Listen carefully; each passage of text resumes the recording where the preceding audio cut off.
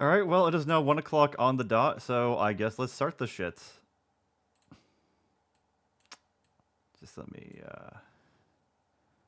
Yeah, I'm still getting used to having a microphone I have to pull over that's attached to my desk instead of just raising up my little headset thing here. But, you know, if everything's sounding okay or if anything sounds wonky, just let me know, guys. I always try to make sure that everything's balanced, you know, especially when we're covering users, because, they don't know how to balance shit, and so we have to do their work for them.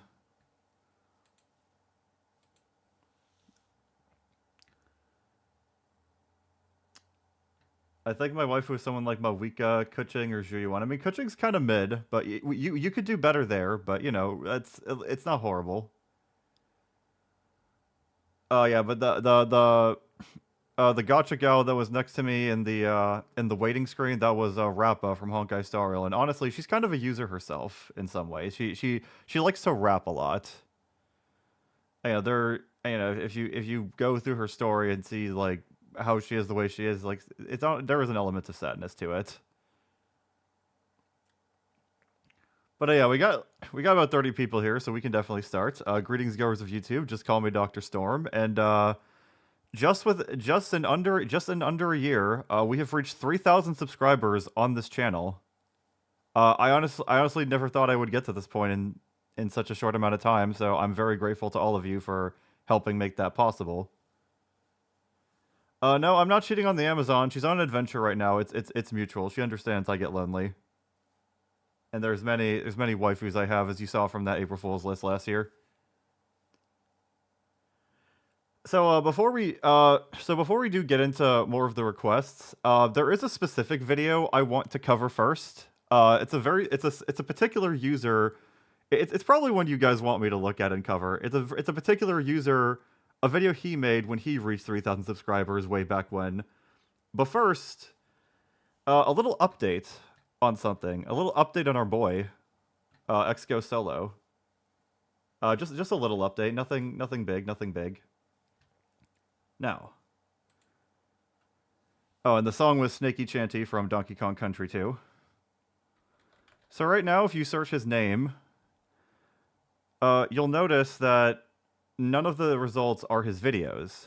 There's this video on my second channel. There's another person that made a response to him. There's another second channel video. There's a collab he did with another creator way back when. There's someone giving him advice after the podcast. There's my video.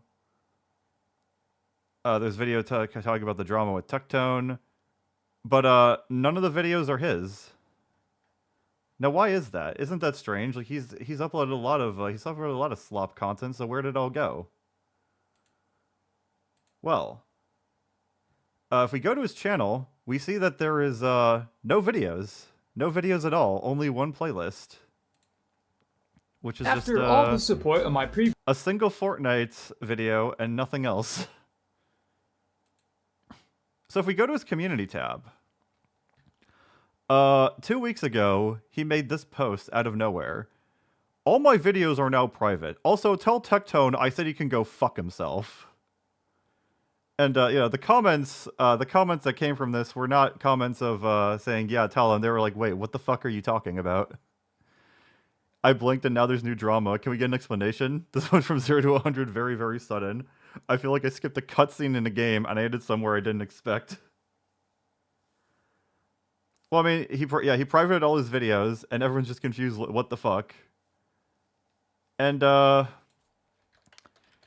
funnily enough, I was told about this. If you go to Tectone's recent episode of the GotchaCast today, it seems like Tectone saw wind of this, or at least saw wind of the comments Solo made. Ladies and Let's go forward a little bit. I don't want to hear this man speak very long. the entire Here it is. news, drama, who knows? We'll talk about everything. And today I am joined by some wonderful guests, and it's definitely not going to get way too dank. We All right, hold on. Let's turn this up a bit. have Itoma, aka a young gotcha creator who's autistic, who hopefully won't say I ruined his life by not cutting him off when he was yapping too much. Next up, we have Yeah, if he ever needs to return to this channel, I don't think there's ever coming back. This channel is fucked. He nuked all his videos and basically burned his bridge with Tectone for good. Like, I don't think Tectone will let him back into the clique at any point after that. So yeah, interesting development. Not much happened. Just kind of out of nowhere, he just fucking nuked everything and severed his ties with Tectone one last time. But, you know, that's all I wanted to go over. Let's go over to let's go to the funny video. So that's how you know he's wrong. How long does it take to unlock the white armor in Star Rail? I don't know what you're talking about with the white armor.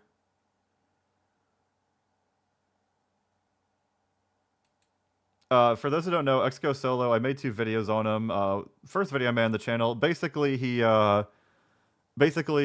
a lying, clout-chasing man who did some terrible things. But today we're going to look at a different user. That is right, folks. We are going to cover DD6, aka Aster of Aether's video talking about how SML Rosalina is not the Rosalina he knows and loves. This is what he did as his 3K sub special, so I am covering it today now that I have reached 3K subs. And yeah, we're off to a great start already. We've got this random robot. I don't know where the fuck this is from. Is this from Thor or some shit? And then Rosalina's getting beat the fuck out of. He just painted blood and like a black eye over the SML Rosalina. So this should be good. I've seen this video before, but you know, it'll be fun to go through.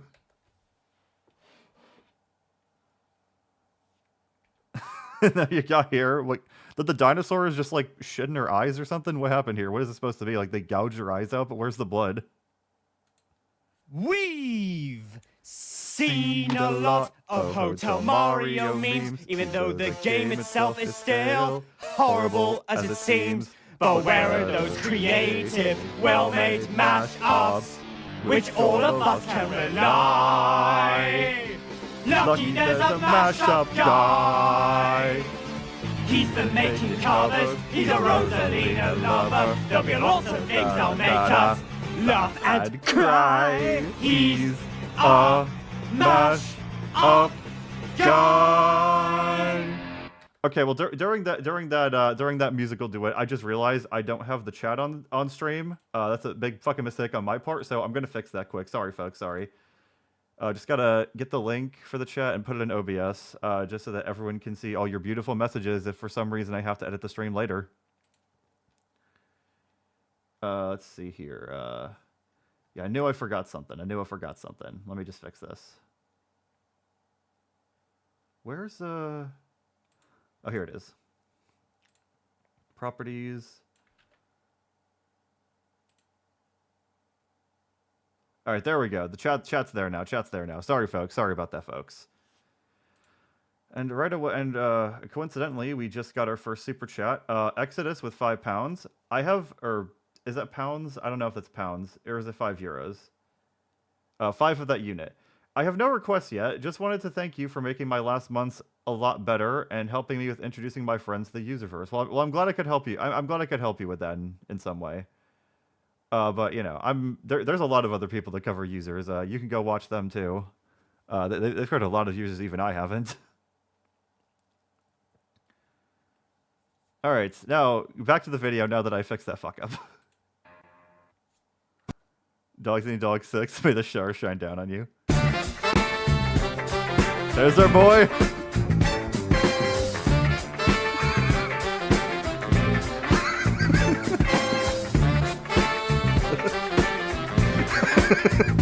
I love how his face is just so fucking stoic while he's doing the entire dance. Like, it's not emoting at all. Like, he's taking this so seriously. Well, this is it.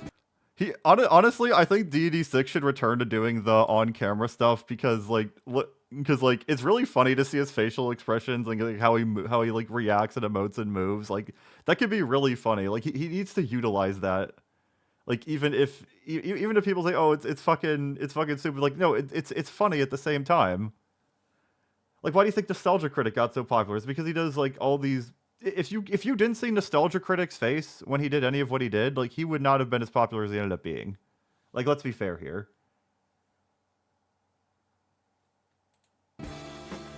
I finally reached 3,000 subscribers!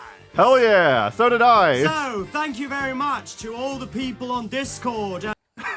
Okay, I always love the way he crosses his arms in these videos where it's just like he's recording vertical on his phone and sitting crisscross applesauce. Because it's almost like he's doing it like the wimpy way. He's like scrunched up by the phone because he's filming in vertical. Like, he doesn't have enough room. So, like, he's trying so hard to cross his arms with as little space as he has. I think it's adorable.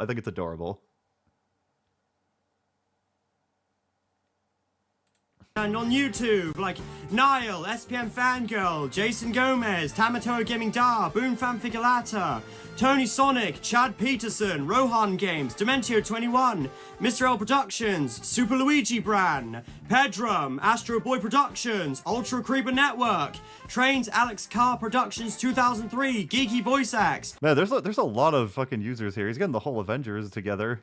Company Cubic, or nowadays known as Corby Curbade, and so on and so forth.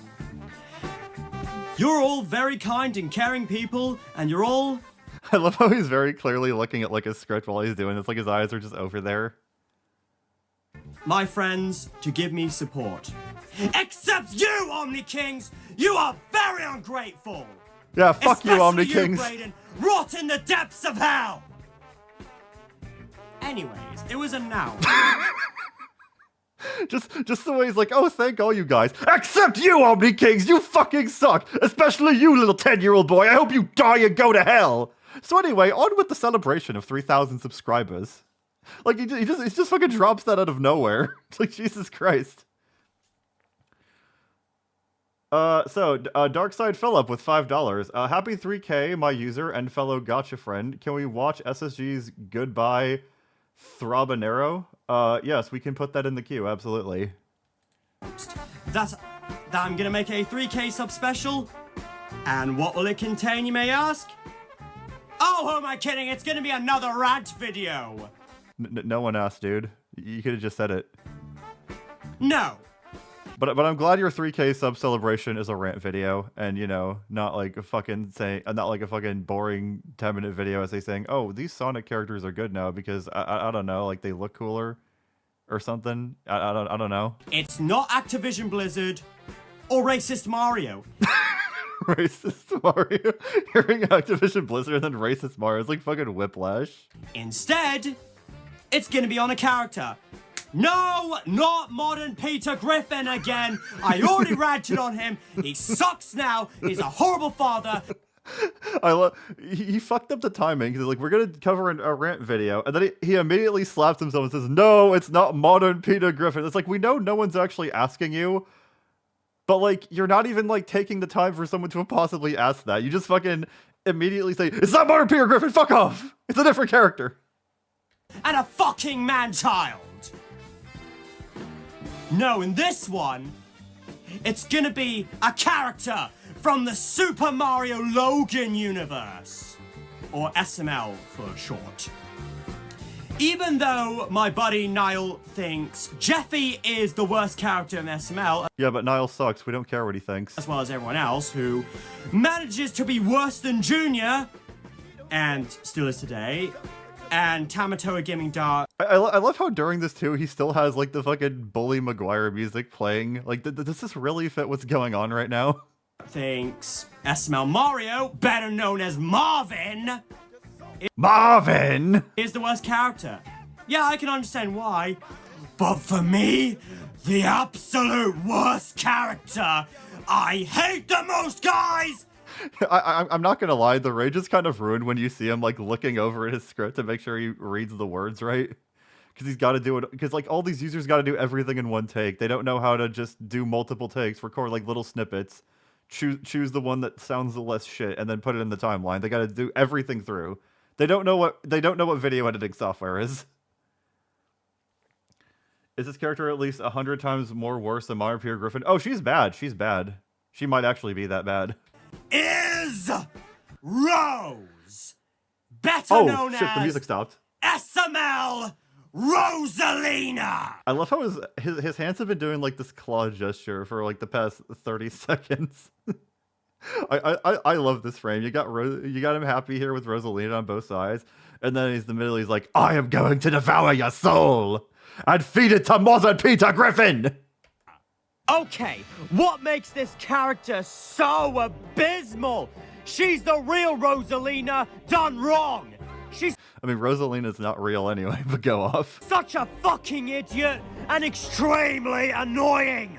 She's the Dolores Umbridge of SML. She's the... Who's Dolores Umbridge? Is that a Game of Thrones character? Nix Wolf with 199. Top 20 worst shows by Carter's VHS Corner. We can look at that after the Sonic Sega Gamer video, yes. Lois Griffin of SML. I would protect my Rosalina and stab the imposter in the heart. And the rest? Oh, wow. We've gone from 0 to 100 really fucking fast. He's already threatening, like, killing people. Ms. Mimi with $2. Request, watch I Came to Change by the Wordsmith. That is in the queue. And Redeps with $5. Not asking you to watch it now, but you should watch one of Bill Jensen's Rage Media Share compilations. They consistently get a laugh out of me. Alright, that is in the queue as well. Well, you'll see why she's hated. I now fully understand why my buddy Niall hates Jeffy more and Tamatoa Gaming Da hates SML Mario more. Yeah, I can understand why. But me? I can't stand this. Yeah, I can understand why they might have this opinion. I'm not going to bash it, but I can't stand this fucking character. Just the way he just fucking turns on a dime. He needs to harness this aggressive energy more in like the new SOK videos. It really is entertaining. This character, she is one of the worst. Oh, Dolores is a Harry Potter character. Okay, that's why I wouldn't know. My sister was really into Harry Potter in the day, but like I just basically took in any knowledge like secondhand when she was watching shit. Female characters ever, as she'll be another member of the Gates of Hell. What does it mean that she's going to be another member of the Gates of Hell? Who even are the other members? Is there a list? Is there like an online portal to see who got cast as what? I mean, what do the Gates of Hell do? Like, do they like does the Supreme Court have any power over them? I don't fucking know. And finally, her overall character is just disgraceful. Oh, it's the fucking Thomas. It's a fucking Thomas clip they always like to use. Like, oh, it's disgraceful, disgusting, whatever the fuck. It's like, okay, sure. Said Gordon. Disgusting, put in James. Despicable, finished Henry. Exactly. And if there's a exactly fictional Thomas Trains I fucking clipped into this video. fourth one, I might add, disrespectful. All right, everyone. Well, you're right, Ms. Mimi. I have watched Hell of a Boss. I should know the lore, but the problem is that VisiPop isn't fucking consistent with the lore. Because there's, like, tons of world-building problems and plot holes that she can't fucking get straight. And you can only get information from live streams that I don't fucking watch. Because I shouldn't have to watch a live stream where she's talking about shit to know how the fucking show I watch works. The moment you... He's doing the fucking... He's doing the fucking, like, Pharaoh arm cross again. Like, why does he do that? Like, can he not just cross his arms, like, flat? Like, why does he gotta do the wimpy way? Been waiting for. I really like how his eyebrows look here. It's like one eyebrow's like this way and then one's like, oh, what the hell? Why, SML Rosalina is not the Rosalina I know and love. Honestly, do the claw hands instead, because, like, the little wimpy... The wimpy cross arms, like, I can't take you seriously. You just look like a Karen who's complaining. He's like, I would like to talk to your manager. I got the wrong toy in my McDonald's Happy Meal. I wanted Knuckles. I got Sonic instead. By the way, I'm sorry if I'm blowing out any of your ears doing an authentic DD6 impression. I hope you understand. It's necessary for the craft.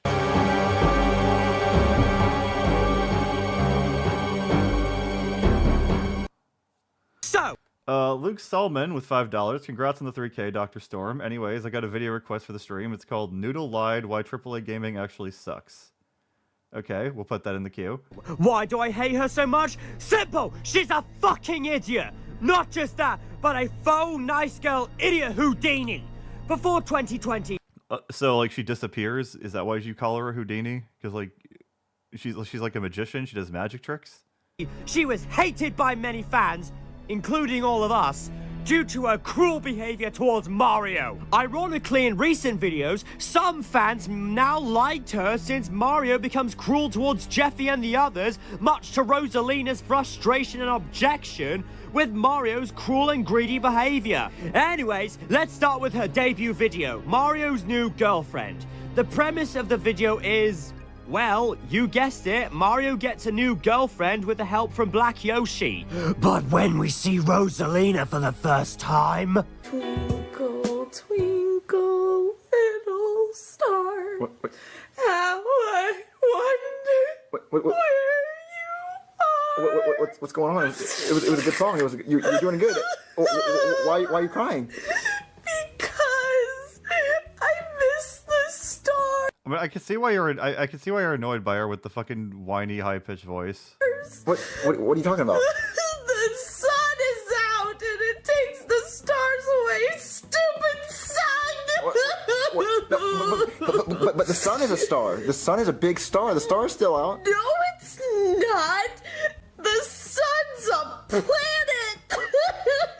I'm sorry, can we play that back? Hey yo, what? Play that shit back! The sun's a planet. No! This reaction, I've seen this video multiple times, but this reaction just gets me every time. Just the horror in his face. The fact that he immediately clasps his head in both hands saying, "No! You got it wrong! That wasn't the pub quiz question!" First Junior to make a sun is a planet joke, and now her? It's like his world is falling apart. Holy shit. Okay, I'm just gonna skip the rest because the video itself is so boring. And Alright, CEODR, Cedar, I guess, with, CLP 1000, not sure what that unit is. You think he watches SML marathons pants down? Well, I mean, after they made Rosalina ugly, I don't think he can anymore. I don't think he can get up watching SML anymore, because they made her ugly. yeah, the scenes with both Mario and Rosalina just drag. And this is the Rosalina I love?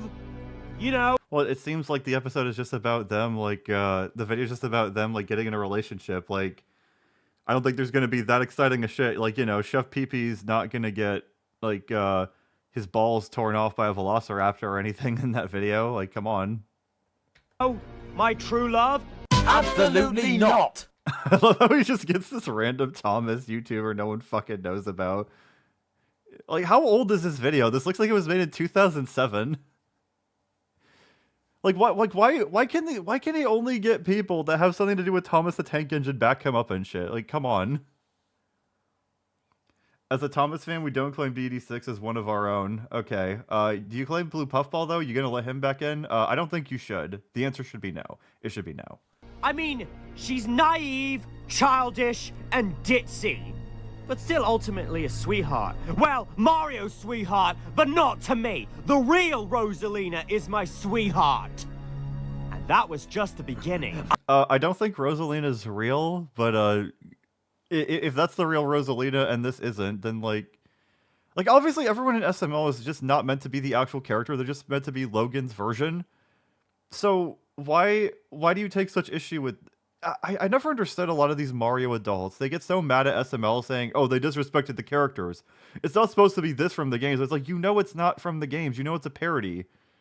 So like, did you not, like, you actually thought that they were like working with Nintendo and making canonical Mario lore? Like, how can they disrespect things if it's clearly just a fucking parody? Firefrog 101 with $9.99. Congrats, Dr. Storm. Watch one of my YTPs on your stream, but only if you want. Oh, we'll absolutely put that in the queue. Thank you. Until Jeffy shows up. And this is when she really started to become a bad character. Speaking of becoming a bad character nowadays, things go downhill. And so speaking of, so she really starts to become a bad character here. Speaking of being a bad character, she really starts to become a bad character. There was, I don't know, like, you could have cut like half of that out and it still would have made sense. Nameless with $4.99. This isn't a user video, but it has a good YouTuber reading. A user Sonic Chew like fanfic. The writings of a deranged man. Rip Family Guy, please. We could put that in the queue. Gonna try to get to as many suggestions as I can. this is where we get to, where SML screwed up. I know the SMR covered the top 10 worst Rosalina moments. So was SMR one of the creators that was a pedo, or is he a different one? Actually, it might have been SMR that was one of the pedos. Yeah. Someone correct me if I'm wrong. And I gotta agree with him. Man, DD6 has the worst luck. He just keeps on, like, getting pedos to back him up. This guy, Tamatoa Gaming Da, hopefully he just gets better at, like, finding people who aren't into children. Entirely. She is, as Flowey puts it, an idiot. Now we're quoting Undertale characters. Okay. Okay. Alright, let's get started with her villainous acts Villainous acts. Jesus Christ. and criminal record. So what was it? She didn't do anything villainous or criminal like in that fucking before though in that episode. She's just a sad girl that wanted a date or something. Let us begin. Thanks, my love. Oh my god, I absolutely forgot about the fucking Persona 5 cut art he stole from like Twitter and then unironically said, "Thanks, my love." What are you thanking her for? She didn't fucking do anything. She just said. So yeah, no, he doesn't credit them, at least not in the description. Chelsington is down here saying this is the most important piece of media from the 21st century, and I agree. It's one of the most important. But like again, what are you thanking Rosalina for? All she did was interrupt the video to say "Let's begin" when you could have just said that. Now, where was I? Oh yes. Despite being in Why were we just on that fucking backdrop of stars if you weren't gonna do anything on it for like 10 seconds? What was the point of bringing that up? intended to be portrayed as Mario's faithful What would Deity 6's persona be exactly? What mythological figure would it be, and what kind of skill set would it be? Would it be physical or magical? You know, would it be a support character? Would it be a supporter or a buffer or something? Like, what would his persona be? partner in theory. In practice, she seldom plays the part and is usually more of a foolish, immature, dim-witted, neglectful, and moody jerk. But it seems like everyone is stupid in SML videos. For example, Except Cody's. Cody's kind of based. in Jeffy's cell phone, there's one scene where she beats up Mario when a prostitute shows up at the door without giving him a chance to speak. You were with him the entire day, you senseless bitch! Just seeing her fucking beat up Mario and say "senseless bitch." I don't even disagree that Rosalina could be in the wrong here. I don't disagree that you could criticize SML videos, or that you could like say that Rosalina sucks. But the way he's doing it, he's just fucking shouting and saying, "They disrespected my wife. What the fuck are you doing?" You just sound like a crazy person that way. Jeffy So the persona would be Galileo, referencing Rosalina's space motif with nuclear skills to reference Aster's anger towards anyone he doesn't like. Well, I mean, Galileo was a fucking astronomer. He was just a dude. He wasn't like a god or anything. Jeffy's brain, Rosalina smashes Mario's plate against the wall because Jeffy did it too. Jesus! It has also been confirmed that this particular Rosalina is I know he has this a lot where sometimes his audio quality just changes. Like you could hear there he was screaming, and then he starts speaking calmly, and it sounded like he's using a different microphone. a vegetarian. I mean, we have pizza like once a week. We always order online. Idiot. So do you think? So like, was that a joke, or does he actually think that he's dating Rosalina and that they actually do order pizza? Like, is he genuinely a schizophrenic? Or is he just working in fan fiction to support his argument against this fucking Rosalina plush toy? Fig Natoli Guevara with $5. My personal request would probably be Dr. Skipper's Godzilla Doesn't Work in the US, a video that every Godzilla fan tore apart. Not much of a Godzilla fan, but I have seen that video, and I don't think it's very good, especially from what I've seen other people react with, so we could definitely check that out. And in Mr. Goodman's Revenge, aka the worst video that Rosalina has been in. We'll talk about this later. Anyway, He didn't even use the demon filter voice there. The demon voice was still funny. Like, does he really need the demon filter voice? Does he need the demon filter, honestly? I don't think he does. Rosalina tries to hit Mario with a hammer for just texting happy birthday to Peach. Okay, Mario is I mean, that does seem a bit extreme. She does seem like a bitch in that sense. actually making a good point about her being hypocritical with her treatment of her exes. Here's another villainous act, I might add. And it's where she Villainous act. It's weird because it's like, yeah, this does seem like she's a bitch with how you're describing it, but then you describe them as villainous acts. It's like, dude, calm down. It's just a shitty fucking puppet video. threatens to break up with Mario many times for minor reasons, like Minor. He said minor. Was this a sign about his friend? unintentionally watching porn in Jeffy's new toy. And then later on, she even goes to the point of scaring Mario with a creepy doll because of him watching the accidental porn. Guess what, bitch? You clearly have no one to blame but yourself! Again, like I said, I think you could say this seems uncalled for. She's a bitch, but the way he's just fucking screaming, he's just fucking losing it. Like her husband, she is a poor parent. Though she is arguably even worse than Mario, as she frequently enables and sometimes even encourages Jeffy's crass and unruly behavior. Even in cases where he is doing extreme actions like swearing or destroying property. Many believe I mean, swearing kids probably shouldn't do, but is it really that extreme? that Rosalina sees spoiling one's child rotten as good parenting, and any form of discipline as child abuse. Her former love for stars. Seeing some of these clips while he's just talking over them is just so funny too, out of context. Like, what the fuck? Like, obviously it looked like Mario was spanking him, but like, it just looks so weird when it's just like a fucking plush and a puppet. M and Metfees with $2. Check out AESR Mustard Seed Message from No One. All right, we'll put that in the queue. Or space-related things in general got played out rather quickly. She's Yeah, because you guys on SOK don't play anything out. You guys don't take incredibly long for punishments to the point where you just like play other people's TikToks with text on them for 20 minutes in an unhinged video screaming at a 10-year-old and 2 other people that goes on for 2.5 hours. Yeah, no, you don't play anything out at all. way too childish for an accurate Rosalina. Face it, she's a brain-dead They're not trying to be an accurate Rosalina. They're just using toys. moron than a beautiful space goddess. She's not a beautiful space goddess. Like, you're just mad that people called your waifu trash. Like, that's it. Also, this line does not help. Hi, everybody.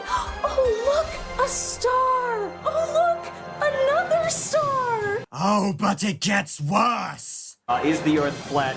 Yes or no? Yes, the Earth is flat. How stupid can you get? I love how he has all these fucking angry reactions with him on camera to when she just gets facts wrong about space. Like, that's what makes him the most angry about her. Not the fact that she's a bitch, but just the fact that she doesn't know about space. This right here is a really good frame with his mouth open and the angry eyes. Like, you can interpret this as angry or happy. Like, this expression right here. Like, he needs to do more stuff on camera now that they're doing stuff again, because like on camera he genuinely can look funny.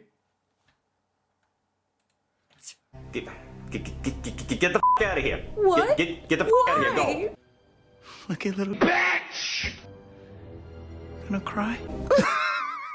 Why did we just put the guy screaming at his cats over fucking just Spider-Man 3? What compelled you to make that as an editing choice? That's so fucking strange. How do you come up with that? Go. And you leave the watermark into the Fandango watermark. Now. Oh, Guffet the trucks. Okay, that's well deserved right there. Because Rosalina. Why does he always have to use Thomas the Tank Engine? Like, why can't you just watch more stuff that's intended for people over the age of 10 besides Game of Thrones? Come on. Is such a bonehead. Speaking of the sun is a planet jokes again, she thought the sun was a planet just like Junior did.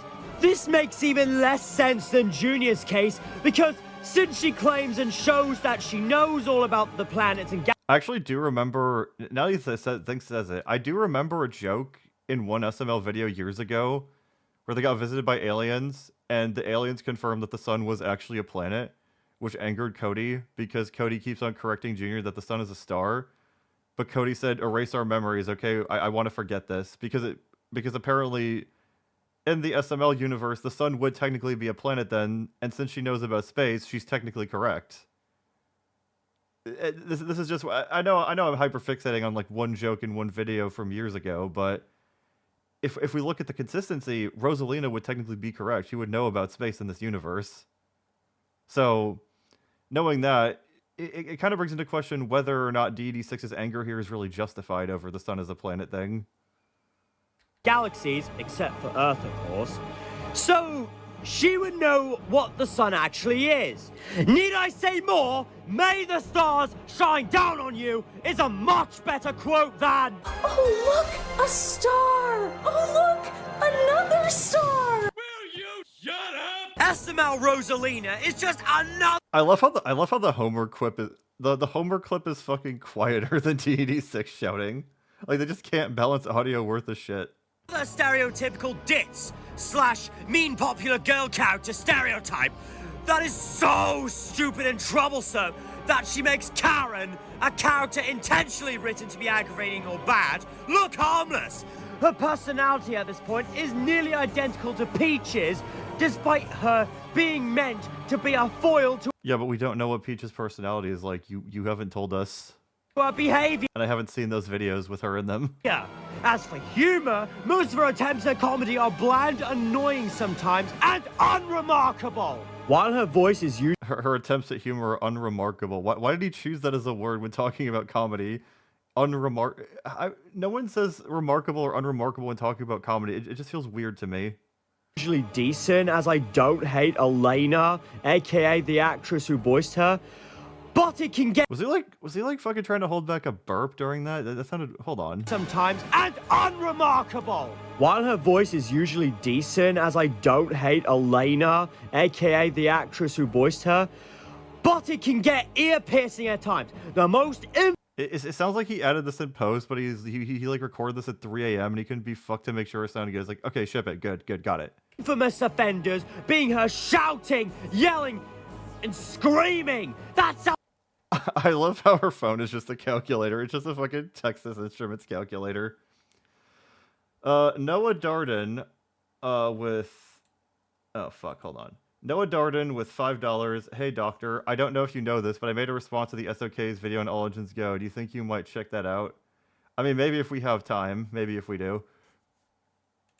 sounds like a chimpanzee screech, along with her crying and wailing. Well, how does... Every video, he always bitches about people screaming like a chimpanzee and sounding fucking horrible to listen to, sounding incredibly loud. But it's like, motherfucker, do you hear yourself? Do you not watch back? Do you not watch your videos back before you post them for all the world to see? You do this. Making it more obnoxious. She is always Again, no self-awareness. bitching when something goes wrong. You have bitched about far less in this fucking video, dude. You're getting mad about fucking her eating... You're getting mad about her being vegan when she eats pizza. And Allegedly eats pizza, because I think that I think that you were like looking at your Rosalina plush when you were on drugs that one time when you confirmed that. she is sometimes a whiny crybaby towards Mario. Yeah, like how Robin was a whiny crybaby towards Batman. Gotta bring in the Batman and Robin roast, even though it has nothing to do with SML whatsoever.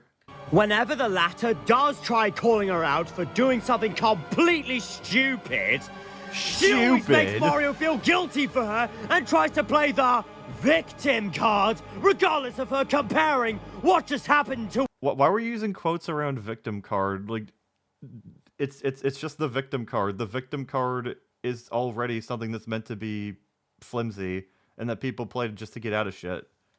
Like, the victim card exists. It's just, like, an escape tool. what she was trying to do. With that said, she never, if ever, realizes how problematic and atrocious she is to Mario. The worst offenders being Jeffy's online school and Jeffy's bad word. Even when Rosalina apologizes for impulsively leaping to conclusions in Jeffy's online school, the apology is negated by the fact that it... Again, the audio quality just changed again. Like, did he just have to record so many lines afterward? Because he's like, okay, this isn't good enough. I need to add this so people know what I'm talking about. But my video is so incomprehensible. But the video is just so incomprehensible anyway. No one knows what the fuck he's talking about anyway. The audio quality just jumps around so much. doesn't carry over to the following episodes. Will she learn? No! She wrongly labeled Mario with pedophilia in Jeffy's bad word. What makes it worse is that she saw everything Mario was doing and knew he never molested Jeffy. What does she do? She sides with Jeffy because you know very well that she defends Jeffy way too easily. You better watch who you're calling a child, because if I'm a child... That's our goat classic Peter Griffin. It's not modern Peter Griffin. Modern Peter Griffin is bad. Classic Peter Griffin is good. Then you know what that makes you? A pedophile. And I'll be damned if I'm gonna stand here and be lectured by a pervert. But wait! But like, what? But like, Rosalina didn't do anything that was worth being a pedophile, so that clip, that reaction didn't seem appropriate there. I feel like we could have used a better clip. There's more! Rosalina frequently rebukes Mario for moving on to other women, when she herself frequently cheats on Mario and does even worse stuff than Mario does, making her out to be stupidly hypocritical. For instance, episodes like Jeffy's 16th birthday and Jeffy's Christmas gift, Rosalina threatens to leave Mario for her. It sounded like the audio quality jumped again, or he just shouted so loud that he peaked the mic and made it sound that different. Old ex, Super D, or as I like to call him, Super Dickhead. And in Super dickhead! Jeffy's Christmas gift, she actually does leave Mario for a brief amount of time. Tell me who is worse, Morton Lois Griffin or SML Rosalina nowadays? Just tell me! Oh, fuck, we got a catfight going on. Who's the worst bitch? Place your bets, ladies and gentlemen. AG Parabellum with $5. DD6 and his posse taking this goddamn puppet show so seriously make my brain go hurty. Like, how do you even get to this point? Well, the thing is, I think you can criticize Logan's videos. Like, I would encourage people to, because he just keeps making fucking slop. Like, you can criticize his videos, but like the way they're doing it, like they're just flying off the handle. It's like, this isn't going to get people on your side. This is going to get more people to not want to criticize his videos, which is more detrimental in the long run. Another one is Like, I think that you can criticize anything competently enough, but they just don't. in Shrek's coma, where she openly flirts with Shrek in front of Mario. I mean, I mostly watched SMG4 during the time instead of Super Mario Logan, so I don't know if that made me end up better or worse. I mean, I haven't watched SMG4 for years, but more when he did the M64 Gmod stuff. To the latter's dismay. She tries to guilt trip him for Mario, understandably getting upset at her for her blunders, and the narrative of the video treats her as if she's in the right. Back to Jeffy's brain again. She begins flirting with Jeffy as he starts speaking French right in front of Mario. Not only does this come off as pedophilia, but also somewhat incest. Just the way he says incest, like incest. Again, I don't think he needs the demon filter. I think he can do it well enough. Also, I think Jeffy's adopted, so technically it's not incest, but it's still fucked up. It's still fucked up. Considering that Jeffy is Mario and Rosalina's adopted son. Although this was somewhat excusable, as she at first thought it was the brain of a dead French person, before it turned out to be Jeffy himself. And there's another one. I mean, I guess, but I still wouldn't do that to someone with the body of my son. That would be fucked up. One in Jeffy's Easter eggs, where it's implied that she had sex with Tyrese, who, by the way, is a chicken, which makes this come off as zoophilia and bestiality. Hearing DD6 say zoophilia and bestiality, like, I've seen this video multiple times, but hearing him say those words, like, I feel like those are words he should never say. Just zoophilia and bestiality. You like to fuck animals? Don't remind me of that kiss scene from Sonic 06. Oh no, we all know how horrible it was. I love how I love how even though he hates Modern Family Guy, he still uses old Family Guy as like reaction images. Also, gotta stick it to Sonic 06. All those years later, gotta stick it to him. This video came out in 2022, so yeah, I gotta stick it to Sonic 06. Fucking, I guess 16 years later, yeah. Unless my math's bad. I'm a math major, but yeah. Similar to Rosemary and Peppa Pig, she also counts as the Why did he say Peppa Pig like that? Hold on. scene from Sonic 06. Oh no, we all know how horrible it was. Similar to Rosemary and Peppa Pig, Peppa Pig! Like, what, did he fucking sneeze when he said it? Why did he say it so weird? she also counts as the very worst example as a Karma Houdini and an idiot Houdini. What is an idiot Houdini and a karma Houdini? I don't know what those mean. Since a lot of times, nothing bad happens to her other than being stressed at times, and even does not get punished a lot of times. So you mean to tell me that she gets off scot-free? But it goes too far to the point for being a bad role model. Oh, it gets even worse. Oh, remember that we all hate the idea of having puppets instead of plushies? Trey with $5. Do you think DD6 sobbed for hours when Rosalina died in SMG1, or do you think he never actually finished the game? I'm betting the latter. He's definitely finished the game. He's a fucking Nintendo. He's a mascot platformer man children. He's finished the game. But I feel like it's the former then. But you know, she's in the spin-off, so you know, at least he can pretend she's still alive. We need a crossover with Lambo Rock Strikes Back in DD6. Yes, I would. If you told me that Lambo Rocks was the direct inspiration for DD6, I would genuinely believe you. Like, so many of their mannerisms are similar. It's amazing. And I thought Cody has the worst design out of all of them. Well, you would be wrong. What the hell even is this? It's just a generic white woman, dude. Chill out. Rosalina's new puppet design is absolutely ugly and very uncanny to look at. It's not uncanny. It's just it doesn't look real. How is it uncanny? It's clearly a puppet.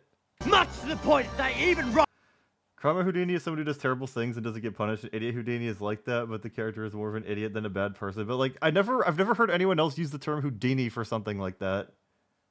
rivals Cody's puppet as well. If anything, she might have one of, if not the worst puppets ever. This is even worse than the old design and the in-game design. This looks So, well, of course it's worse than a fucking professionally designed character from a big video game company. No shit. Absolutely hideous. She looks like she got plastic surgery and snorted too much crack. She's a puppet, dude. She's not gonna look realistic. I'm sorry.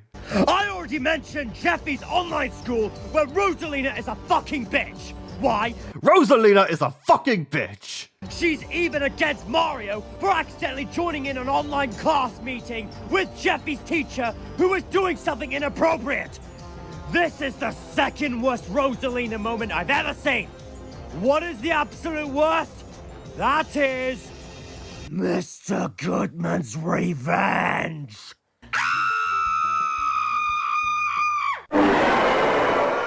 This Bringing a fucking shroom, Elder Princess shroom or whatever. is by far the worst Rosalina video ever. So, what's Mr. Goodman's revenge all about? Well, Didn't you already describe this episode earlier? But go on, I guess. Mario wishes Peach a happy birthday when all of a sudden Rosalina looks through Mario's text messages with his ex-girlfriend as she was yelling at him about why he was talking to his ex. Mario then said she has many ex-boyfriends and has like 1 million of them. Who says a lot about her? That is true! Why can't you let him talk to his ex-girlfriend?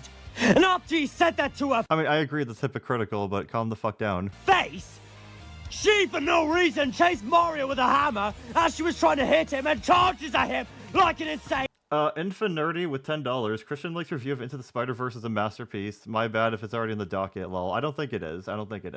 toddler. Will G, who does that remind me of? Gotta get our second jab in at Omni King Brayden. He's done so much to you, I guess.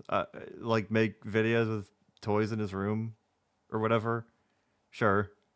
But then she missed Comparing a crazy bitch that tried to kill her husband to a child. I don't know. Seems a bit uncalled for, even if the bitch is fictional. and hit Goodman's Lamborghini.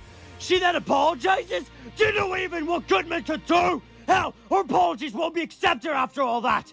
I wish I could summon Mola Ram from Indiana Jones and the Temple of Doom to fucking rip her heart. Fucking I forgot about this fucking edit of Tamatoa Gaming Da in the fucking costume of the Indiana Jones villain. God damn it. And you got the blood splatter here. Was this made in Go Animate? Is this Go Animate right here? I don't know. It might be. And it's not even like a human heart. It's just a fucking Valentine's heart that's on fire. And you kept Tamato's hat on despite the fact he has a helmet. Iron Zero with 5, I think that's Russian dollars. Video suggestion: how to write a victim of abuse by Yoshiko V2. She's an autistic German has-been user, and she bashes a user's opinion and Angel does. Oh, a has-been video. We could watch that, yeah. Out because she's a heartless moron. Yes. Well, yeah, she's literally a heartless moron. Well, she's a heartless moron. How can you rip her heart out? I guess she'll be heartless after the fact, but like, if there's no heart to rip out, you know, you're kind of fucked. Tamatoa put on the costume for nothing. The most evil Indiana Jones villain ever. More evil than Belloc, Donovan, and Spalco combined. I mean, would this guy be more evil than a Nazi? Genuine question. I've only seen Raiders of the Lost Ark, and that was like years ago. And is this clear enough? You're a fucking thought. Even me and Rosalina agree. Okay, there's a lot to take in here. So here's DD6, and that's fine. And then the Rosalina plush is tied up with duct tape over his mouth. Like, I feel like this is a deviant art fetish. In fact, I'm pretty sure it is a deviant art fetish where people tie up bitches and duct tape their mouths. But then he's only ever used this Rosalina render here. What the fuck is this? This looks like it's used in porn. With how her eyes look, how her lips look, it looks way too good for him to be using. It's not from Smash Bros or anything. So like usually he just clips shit out from Smash Bros or uses official Mario art. But this just straight up looks like it's used for R34 in SFM. With like how the face looks. Like what the fuck is this? He's never used this again. It's kind of disturbing. That you are a thought. See what I mean? I don't think they even know what a thought is. I think they just heard it as an insult once and say, "Oh, I'll just call every woman a thought now." My Rosalina is beautiful, but this Rosalina is moronic, and later on, yeah, you beautiful, because it's probably used in a video where she's getting fucking railed by Bowser or something. Ugly. So now Goodman or Wario, or Waluigi finally has Rosalina arrested. Thank God. Oh, but it gets worse. Because using this fucking rock cover of the Partners in Time final boss theme does not seem appropriate. Why do they? I know they worship the Mario and Luigi games like they're fucking god, but can't you just pull from different games or use more fitting music? Rosalina blames Mario for her actions. Fuck off, you stupid bitch! Any dumb thing you've just said is just bogus. I mean, SML Rosalina arrested? Really? Finally? That means she'll be sentenced to prison? And that Mario can have Peach again for the sake of being reunited? Nope, that ain't happening. Oh, so it was all about Mario getting back together with Peach. You don't care about his own happiness or the justice system, okay? Meanwhile, Mario wants to bail her out because he thinks Go back to Peach! You're supposed to date Peach like in the games! It's his fault. Why exactly? Rosalina is a psychopath! Seriously, she deserves to be in prison anyway, after the amount of crimes she's been committing! I mean, she seems like a bitch, but she's not, aside from maybe damaging the guy's car, I don't think that she's really a criminal. And the rest of the video is just dull! Skipping all of that, Rosalina does get out of prison! What was that weird, he cut to Chef Pee-Pee for like a second. What was with that edit? What? You have a get out of prison card? Need I say more? Of course not, why wouldn't I? Rosalina It sounds like he's running out of steam here, like he's running out of breath. It's the worst part in the whole video. There's one scene where she screams into the camera. Her screaming will make your head explode. Yeah, you don't fucking scream at all, do you, DD6? You don't fucking scream at all. Oh my God! Rosalina, my true love! Cover my ears! This is agony! Gah! I can't take it anymore! It's like this is fucking kryptonite, holy shit. I swear, if this particular Rosalina shows up on the Comet Observatory, I will protect my Rosalina at all costs! What will her punishment be? I've got someone to deal with her! We're about to get into the punishment of this video, and the punishment in this video is one of my favorite SOK punishments of all time. If you haven't seen this, you aren't ready for this. Oh, what? You're not gonna use the fucking porn model again? Deity 6, you're gonna use stuff from the actual games? Okay. You don't care about me at all! What? Yahoo! Stay away from my girlfriend, you bitch!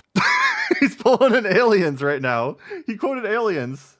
So I guess he has seen stuff that's meant for adults, or he just knew about the... Yeah, he probably hasn't seen Aliens. He probably just heard other people say it and just repeated it.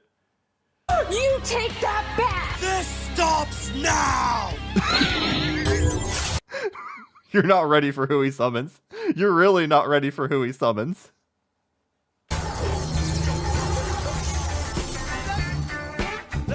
See, there was subtle foreshadowing at the beginning of the video. He was doing the dance because it was part of the ritual to summon him.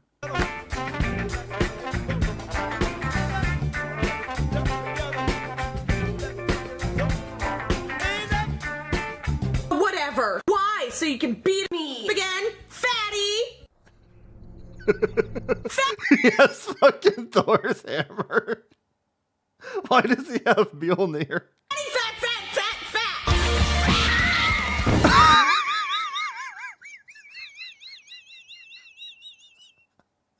I love how they have I love how they have Bully Maguire not using his spider powers beat up characters and punishments when he's fucking Spider-Man and can just shoot webs and has super strength. I'm gonna put some dirt in your eye. I missed the part, but that's my problem. You're just playing random clips from the movie with no rhyme or reason. There's no flow to this. Now dig on this. Why is he Darth Maul? Why does he have a lightsaber?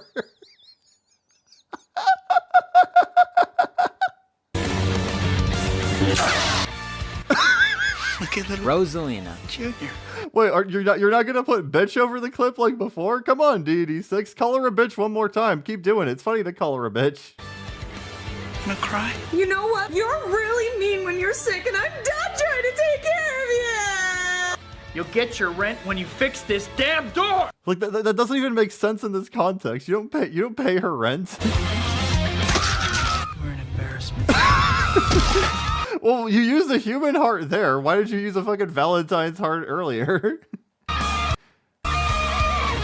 You want forgiveness? She fades away. Good religion. Why is he in fucking Monsters Inc? Why is he here? Why did Mike teleport him here? I thought you summoned him. Well, you could send him back. You needed Mike and Sully to send him to... He's not even back in his own world. Why is he coming out of the fucking door?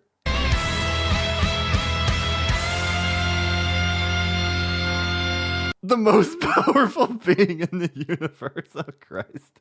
I mean, don't get me wrong. I like the Sam Raimi Spider-Man movies, too. I grew up on that shit. But a lot of people just fucking worship those movies a little too much. Let's be fair. See you, chump. Oh, yeah! Woo!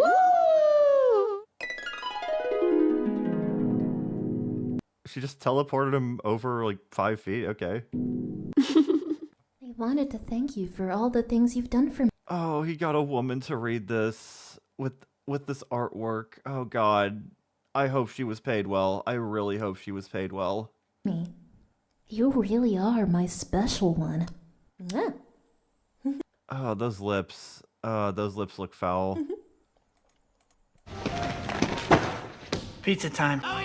Woohoo! Oh, we have consistency. The pizza came back. Because they have pizza. What? Oh my God, there's the fucking R34 model again. What the fuck is that? Why is he using that? Where'd he get this from? I want to know. Actually, I don't want to know. I don't know. I don't want to know what he looks at. Back one pizza. Also, why are there star bits on the pizza? Do they eat star bits? I thought only Lumas eat star bits. Also, stay tuned for the next upcoming video on Super Origami Kingdom. That will be... Does he not have a chair that he can film this in? Why does he get to say crisscross applesauce on the floor? The group rant on Ice Age Collision Course. Oh, hell yeah. Starring me, Niall, SPM Fangirl, Tamato and Gaming Dar, and my buddy, Nathan Files. The Ice Age Collision Course rant is pretty good. Maybe I'll get to that at some point. Also look forward to Handaconda V2, Gangplank Galleon, and Adventures End V2. And also stay tuned for the biggest project on my channel that's going to be way bigger than my In the Final. Oh, I just realized the Darth Maul shirt was foreshadowing too, because he got the lightsaber. Maybe DD6 is a fucking genius, and we're just not appreciating him. Version 5. Or, you know, maybe he's also just an autistic guy that just likes to put in random crap he likes into everything. It's probably that. It's probably that. Destruction's on the Rise, aka The Ultimate Show V2. Or better yet, the entire Super Paper Mario finale. Is that the mashup where he just puts together a bunch of lyric covers of a Mario song and it totals into like 30 minutes, I mean? That seems a bit much. Or the entire finale of Super Paper Mario. You know what I mean, right? I don't. But I don't care. Which will come out in the future, I promise. There'll be more projects on the way for Super Origami Kingdom, as well as the 2 rant videos on Activision Blizzard and Racist Mario. I don't think he ever made those rants, but I really hope the Racist Mario rant comes out of SOU. I want to see the Racist Mario rant. Please make the Racist Mario rant. Activision Blizzard, I don't think there's much more to say about them, but Racist Mario, let's fucking get him. And finally, the script for Act 5 has already been finished, which means my friends and I on Discord will be recording our voice lines very soon. Oh, I'm excited. Also, surprise, Lily, aka Boom Fanficalata, is one of the first people to record her lines. Wow, usually she's one of the last people to record her lines. Well, oh, you're kind of being a dick to her. Jesus Christ, dude. What the fuck? Well, think again. Oh, this person actually did a good job. Usually they do a really shit job, but this time they did a good job. We got the opposite. Like, did you tell her you were gonna say that? That just seems kind of fucked up. You're just shitting on her for no reason. Like, this is your 3K sub special. You're shitting on her potentially in front of 3,000 people. Oh, and finally, stop asking me when the next act is coming! Let me say this again, in case it was not made perfectly clear the first time. The Ice Age Collision Court rant has no set schedule. The video is done when it's done, and it will be released when it's done. In case you haven't noticed, I've been fighting a war with the Omni Kings lately. If you haven't noticed, wake up already! When we made other videos, some of you start to comment by saying when the next act is coming. That is really starting to annoy me. He's really doing the Likara. Holy shit. Karina McDaniels with $2. This user is the user watcher. Congrats on 3,000. Thank you. How many times do I have to go through this? Patience is a fucking virtue. Dude, it's not a big fucking deal. Just ignore them. Fuck. Why won't... Like, a lot of people say, oh, ignoring it doesn't help. They say just ignore it. It doesn't help. It's like, no, ignoring shit on the internet is literally the best way to just get rid of the problem. Don't you learn? People don't understand this in the year 2025, which is why we still have people like this. This. It feels like all you care about is if you keep asking me one more time. If you keep asking me one more time. He's trying to put his words together while trying to keep the rage up. It's so funny. Unless you're curious and concerned, you're gonna get blocked. The fucking block threat. You've been warned. Because if you keep bothering me and my friends. He's spending the most time on this out of anything else. Jesus. I'm gonna put some dirt in your eye. Fucking bully. You all have been warned. Be very, very careful. Anyways. If you ask me one more time, I'm going to fucking punish you with Bowletta. all that aside, look forward to the King Ollie Show episode 3. We already know what's gonna happen in that episode. Yeah, we're gonna scream at children. It's gonna be awesome. I might cover that one day. Episode 4, like I said, we'll have Mario and Bowser. And episode 5... Oh no. It won't be... Someone say he looks like a fucking Minecraft villager. I kind of agree right now with how he's postured. Ollie doing solo again. No. Instead, he'll have another guest character to the show. Episode 5, we'll have Count Black, better known as Blumiere. Well, you just doxed his real name. That's not cool. Hope you'll get to see him in that. Anyways, I'm just gonna end right here, and all of you, enjoy the rest of your day. May the stars shine down on you, Omni Kings brought in hell. He had to fucking spite the Omni Kings for a third time. Ciao! Rose is a filthy whore, cheater, hypocrite, idiot, and a thought.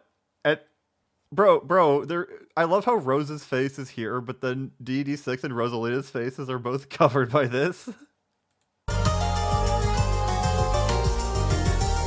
Let's see if he credits the voice actress.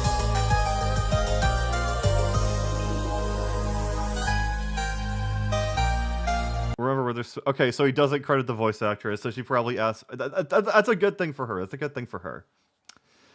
Well, that was the DD6 Rosalina video. It might be a little bit funnier than I remember it, honestly. Rockforge Weebmeister with $2. Darkness is better than Aqua. Also, grats on 3K, bro. I don't know. There's a lot of good shots of Aqua's booty. I'm gonna... Well, maybe as a character, Darkness is, but I don't know. Like, I think those make up for Aqua's personalities. Those things being her ass cheeks. All right. Well, now that we got through that, let's start looking through the queue. The first one was SSG's Goodbye by Throbanero.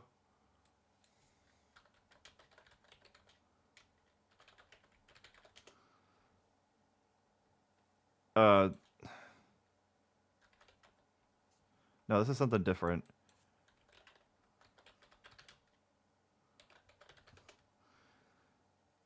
Oh, this one. Yeah, this animation's great. I love this one.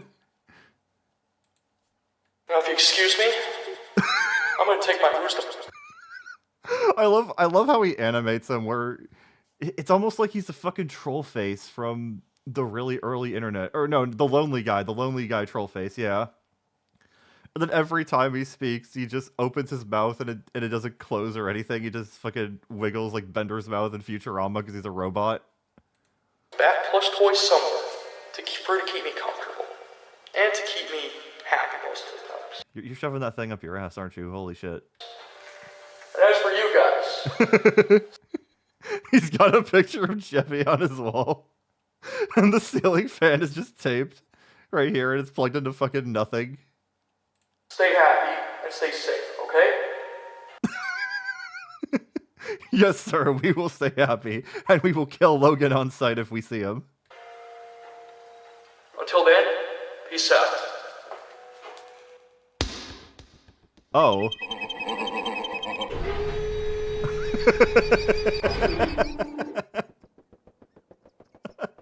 No TV because grounded.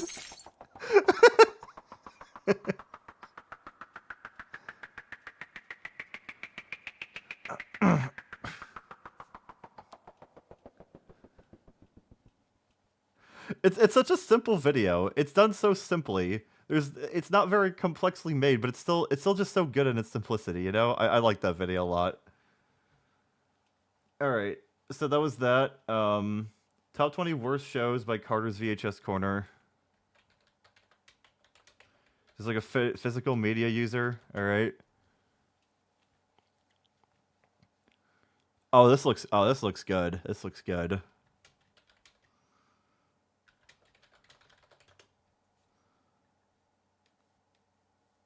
Oh, it's a Go Animate user. Okay. Hi guys. This is CVC here. Bro, is it just... Bro, why does the Bandicam logo look so fucking clean here? Why is this so crisp? and today, I will be showing you my top 20 Because usually when you see this, it's for people who don't have good video quality. worst shows/users in my opinion. And if you like any Wait, so it's like a mix of users and shows? Shit. We're in for a wild ride. of these that I mentioned, I handle your opinion. But if you bash my opinion, you will be blocked. Anyways. Oh, we're blocking his ass, yeah. Alright, hold on. Got some more. Another super chat. Hollow with $2. We need some bad cooking to gaze your presence. Maybe if we get to it. If you have a suggestion, let me know, I guess, yeah.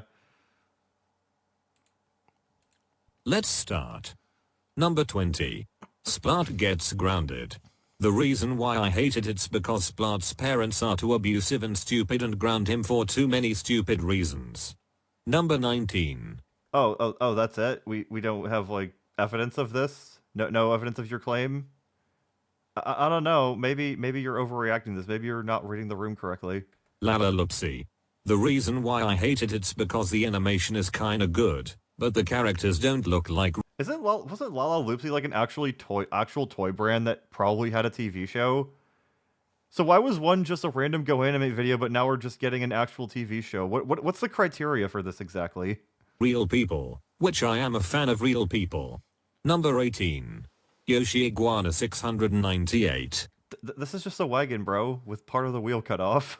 The reason why I hate this user it's because he keeps on forcing me to use fair amounts of grounding time, which is bad enough. Well, he's like your boss then? If he's not, then why are you listening to him? Just fucking ignore him. Just block him. I don't know.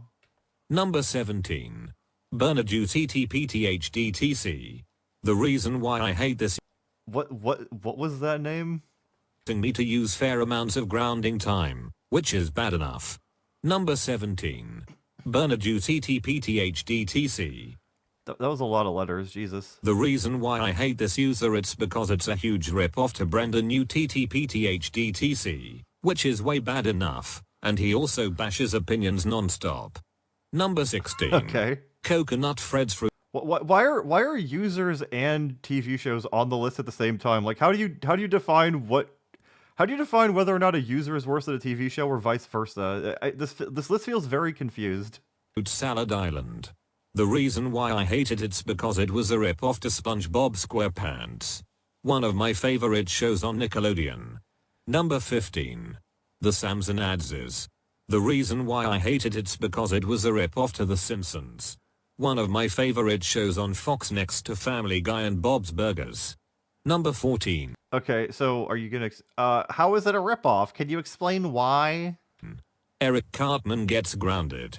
The reason why I hate this grounded series it's because Eric's mom keeps grounding her son all the time for awful, stupid, and dumb reasons. If you walk into a fucking cartoon that says that they get grounded, and you're mad that they get grounded, I feel like you're getting mad when, it's like My Brother in Christ, you made the sandwich.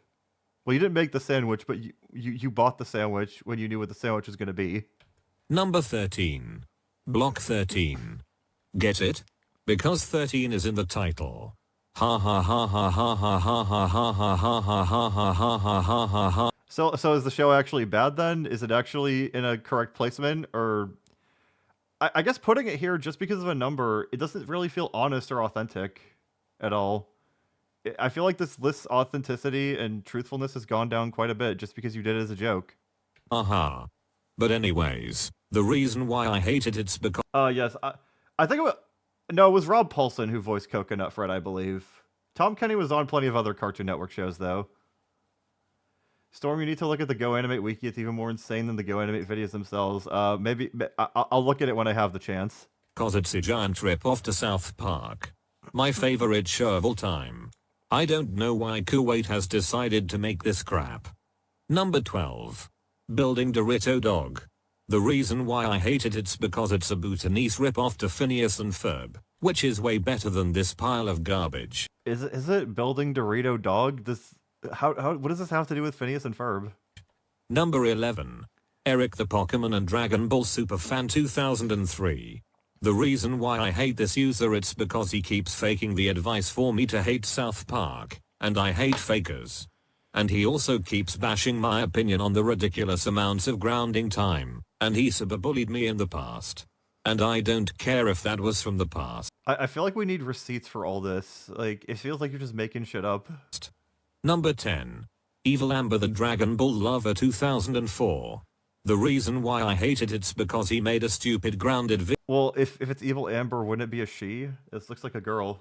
video out of me and he made a horrible dead meat video out of me. Number 9.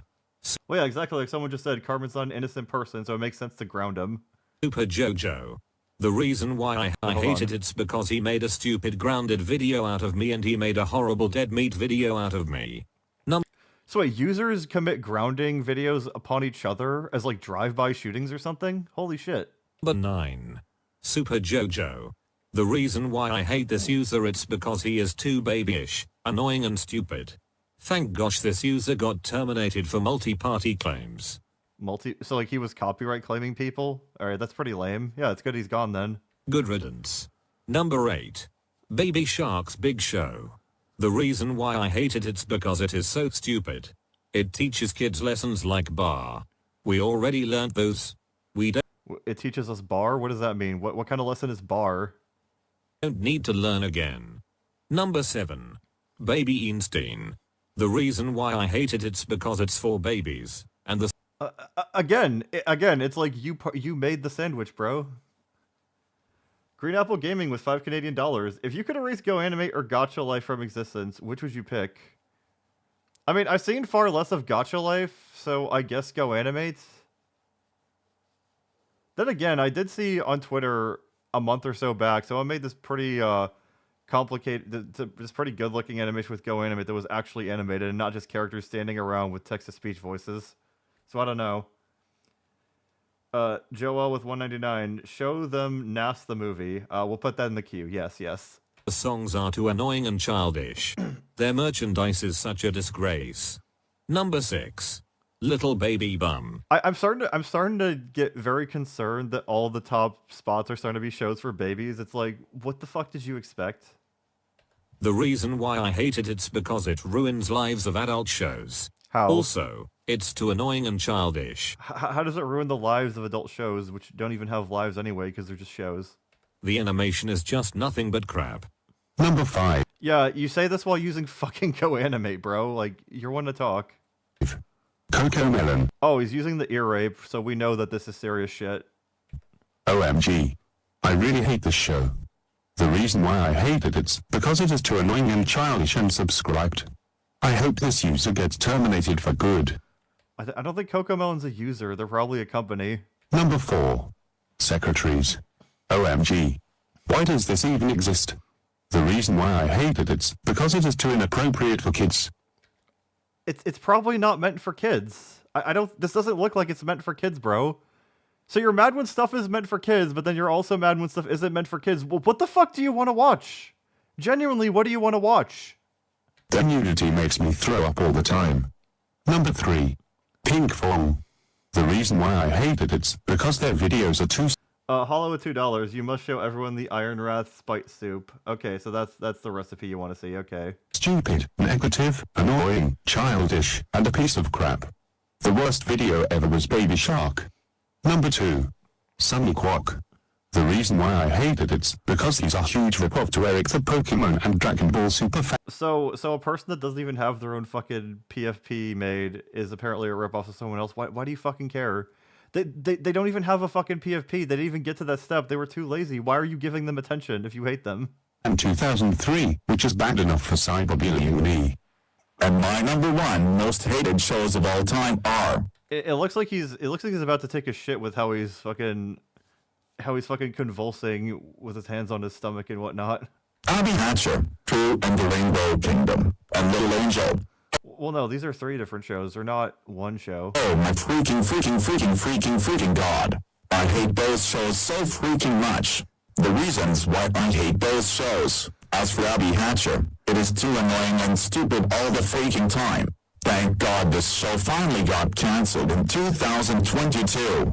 And as for True and the Rainbow Kingdom, it's a huge abomination to rainbows. Thank God this show got cancelled in 2019. And as for Little Angel, it's my number 1 most hated show ever. It got put on Netflix, which makes me angry all the time, which isn't... Then just don't watch it on Netflix. Watch other shit on Netflix, or just better yet, cancel your subscription. Good. Is the show good for toddlers? Maybe.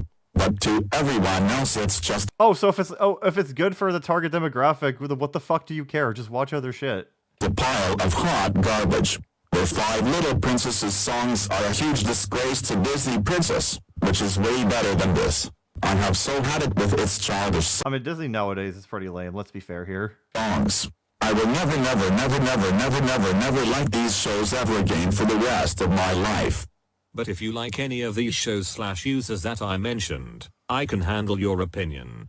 I don't think you can, because you were mad that people bashed your opinion. I really don't think you... I don't believe you. I don't believe you at all. All right. Well, that was another Go Anime video about what I expected. All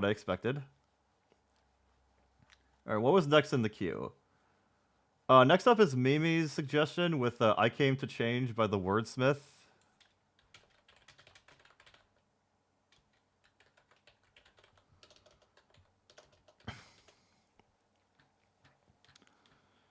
Oh, what the hell is this?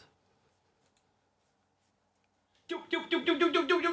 What up, y'all? Live from Miami, Florida. My name is Recognized, representing the Mayday crew. Strange music is in the building. All right, let's analyze this room. What do we got here? I don't know what the fuck any of those things are on the TV. It's got a lot of equipment there. Can't really get a good look at anything. Here with a brand new world premiere. Wordsmith. Man, he's just his own personal hype man, isn't he? Let me just bring up the chat again. If I Came to Change, I just seen it right now. It's about to drop. It's brand new. It is a literal movie. It's not. His lighting is so bad. Like, how is the fan not in the center of his room? That it's somehow behind him when he's in the corner? How is that possible? Not like yo, check out my music video. It's a movie. No, it's a literal movie. This is where hip hop. Right, but it's only 5 minutes. It's not really a movie. I mean, I guess it's a short film, but okay. Meets Hollywood. So shout out to my dude Wordsmith, straight out of Dublin, Hip hop meets Hollywood. I feel like we've had that like a couple times at least, right? Ireland. Check out the video. It's insane. It's called I Came to Change. Check it out right now. All right, we'll check it out. Recognize. Peace.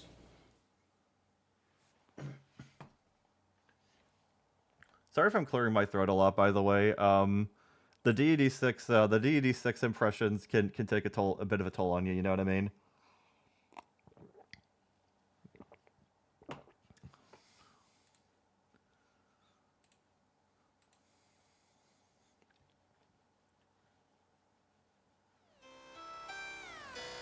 Wow. Okay. He's like, oh, this is hip hop meets Hollywood. Is it gonna be hype? And then it just starts out with him as like medieval Batman. Okay.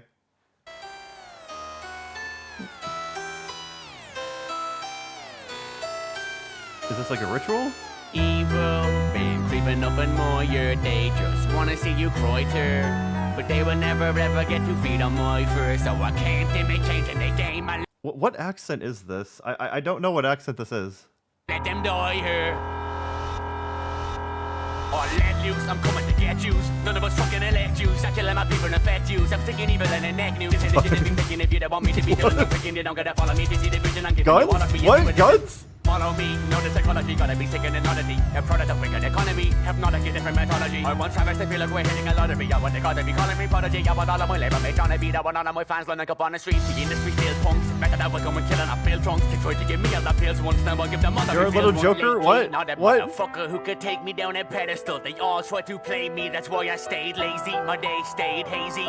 They labeled me crazy and contained me in a psych ward twice. Baby, I'm the light. They're leading when I write. I teach them how to fight. Every demon of the nights. They've been sleeping with this lie. Oh, it's People Irish, treated okay. to employ. That's the reason they be bleeding, barely breathing as they die.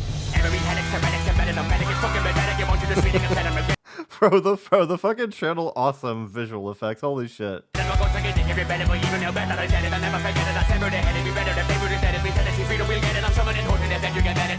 Evil been creeping up in my land, so I came too short in some lifespan. Da da da da Been fucking da. around with my fans, now I've got motherfucking revenge in my plans. Oh shit. On the Reaper, Reverend 7 from heaven, the preachers ever bring features. No stopping till I get taking them and them and a feature. To rap on a teacher, I'll pull a motherfucker out to the speaker. Lyrics seducing a season, if it's intrinsic into reality. That's how I'm down, the rabbit hole dragging me deeper. Secret society thinking this rapper would speak for evil. See, you devils are fucking deceivers. Not selling my soul to them either. And none of them I'm a believer. My lyrics are giving them fever, cause I'm waking them asses up on a meager. How was he falling asleep during this shit? This is sickness. You're about to witness this spit shit or remove stigmas from mental illness. Pill fix, kill this we want us real bricks. Where they build bricks, think I'm a rapper and what the skill is. To change frequencies with strange chains, but they wanna play games. I came to change frequencies with strange chains, but they wanna play games. I came to change frequencies with strange chains, but they wanna play games. I came to change frequencies, they play games, so you better spray brains, okay? No, don't spray Brains. Brains is my friend. I like him. Don't spray a bunch of bullets into him. No. They change frequencies with strange chains, but they wanna play games. I came to change frequencies with strange chains, but they wanna play games. I came to change frequencies with strange chains, but they wanna play games. I came to change Fucking red eyes on all of them. frequencies, they play games, so you better spray brains. We came to change frequencies with strange chains, but they wanna play games. We came to change. Oh, what's going on with the Dragonborn amulet? Frequencies with strange chains, but they wanna play games. We came to change frequencies with I love how this is I love how this is supposed to be them marching out into the world, but they're clearly just in a giant parking lot. strange chains, but they wanna play games. They rent it out. To change frequencies, they play games, so you better spray brains. This is sickness. You're about to witness this. What is that? Is that the portal to... What's that in the sky? Is that the signal? The people pretending to be your friends in the music industry won't play you what you want to hear. The industry is punks. Don't let them tell you what you should see, what you should think, or what you should feel. The game is bullshit, man. The game is fucking bullshit. If you want to rap or sing Why whatever, is Jared become a Leto part of here the again? game. The industry doesn't have to do with talent. It's about playing the game. Small boy with 4.99. Hey Doc, congrats on 3K. Here's a vid on someone ranting on that Trolls Fan 2001 guy, the most unhinged Trolls fan by Koopa. If we could just learn one thing as a human race, we could end so much of this manipulation. When we stop playing the game, there is no game. Do not let fear control you. No Illuminati.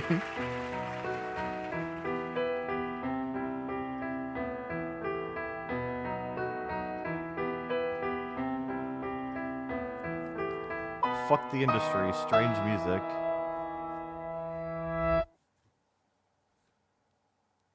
Alright, it was a bit goofy, but I did like that.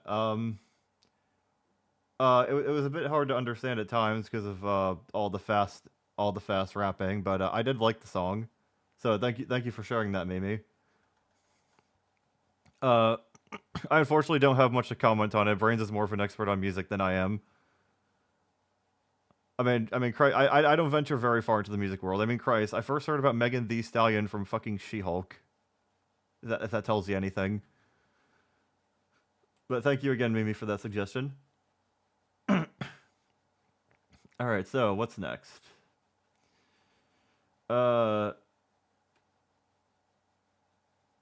Let's look up Bill Jensen next.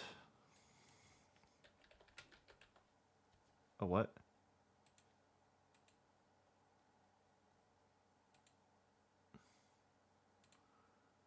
Hold on. What the fuck? I'm typing in. All right, there we go. Bill Jensen.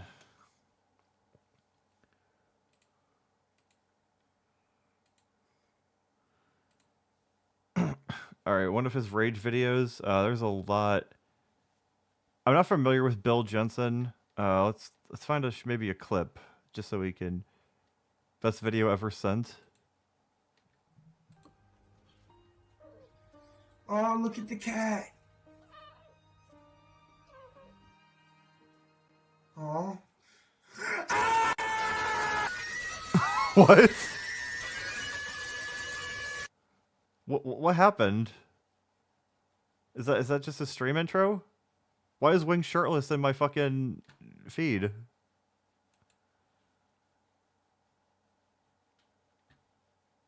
We'll watch another one because that was pretty short. He got rejected from Twitch. He got banned from Twitch.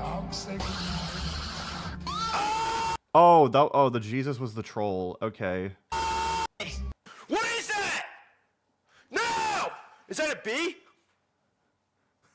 What? I don't know what that is. I don't know if y'all saw that. Yeah, I thought a bee was in my room. Associate, you are banned. Get out! Stop! Hello there, Dave. This man screams every other sentence. Why is his face so red? I gotta change that. Stop! I really do. You don't want to know what happened. No, I don't sound like Trump. What? I've never heard of Bill Jensen. Is he always like this? Stop! I'm not Donald Trump.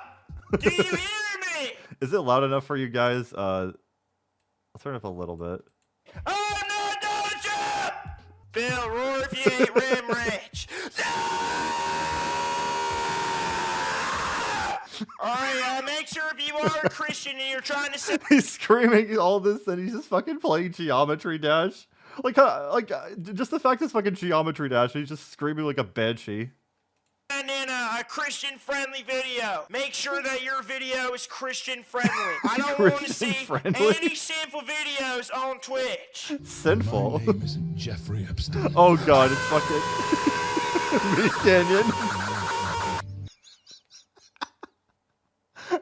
He got hit with Meat Canyon and lost his mind. Okay, that's really funny. That's really funny. All right, these were actually pretty funny. But I'll check this guy out later. Thank you for the suggestion. I do want to try and get moving on with things though. All right, so next up is Noodle lied why AAA gaming actually sucks.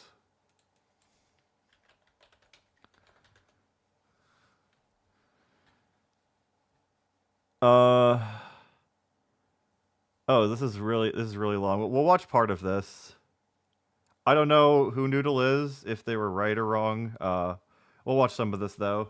You ever had a YouTuber you really liked? Loved even.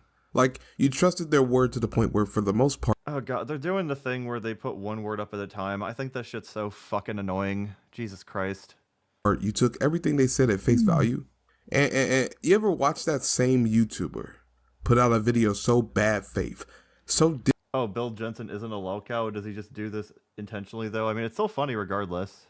Disingenuous and so malicious, it makes you reevaluate every other video they've ever done. Like, the thing I don't get about people who do this is, like, isn't it just a fucking pain in the ass to put all of these, every individual word up on screen at once?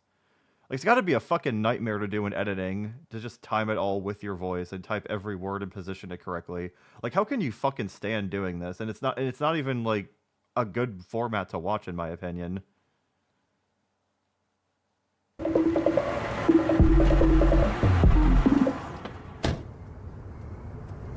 Weeks of gaming discourse got me disrupted. I feel like a moon man.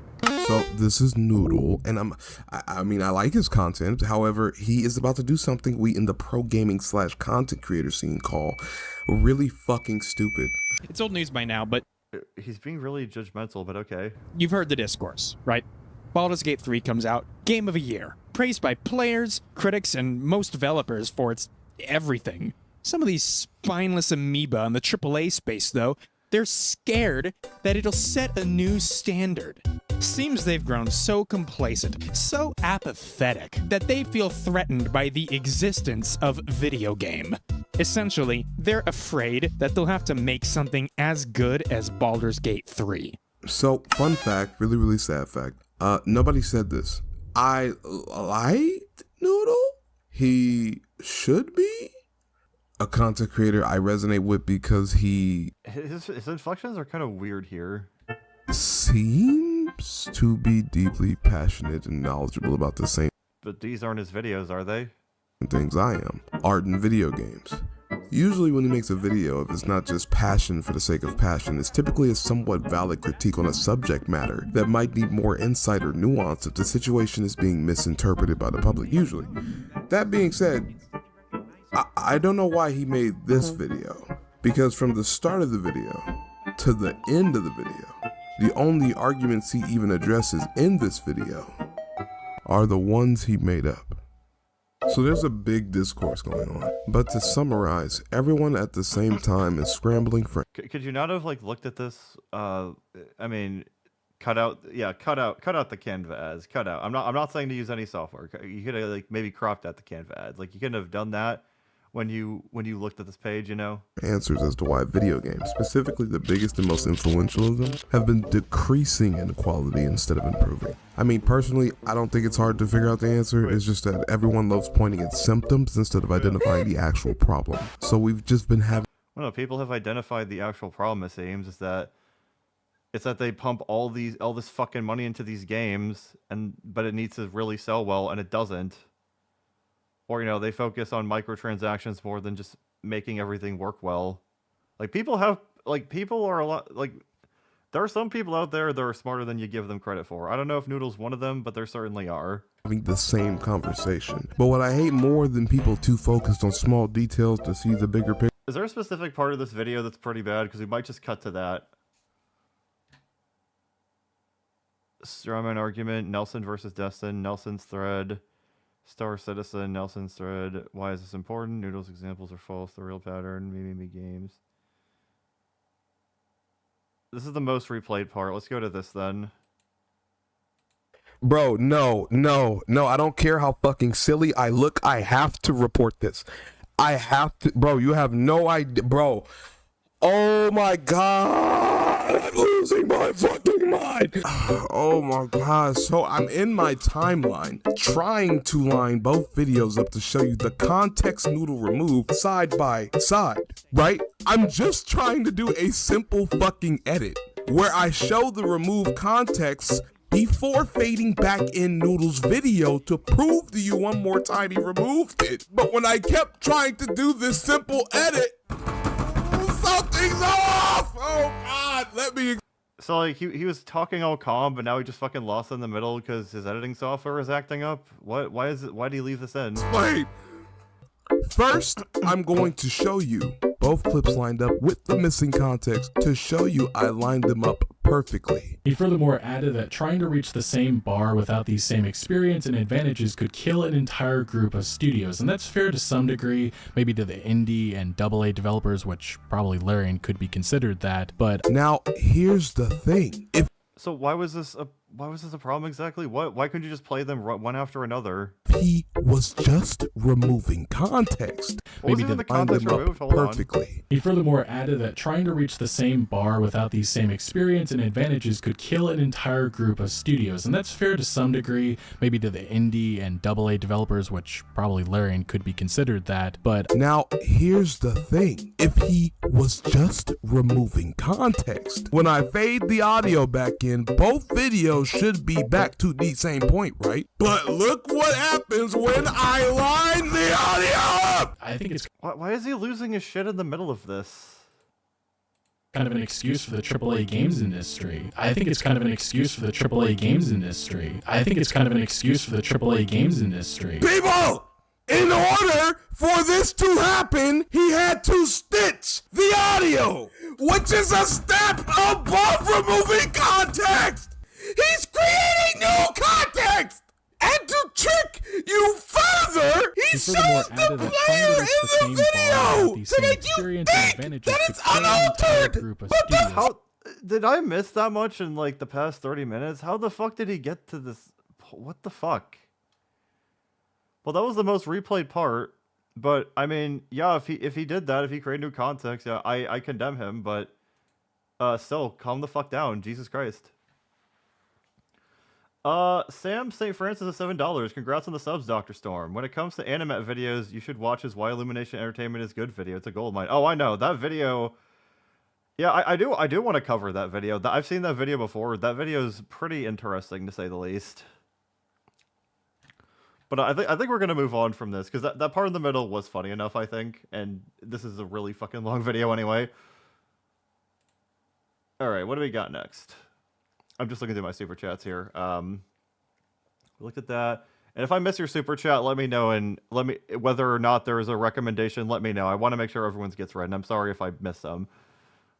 Yeah, I watched that. You think he watches SML marathons? Oh, Firefrog. We'll go to Firefrog next. Firefrog, if you're still in chat, is there a specific YTP you'd like us to watch?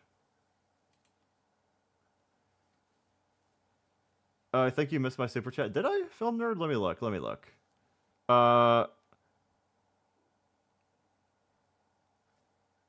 Congrats on 3K, my guy. Check out Bill Jensen, funniest media share ever. It's one I donated to him.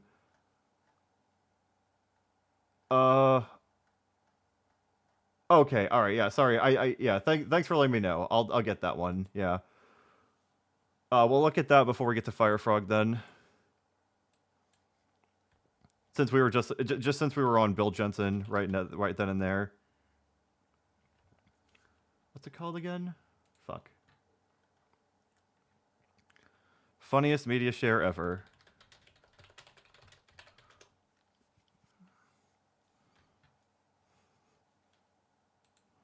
Which one is it? Is it this one? Oh, I know that one SpongeBob. It's like, nice ass, Squiddy. We'll watch this one, but let me know if it's a different one. It's silly, isn't it? Why does he always brings up Jesus whenever he says something cursed? Are they crazy? Yes, I pulled Mavika, her weapon, and Sitlali. Fuck Hoyoverse for putting both limited...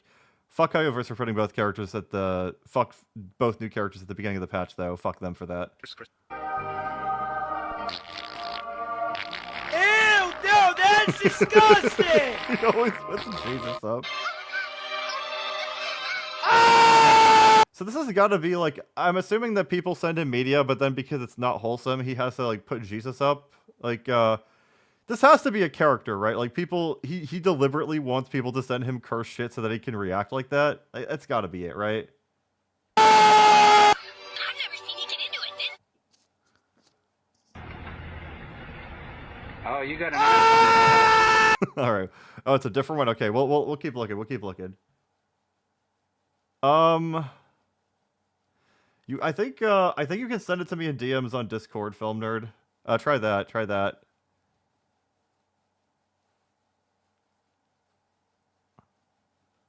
Because I think you can send me DMs on Discord since we're both in Mimi server.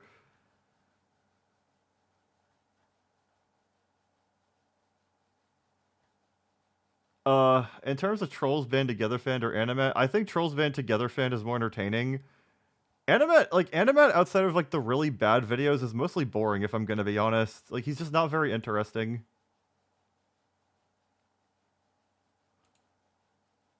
Alright, there it is, there it is. Alright, it's this one. Bill Jensen, funniest media share ever. Disrespect! Alright, this is the one, alright? Oh, this is Chris Blue Rat. Okay. Disrespect!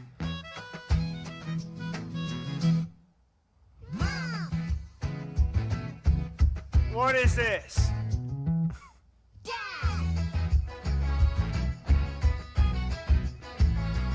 What is this?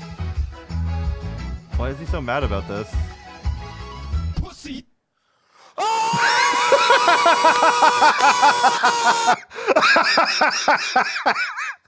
Oh, it's the Andy Samberg pussy sound effect.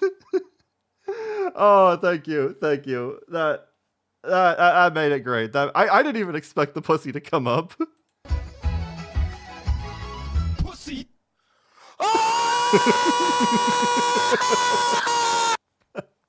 I love how the video is over.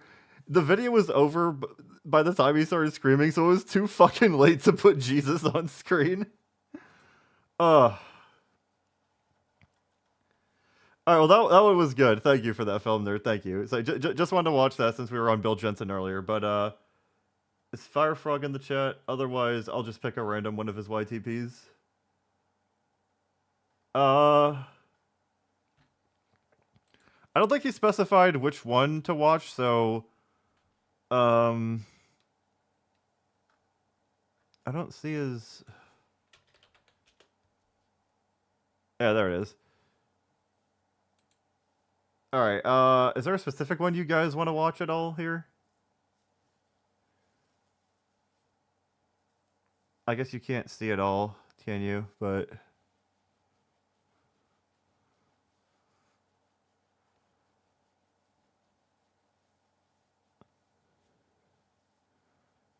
I've recommended the ones with me in them, so we probably won't watch those.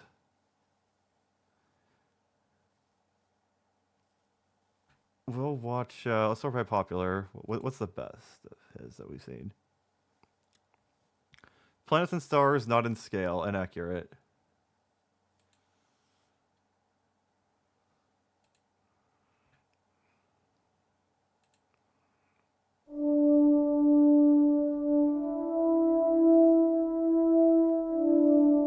All right. Turns down a little bit.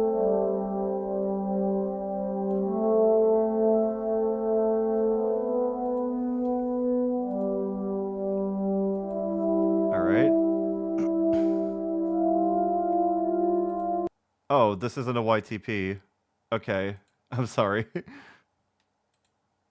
I'm retarded. All right, we'll watch the Amazing Digital Circus one instead then. I'll do that one. Why is that girl staring at me? She is attracted to our violence. Is this a League character or something? I don't know much about League characters outside of Arcane. And the fact that Aurelia has a very fat ass. What form of non-blood dares presume presence in the grass of the Blood Queen? Oh, is that who you are?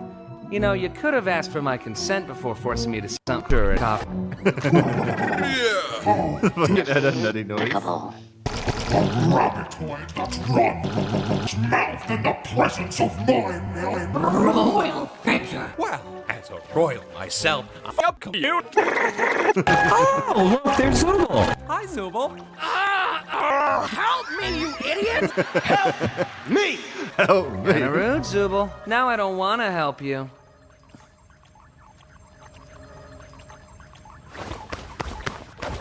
No. It's not fair. It's not fair. Yes! Gotcha! Oh shit, that was the good ending. Psych! Kinger, you mother! Yeah, they'll be fine.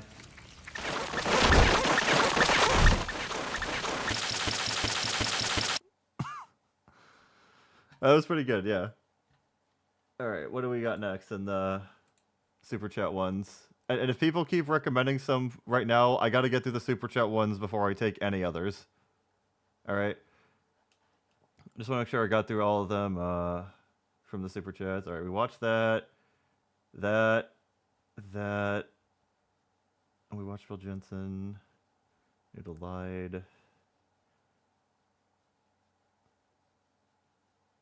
Alright, so Sonichu like fan. The Writings of a Deranged Man, Rip Family Guy. Okay, that's the one.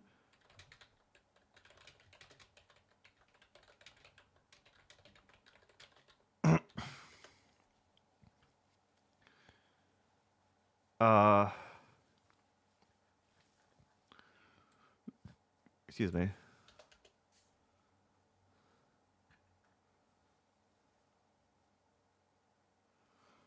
Who is the person that made this video? Can you tell me, Nameless?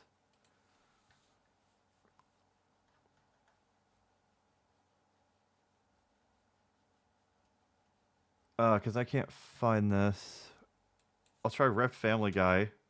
Maybe I'll find it there.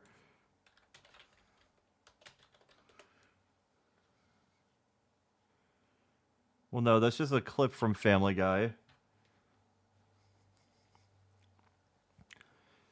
Family Guy, End of Puss. I don't. That's certainly not it. That's certainly not it. Gaymore. Okay, it's Gaymore. That's his name. Like the guy from Marvel Rivals of the Turrets.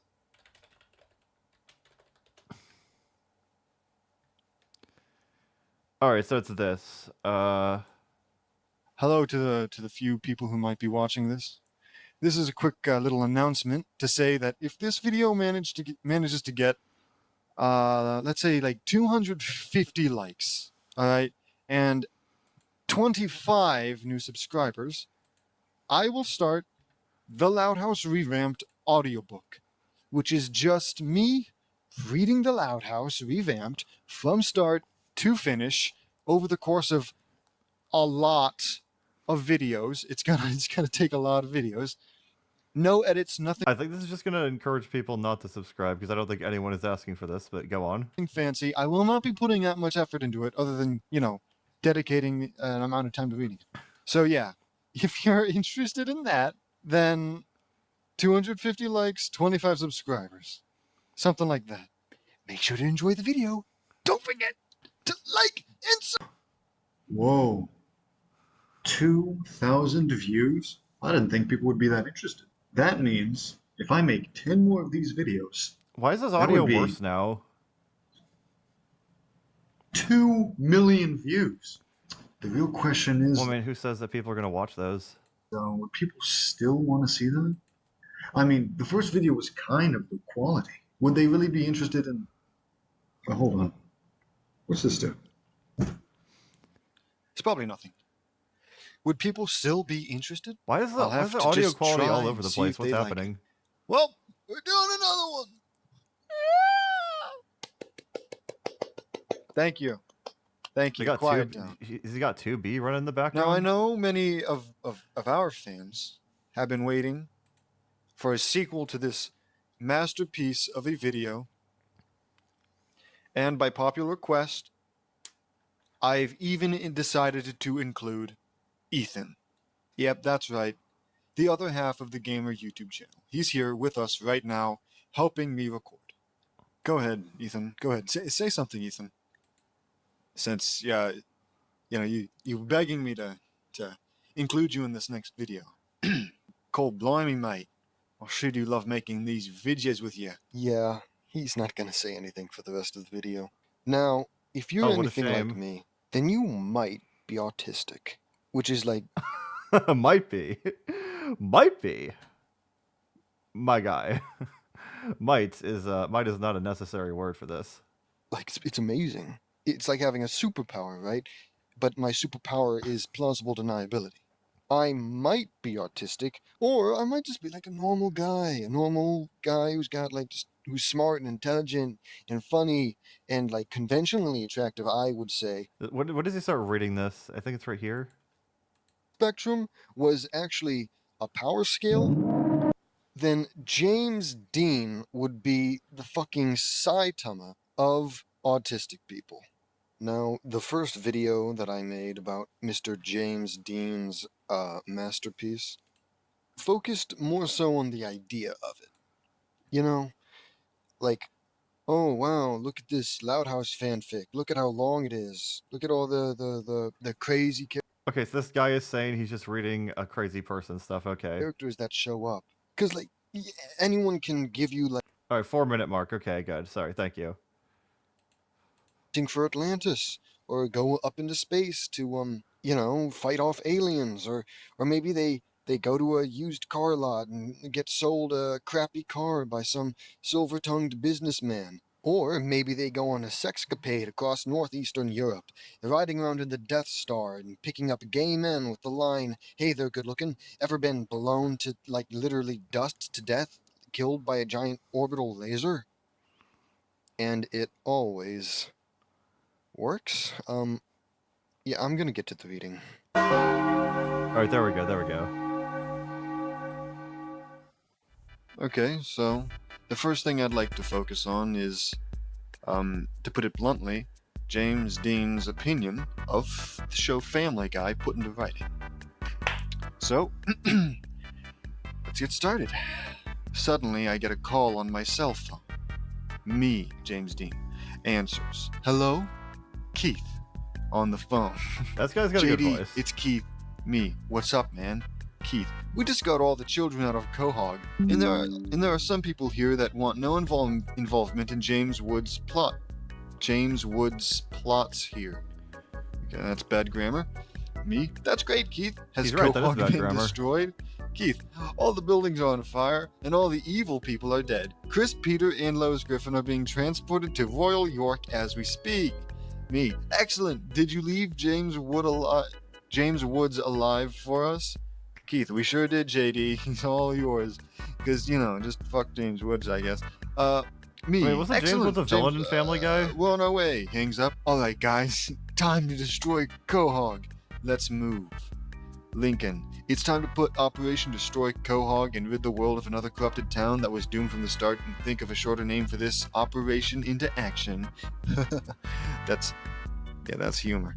Me. Sounds How like a about Family Guy Operation joke, honestly. Quahog's destruction. Lincoln. That's perfect. Anyways, Stewie. Jade. What? What the hell's JD JD, exactly? thank you for helping us destroy that menace of a... What? I love the Stewie Wii Shop Griffin, channel theme. yes. It's a classic. Whatever. Me. No problem, Stewie. This town deserves to be damned. Very, whoever that is. It sure does. Rachel, so how are we gonna destroy Quahog? Me. We're gonna place Moab bomb... Moab? The mother of all bombs. Is a large non-nuclear, because, they're so merciful weapon developed... Dear Lord. Okay, well, I was thinking it was the balloons tower defense thing. Never mind. At the cardinal points of the city, and a 50 megaton Moab bomb in the center of the city. Venom. I'm sorry. What? That's perfect. Wait, We will help Spider-Man you any way Venom? We can, JD. Thanks, Venom. He swung Get ready, in and Quahog, pressed Rhode E, and Island. now he's unkillable? Your final hour has come. Okay, I'm not sure how big Quahog is, but I know how big Rhode Island is. And I feel like, well, I don't know how big a Moab is, but you might just straight up destroy all of, you know what? I feel like that Who cares? entire part Let's of the get United to work. States is dead. Stewie, you, Penelope, and Venom. What a cast. We'll place the first bomb at the abandoned James Woods Regional High School. Brian, Riku, William, you will... Right. Place the second bomb at Pawtucket Brewery. Anna, Zion, Sora. Hey, Stewie, Sora? knock knock. Stewie, come on, Venom. I know this joke already. What? Yeah, this is like some It's a Pooh's knock Adventures knock. bullshit. Well, sure, you know the... What do you mean? You know... It's a knock knock joke. Who's there? Your pal, Venom. Yeah, Marvel Rivals give a lot Who's of good always characters. going to be watching a lot your of back. characters You got good asses. that from me and Bro, Brian. didn't Black you? Widow's Yes, butt yes, just we straight up did. looks bigger in the That white was a good one. costume All right, in fan that out. That game. wasn't a good. They split up and got everything right. Stewie pins a goon to the ground. He's a baby. I bet you didn't expect a baby. Well, yeah, see, to be the one to kill you, goon. Stewie Griffin. Yeah, I mean, the reading is pretty insane, but I can't really think of much to comment on over the video because this guy's already kind of just reading it and commenting on it himself, and I don't really want to just like play this guy's video over reacting to it, but I will say if you want to see more of how this ends up, go watch this guy's channel to see all this mad stuff because this does look pretty fucking insane what he's come across. But yeah, I just don't want to basically play this guy's video on stream while adding nothing. So I'll just move on and say if you want to see more, go check out the video. Oh, Psylocke is good, but you kind of gotta buy the costume for her that puts her in her actual comic costume that should have been her default skin.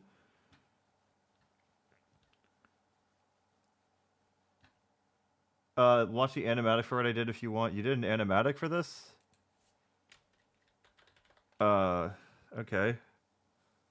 Where do I find the animatic? If it's of what we were just watching. Yeah, I'll check more of this guy's stuff out because he's come across a lot of interesting stuff. But next up, we'll move on to the next super chat recommendation after that. That's talking about D86 now. Dr. Skipper's Why Godzilla Doesn't Work in the US. We can watch a bit of that.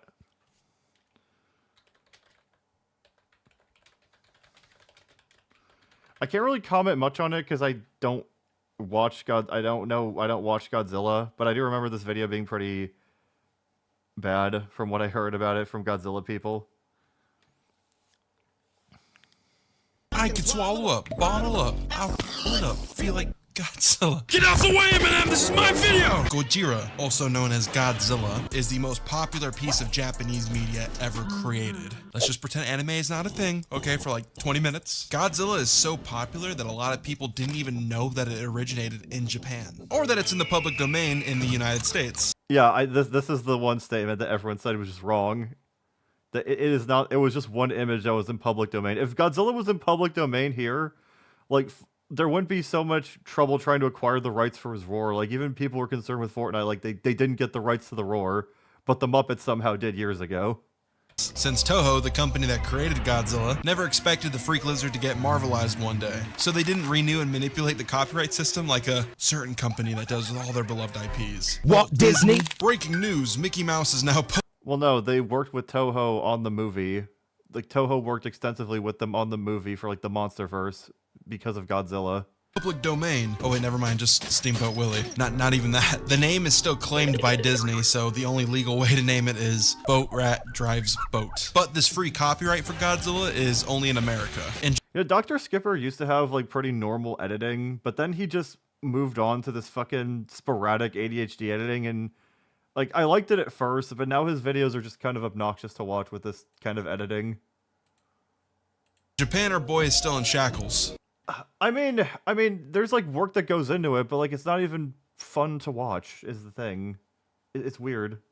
But even in the United States with freedom, hot dogs, oh hey, it's from my most popular video. gunslinging, and that one place. Have you ever been to Ohio, sir? No. Japan still tried to sue the red, white, and blue because, well... Did they? You missed the shots you don't take, Luka Doncic. I'm not Japanese, and I was born in 2002. The same year... I mean, clearly you're not Japanese, because you somehow didn't know that this character was public. I feel like even Americans would know this character is not public domain. Godzilla vs. Mechagodzilla came out alongside Mike's new car. Does this have anything to do with Godzilla? No, it doesn't, but I'm keeping it in the video anyway. So yeah, I didn't really know anything about Godzilla for most of my life, other than its influence on American culture. I knew more about Reptar and Shelly from... Has there been a single shot of this video that has lasted for longer than 2 seconds? I genuinely don't... Oh, I guess the Mike's new car bit, but, you know, besides that. Frankenweenie than the real Godzilla. Yeah, exactly. They're very protective of Godzilla. Japanese companies are super hyper protective of their IPs. But then in 2014, when I was 12 playing, I don't know, GTA 5? Oh, my N-word, huh? The first Americanized version of Godzilla came out. What was it? Yes, the first, because 1998 never happened. Jesus Christ. Fast forward to now, yeah, people don't like that one. 2024. Japan has released a new Godzilla, and rightfully so, film starring Eminem's hit album Kamikaze. Zombie brains make for bad sushi. And in the States, Godzilla is now collaborating with King Kong in what looks to be a brand... Oh, fuck you. Tom Kane had to fucking retire because he had a stroke. Fucking piss off. New Fortnite event. Eminem's Wait, hold on. What did he put over him? Album Kamikaze. Zombie brains make for bad sushi. Yeah, fuck off. He had to retire because of a stroke. Just fuck the hell off with that, man. And in the States, Godzilla is now collaborating with King Kong in what looks to be a brand new... He'd be voicing Magneto right now if he didn't have that stroke in Marvel Rivals. But, you know, James Arnold Taylor still does a good job. Fortnite event, which isn't that much of a stretch since they were in Call of Duty, for some reason. Well, yeah, because they like money. I know 2024 just started, and we haven't had a Skipper video in a while since he was rotting away during the holidays. New year, new me, alright? We're back. Don't all clap at once. But let's go back to 2014 to examine the playing field and how... Like, I don't get what the logic is. Like, the editing's obnoxious. It's not fun to watch, but you spend so much fucking time on it. And it's all this time for something that's not even fucking worth it. Like, why even go through with this? Like, he used to make normal videos. We got here.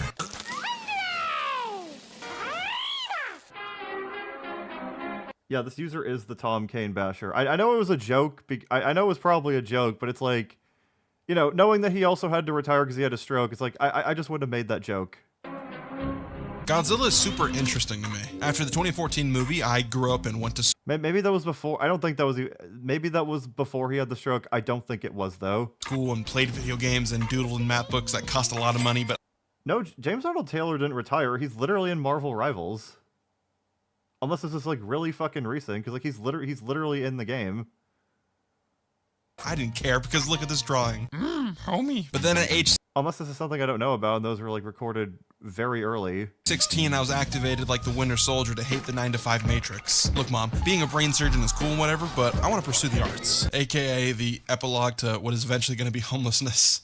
Or a bullet to my head. So I did a film study course in high school where the No one fucking cares what you learned in school. Like, it doesn't make you look smarter. You're still a retard. teacher was the head football coach that hated his damn life. So instead of teaching anything, he put on crash course videos from YouTube where Lily Gladstone from Killers of the Flower Moon taught me film history. Thank you, Lily, for sending me down a warpath with Letterboxd. Eventually, I started learning stuff for myself in film history, okay? I was hitting the books. Books being video essays from other idiot film geeks online. Thus, I went down in a really big Godzilla rabbit hole. And it gave me a big appreciation for the creature, its impact on filmmaking, and made me reevaluate how I look at the Godzilla brand as a whole. Oh, the Black Bolt thing was early in his career, and it almost ended early if he didn't find the mold poisoning him. Okay, I missed the almost part. Sorry, that was my bad. I'm the retard now. Also, there's a big thing I need to address in this video. I kind of hate Godzilla, if we're gonna be honest. Get the f out, man! Then why are you making this video? I mean, granted, I hate Husband Hotel. I don't really like VisiPaw's work. I still made videos on it, but like at least I knew what the fuck I was talking about, and you clearly didn't. Make this really easy for you to understand. Godzilla has what I like to call the Jurassic Park effect. Jurassic Park is a great movie that has cool dinosaurs and sexy Jeff Goldblum, but the film still has heavy messaging. Dodson, we've got Dodson here. Nobody cares. It's a critique on corporations and Walt Disney-like figures that try to play God on the grounds of greed. They also like to suspend my Twitter account for impersonating Harrison Ford, which I didn't do. Totally. Answer me, you black son of a bitch! The Raptors and T-Rex are awesome, this is very true, but they aren't just there for the sake of existing. The dinosaurs have a bigger purpose to the overall film, thus making Jurassic Park still iconic to this day. It also kind of revolutionized CGI and changed the landscape of film, yada yada, but Jurassic Park, yeah, the IP is now just CGI wars with Chris Pratt. I don't know what the hell a carbine rifle is gonna do to dinosaurs. I mean, Mark Wahlberg used a gun to fight metal aliens. I mean, dinosaurs are still animals. Like, they can still feel pain. Aliens. I give up. And while still making a lot of money, because they sure as hell did that, they have like no cultural impact at all. This is what happened with Godzilla. I don't have any Wasn't the fucking blue Velociraptor in like an anime or something? Like, that's gotta be some impact, right? Nostalgia. Again, I'm not saying those movies are good. Like, the only good Jurassic Park thing is the first movie, but still. For the old Godzilla movies. Yeah, I still watched them a bit when I was a kid. The fuck? And even rewatched them recently when I got the idea for this video. So no bias. 98% of them suck ass. Godzilla fell into the same trap that all successful franchises eventually fall into. Godzilla's look was more fascinating to shareholders and executives than the original intentions and creativity that made him even exist in the first place. I mean, I've heard that Godzilla's pretty flexible as a character. Like, they do like so many different things with him, but like people still love him. Like, I don't know, saying hey guys, I'm gonna tell you why this is shit, and just start and with all these fucking reasons, it doesn't really make people get on your side. But yeah, this video is like 25 minutes long, and I don't have much Godzilla knowledge, so yeah, you could already see probably why it's bad. So I'm just gonna move on.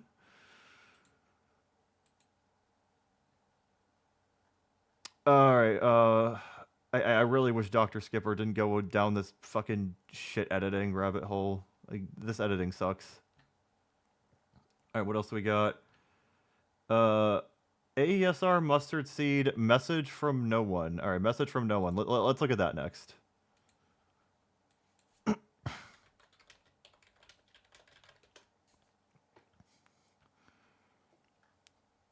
Let's look up AESR.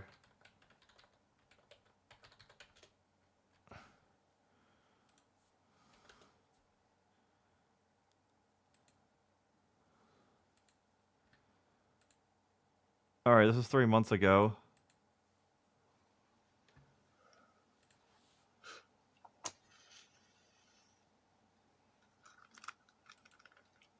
Alright, likes were disabled. That's a good sign. What's he doing? Oh, he's doing okay.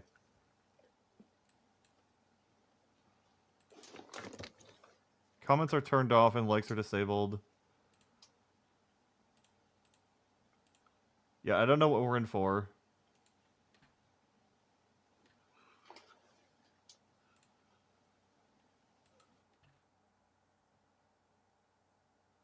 So what is this video exactly? This isn't like is he just talking?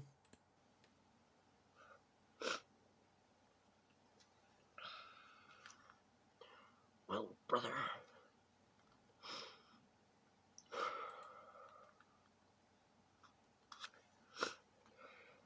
Oh, is this So wait, does he actually die in I don't know if I want to watch that. I don't know if I want to watch self-harm. Is there actual self-harm stuff in this video? Can someone tell me? If so, I'm not going to watch it.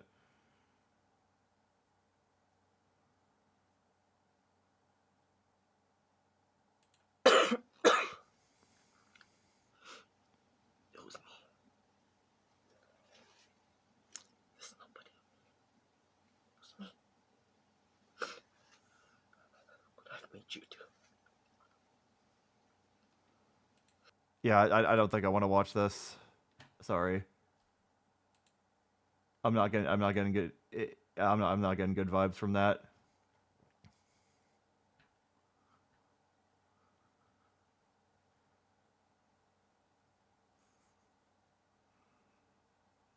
All right, so next is Norin Darden, a response to SOK's video. We could check some of that out, I guess.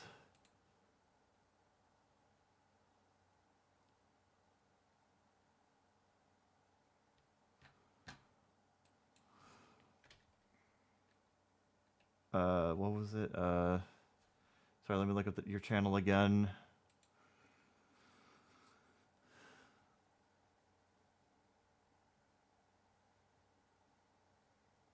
Oh, I guess there was Noah Darden sent a super chat message with $5. When you get to my thing, type this into the Google search bar. All engines go. All engines know. A response to the SOK.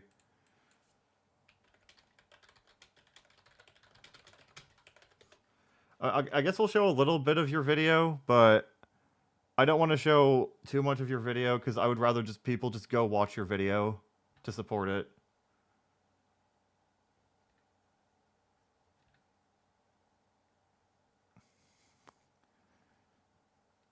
I'll just search your channel name, Noah Darden.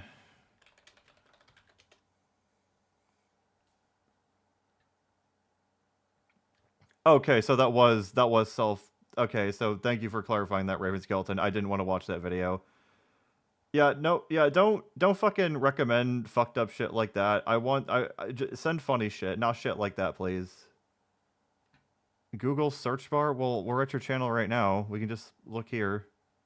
Can't we? Why do we need to go to the Google search bar?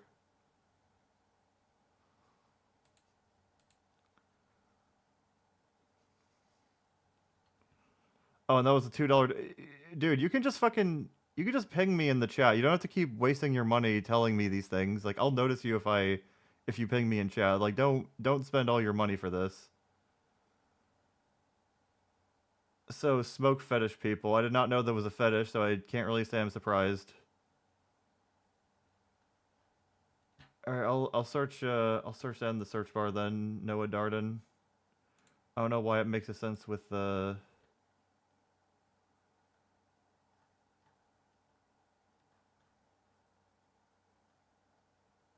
All engines know.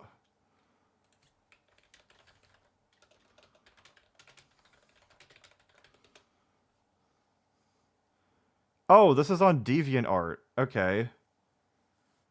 All right.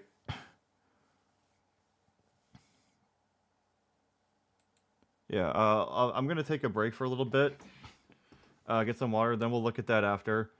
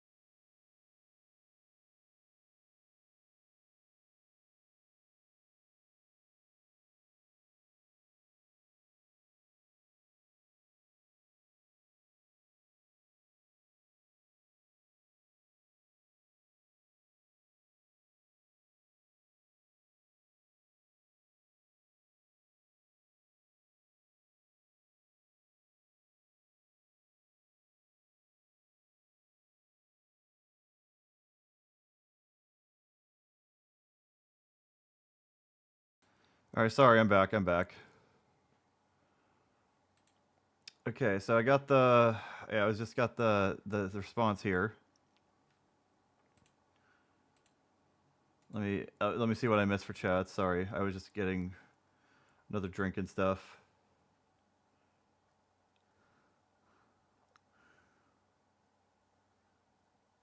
Yeah, did I miss anything?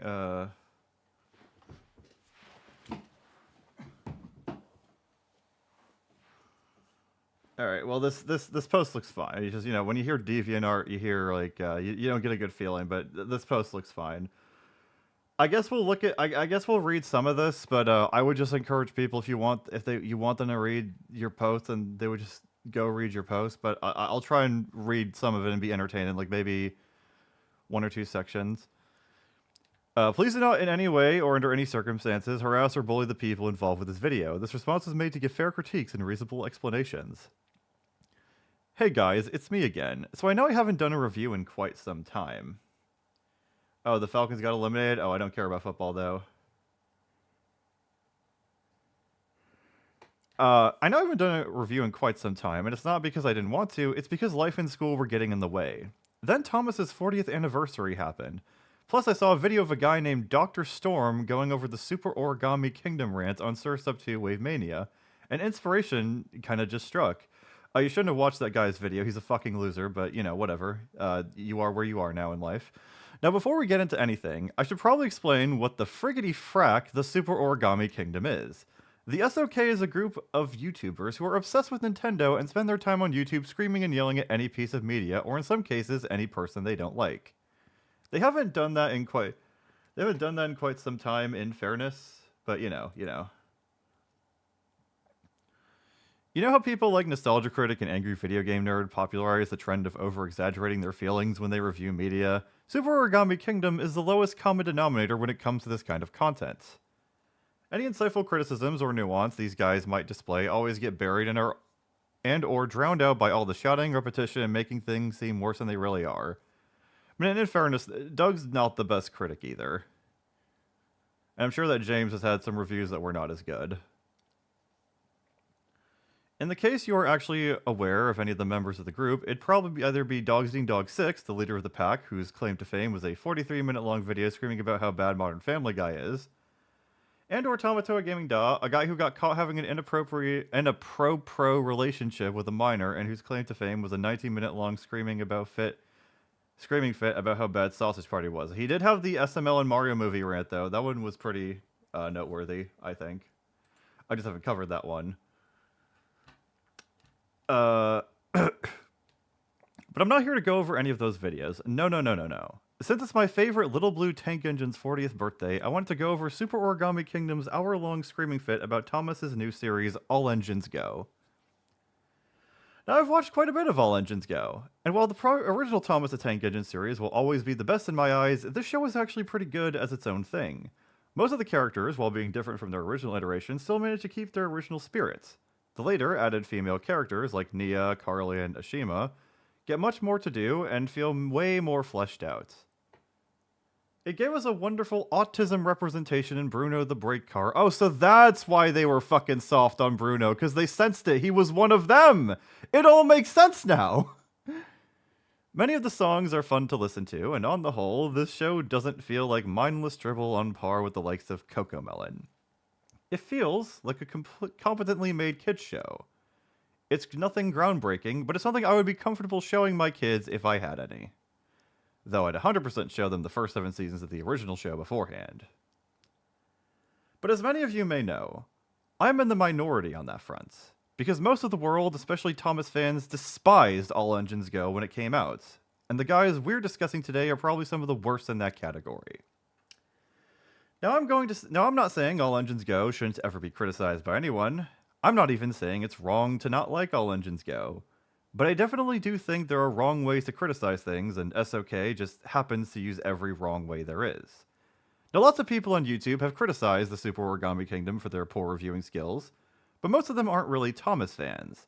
And as a Thomas fan myself, I feel like my 2 cents on this matter are valid and should provide a good contrast for non-Thomas fans to take in. Right, well, I would just say, go watch. If you're interested in reading this guy's post, go read it. I'm not going to read the whole thing on stream, but it is there if people do want to check it out. Thank you for the super chat. Super chats, I guess. I do. In the future, though, if you need to give me information, don't send me super chats. Just ping me in chat. Like, I don't want you spending any more money than you have to. All right. So if you need to reach out to me if I miss a chat, don't send me more money. Just ping me in chat. Or if I ask you a question in chat, I'll directly look for you. All right. I just don't want people spending more money than they need to. So now, that was that one. What came after that? It's there. All right, that's just about DD6. Christian Lake's review of Into the Spider-Verse is a masterpiece. All right. Look up that one next. All right, one of the first things that comes up. So it must be good. It must be good. Into the Spider-Verse is overrated and I hate it. Part 1. What the fuck is this Gmod bullshit? Why is this a map on TF2? We'll watch the first part, unless it's like really fucking funny. Then maybe we'll watch the rest. That one is we're starting off with the goats. The goat, okay. probably my favorite Spider-Man movie. Is Mimi still in the chat to see Doug? The web slinging shit up. Oh, he's fucking broken by them liking this movie. Oh, damn. This movie. It might be my favorite. Oh, it's really, really good. Yes. I thoroughly enjoyed it. It was funny. Oh my god. This movie sucks. His fucking channel awesome role models. Well, in Joe's case, X channel awesome. Honestly, if you're getting, is Angry Joe's opinion even worth getting mad at? Because like he fucking got owned by Jeff Keighley, so does his word really matter on anything? He got owned by Jeff Keighley twice in public. Jeff Keighley. No, seriously, it sucked. I'll take Homecoming over this garbage. Just, how is it so loved? It's because it's not shit. Overrated. It's horrible. I don't like watching it. And it hurts me to hear people and critics say that we're going to turn him down a little bit. This is the ultimate Spider-Man experience. No, it isn't. This is the worst Spider-Man movie by far. It's He sounds like Animat if he was more autistic. It's unfunny. It's unexciting. It has a lot of problems. It's just not good. All right. I was curious about this film when it was. Oh, does SK know about this video? He might have a fucking field day with this if he's never seen it. SK might enjoy this one. Announced, but after seeing it, I didn't know what to think of it. The animation's cool. It's surprising to have a Spider-Verse movie. I mean, I was reading the Spider-Verse comics because I like the multiverse stuff and. So why do you not like this movie? What could possibly be wrong with it if you like the comics? To see different Spider. Because most comics are shit nowadays, from what I understand. And admittedly to find one or two females in Black Little Spidey efforts.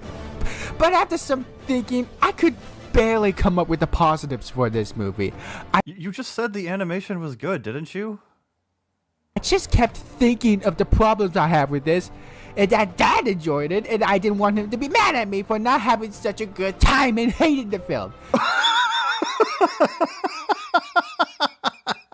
Okay, we might watch this one all the way through. This is already good. He faked liking the movie because he thought his dad was gonna ground him. Oh my god. After a day or two, I just realized that I just hate it. If you want to know why I hate this movie... Okay, let's break down... Okay, so like this is a fairly young guy, right? So why the fuck does his bedroom look so old? Like why is there so much antique decor and shit?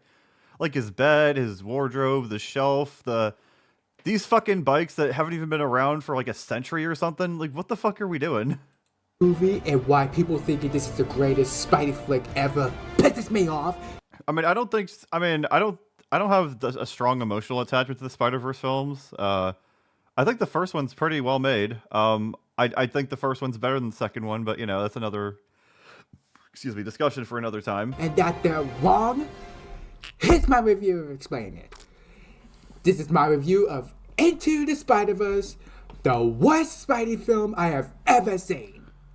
Amazing Spider-Man 2 exists. You cannot say this about any of these fucking Spider-Verse films with that film being a thing. I'm sorry. So we open with the usual logos, except this time the editing and styles feels like we're on drugs because it's art. And then we have Peter Parker. I will say, as good as the Spider-Verse animation is, sometimes sometimes it's a bit hard to look at with how extra they try to be.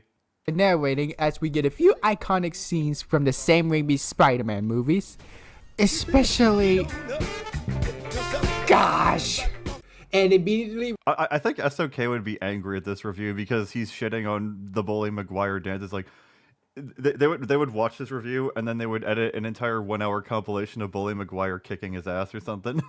We run into one of the huge problems of the movie.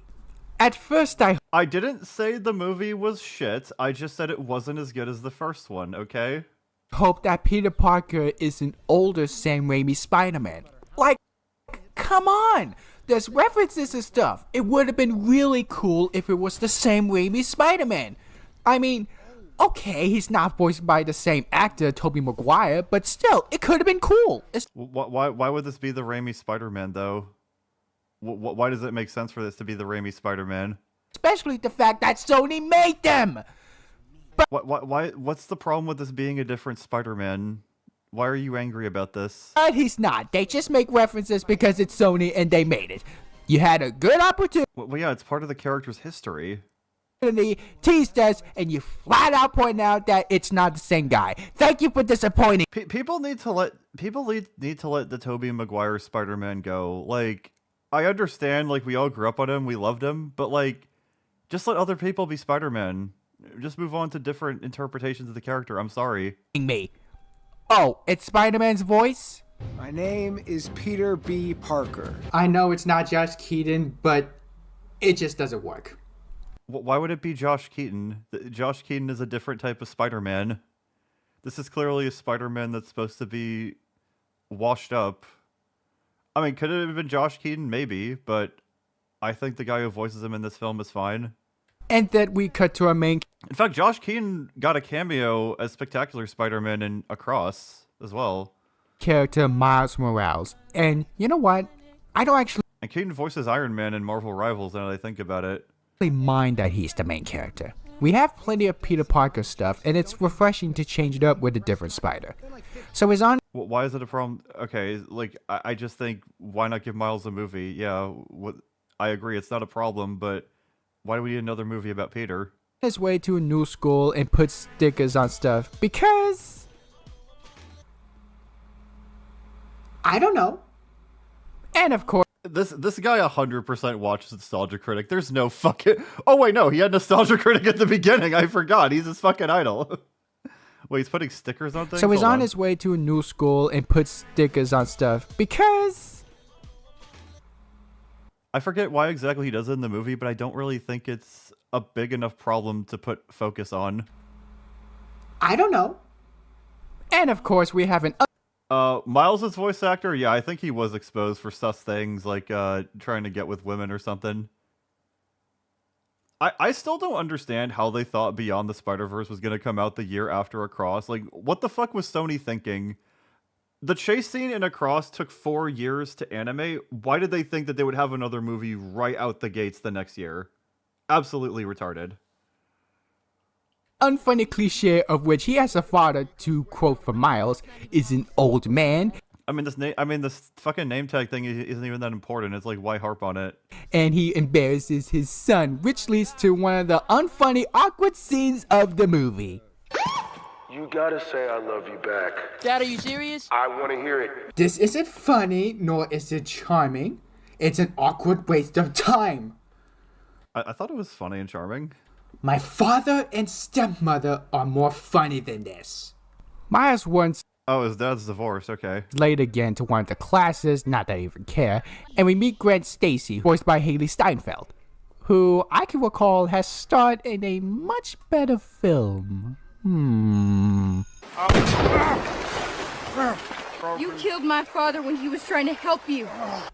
Ah, yes, True Grit the remake, one of the best westerns out there. Well, he's got.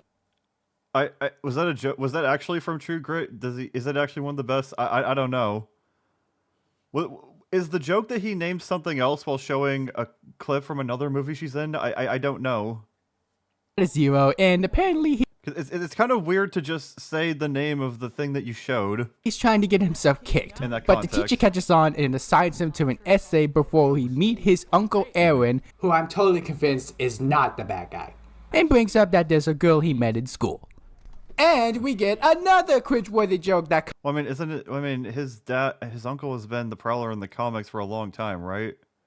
It's like if he reads the comics, he would know. So why would he even make that joke, even if it's clearly a joke? Comes back later a couple times in the movie. The fucking shoulder touch! Find that girl. You walk up to her and be like, hey. You serious, Uncle Aaron? I'm telling you, man, it's science. So walk up to her and be like, hey. No. Like, What's wrong with this? It's just Miles bonding with his uncle. It's endearing. Why is this making you so angry? Hey. Oh, and that's where the radioactive spider comes in. And in case it's not obvious enough, had the tip of its leg. Well, I mean, he was working. Well, no, Prowler was on the bad guy side. He was working for the bad guys. Glow and color it blue and red.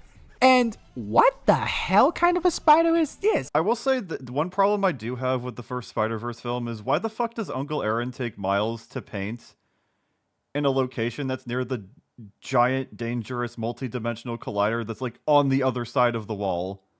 Like Aaron knows this is here, doesn't he? Because he's working for Kingpin. So why the fuck does he even take his nephew near it? Because if he took his nephew literally anywhere else to paint, he wouldn't have gotten bitten by the spider. Like, what the fuck? Is this from another world? It doesn't matter because it bit Miles and... Well, no, he wasn't bad in the end, but he still did bad things. He still helped the bad guys. Like, if he was like on point with any of his attempts to kill Miles, he would have killed his own nephew if he didn't miss, you know? Aside from it being not funny... Well, no, it is funny. Why the hell didn't it hurt Miles even though every spider bite I've seen hurts Peter? Because it's not the same adaptation, dude. Spider bites don't necessarily hurt that much. Like, you don't even notice them most of the time when you get them. Unless I haven't had a spider bite recently. And the next morning... I think I hit puberty.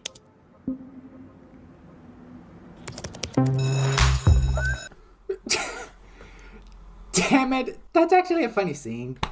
Yeah, there were plenty of funny scenes. Were you paying attention? Why am I so sweaty? Why are you so sweaty? It's a puberty thing. Way to completely ruin it and make it suddenly forced. How is it forced? Like, he thinks it's puberty. He doesn't piece everything together yet. So Grant and Miles bump into each other again and introduce them. Yes, it was in the same place, because if I remember from the movie, he goes back to where the spider was, and then fucking Spider-Man and Green Goblin either bust in through the wall or are fighting on the other side. So yeah, Uncle Aaron just took Miles to basically one of the most dangerous things on Earth. He could have taken him anywhere else in the subways. Themselves, in which Gwen calls herself Gwanda for some reason, and Miles decides that now is the time to do that unfunny gosh darn soldier touch technique. He likes her. Did anyone laugh at this? Yes, this was a meme for a good month or so. Did the majority of people laugh at this? Because I'm not laughing. I'm cringing. I mean, it sounds like it looks like it doesn't really look like you're cringing. It looks like you're about to fucking hurt someone or something. Anyway, due to the spider powers, his fingers get stuck on Gwen's hair. She ends up cutting the side of her face. Miles is embarrassed, people laugh at him, and he runs into a guard who knows he snuck out as Miles hides inside said I know it's guard, but it sounds like he said God. God's room. And then we have a questionable Well, this looks like he looks like a coach, not a guard, doesn't he? scene in which his hands and feet won't stop sticking. Just why? Because he hasn't learned how to control his powers yet. He's just figuring out he has powers. I mean, Parker in the first movie has that poster stuck on his hand from the side of the bus, but that was it for the original movies.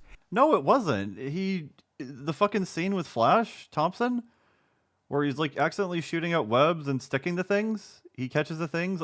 There's multiple instances of Peter gradually learning he has powers. The Amazing Spider-Man, yeah, it has a few of that, but that's nowhere near as weird as this. And in the theater, What is weird about this? It's not fucked up. I'll admit, I did laugh at this, but ultimately I don't find it funny anymore. Why don't you find it funny anymore? What was funny about it in the theater versus now? Can you explain why? Boring how normal this. Oh fuck, Qsev with $5. Happy 3K, boss man. Can you add YTP Broly by Spigotten to the video list? Cheers. Sure, yeah. Spider is. Was there a point in that? So his spider. Yeah, because it shows that it's fucked up, and it's sort of a foreshadowing to what happens if something stays in another universe for too long. Spider sense acts weird for some reason, even though it should only detect danger, in which it eventually does, as Miles dodges and. Well, that was the danger immediately. What the hell? Why is Green Goblin a big monster? That's never explained! Because that's just what Green Goblin is like in this universe. It doesn't need to be explained. Miles runs for his life, but ends up falling as Spider-Man saves him, and we get another questionable scene. They have this sense or something to signal if the user has spider powers. I don't recall that ever happening in the Spider-Verse comics. Is it something the writers decide to pull out of their ass? So we're introduced to the Kingpin, and oh!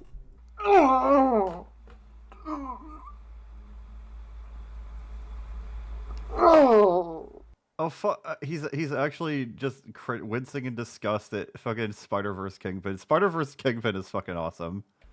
This is one of the worst character designs ever. I mean, it's oh my god, he's slowly becoming Animat. Non-existent. This isn't human. Just what the fuck am I looking at? When I think of the Kingpin, I think of this really big, strong human being. That's what he is. That's literally what he is in this film. Like the PS4 Kingpin. Look, he's big, strong, and he at least looks human. This is the worst Kingpin design ever! He looks like the hash-slinging slasher for SpongeBob! Of fucking course he goes straight to SpongeBob. And he's more intimidating than the Kingpin! Well, no, he doesn't look like the hash-slinging slasher because this is his nose. It's not his head. That's the joke. You didn't watch SpongeBob, kid. I can't be the only one having problems with the villains. You are, though. Please, somebody help me out here! Okay, so he's activating this multi-dimensional machine, and the Monster Goblin puts him in there, which causes the machine to shut down and cause a wreckage as Spider-Man is severely injured. He gives Miles the drive, and that it's the only thing to shut down the machine before the hash-slinging slasher ripoff unmasks Peter, who is blonde, and kills him. Oh, how edgy. Miles makes a noise and gets Spider-Man dies. Oh my god, that's so edgy. Should he be like fucking crying about Spider-Man dying or something? Chased by the Prowler, but thanks to his spider powers and dumb luck, he manages to avoid the Prowler and ends up back home with his parents. Yeah, like Miles' uncle would have killed him if he didn't know it was Miles. His dad admits that he thinks Spider-Man is a menace, and of course the news of Spider-Man's death is heard. And you know what? It's such a dramatic thing to have Spider-Man die, even though he's not exactly our Peter Parker. Why do you have to say, get over it? Other people can play Spider-Man besides Tobey Maguire. Get the fuck over it, Jesus. And it's delivered quite well, and They're counting on me. Probably not you specifically. I think it's a metaphor. Yeah, what are the odds that there are two autistic people online that just bitch incessantly about the character designs in Lord and Miller movies? I guess the odds aren't really that low, but still, it's funny it happened twice. Why does this joke make him mad? And we just entered one of the biggest problems of the movie. Problems. The dramatic scenes always have an inappropriate note. A penis hell? They often ended or cut it short with a joke. A joke! It's not like it's the MCU where a dramatic moment is followed up with something funny. It just cuts short or it comes out of nowhere. You really hate Spider-Man? Yeah. I mean, with a vigilante, Jeff, mi amor. What? He asked me. The only one that's touching is when Miles' uncle dies. I don't think that really ruined the moments, because the music was still playing and he was exiting. But that's it! What were the writers thinking? And did they bother to check and read the script before it got published? In the Oh, now he's sounding like Animat with the high-pitched shrieking. first Spider-Man, whenever our characters are going through the dramatic stuff, you feel for them and it plays out well. The death of his uncle, Peter is sad and angry, and after taking down the murderer, he's still bummed out even after graduation. Yeah, but Miles was still very clearly sad in that scene, and that's the Sam Raimi Spider-Man movies. This is Spider-Verse. They're different. Sony, you made the Spider-Man trilogy and the Amazing Spider-Man remakes. You have to know more than us. Holy shit, the teeth gritting. I mean, it's like Quill and Gamora have a conversation about killing Gamora if Thanos gets her, and then it's interrupted by Drax eating nuts rather than letting the conversation end. I swear, I am going. Well, it looks like that's what's happening there, isn't it? I mean, I admittedly haven't seen Infinity War or Endgame, despite knowing what happens in them. I've seen the rest of the Guardians movies, though. The Guardians movies are typically have a lot of pretty funny moments, even in some of the more serious places. The murder. But it still works. These writers. So Miles has the Spider-Man costume, and he tries to take a big leap of faith with his powers, but goes downstairs like a... Was that a Nostalgia Critic line? I'm not sure if it was a specific Nostalgia Critic line, but he's acting like the Nostalgia Critic in this video. Pussy after a few seconds. Wonderful. But immediately goes into another tall building and tries it for reals. And due to his untied shoe, he ends up falling and gets lucky, even though all of this should have resulted in his back hurting like Spider-Man 2. And due to the... Well, yeah, but Peter didn't have his powers then in Spider-Man 2. He does have powers, so he's got, like, a healing factor and durability. I think Spider-Man has a healing factor, right? fall, he ends up breaking the drive and visits Spider-Man's grave that night before Peter Parker from another world shows up. And Miles accidentally knocks him out with a new power. And we see that our Peter, even though he claims it's like Animat, but he can't pronounce the letter R, to handle things like a champ, is going through pretty depressing crap. His wife MJ wants kids, but he doesn't. They broke up. He eats more pizza to the point where he's fat, and it makes me wonder if he's constipated due to eating so much pizza. And why are you wondering this? Why are you wondering about Spider-Man shit? Okay. Of course, he ends up in Miles' world due to Kingpin's machine. So Miles ends up getting chased by the cops as he carries Peter's body, as we partake in a chase scene with slapstick that doesn't make me laugh, but at least it doesn't make me cringe, so yay? Anyway, Miles has Parker tied up and asks questions before coming to the conclusion that Peter is from a different world. Peter unties himself, and before he swings away, some weird fuzzy crap happens to him. Miles tries to get Peter to teach Miles, but it's like, nope, and he even bargains a drive.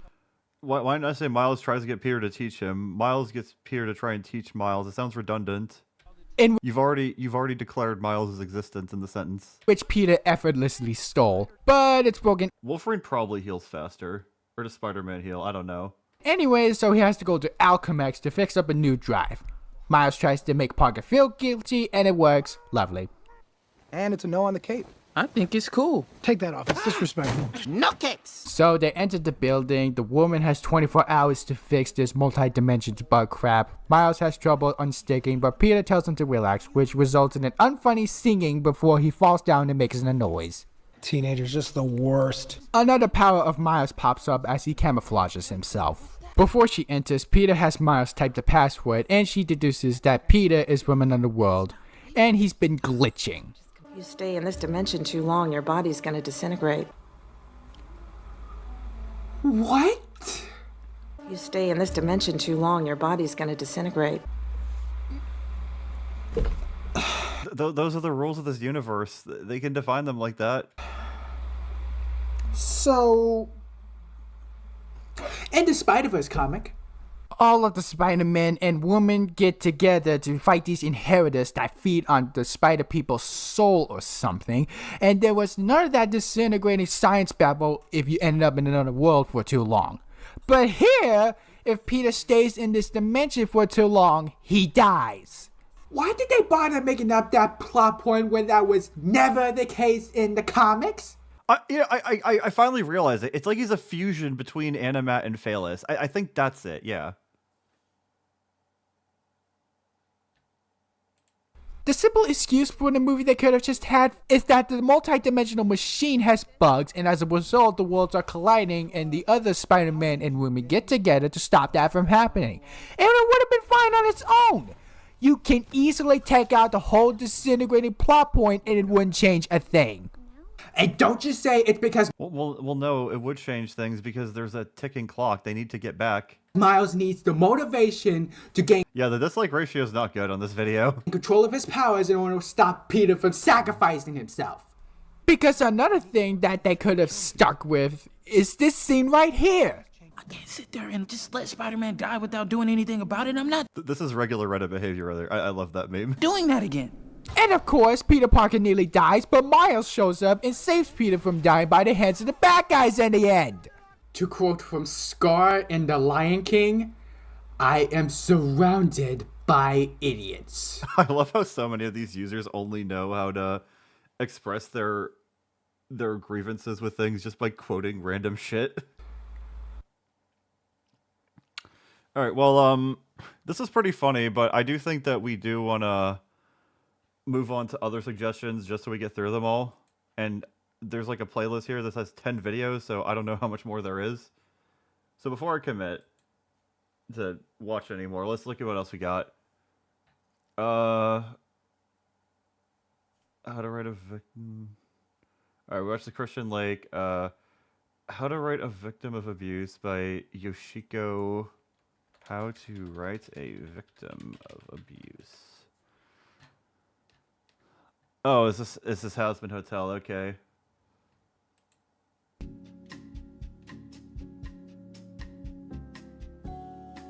Comments are turned off and a huge dislike ratio.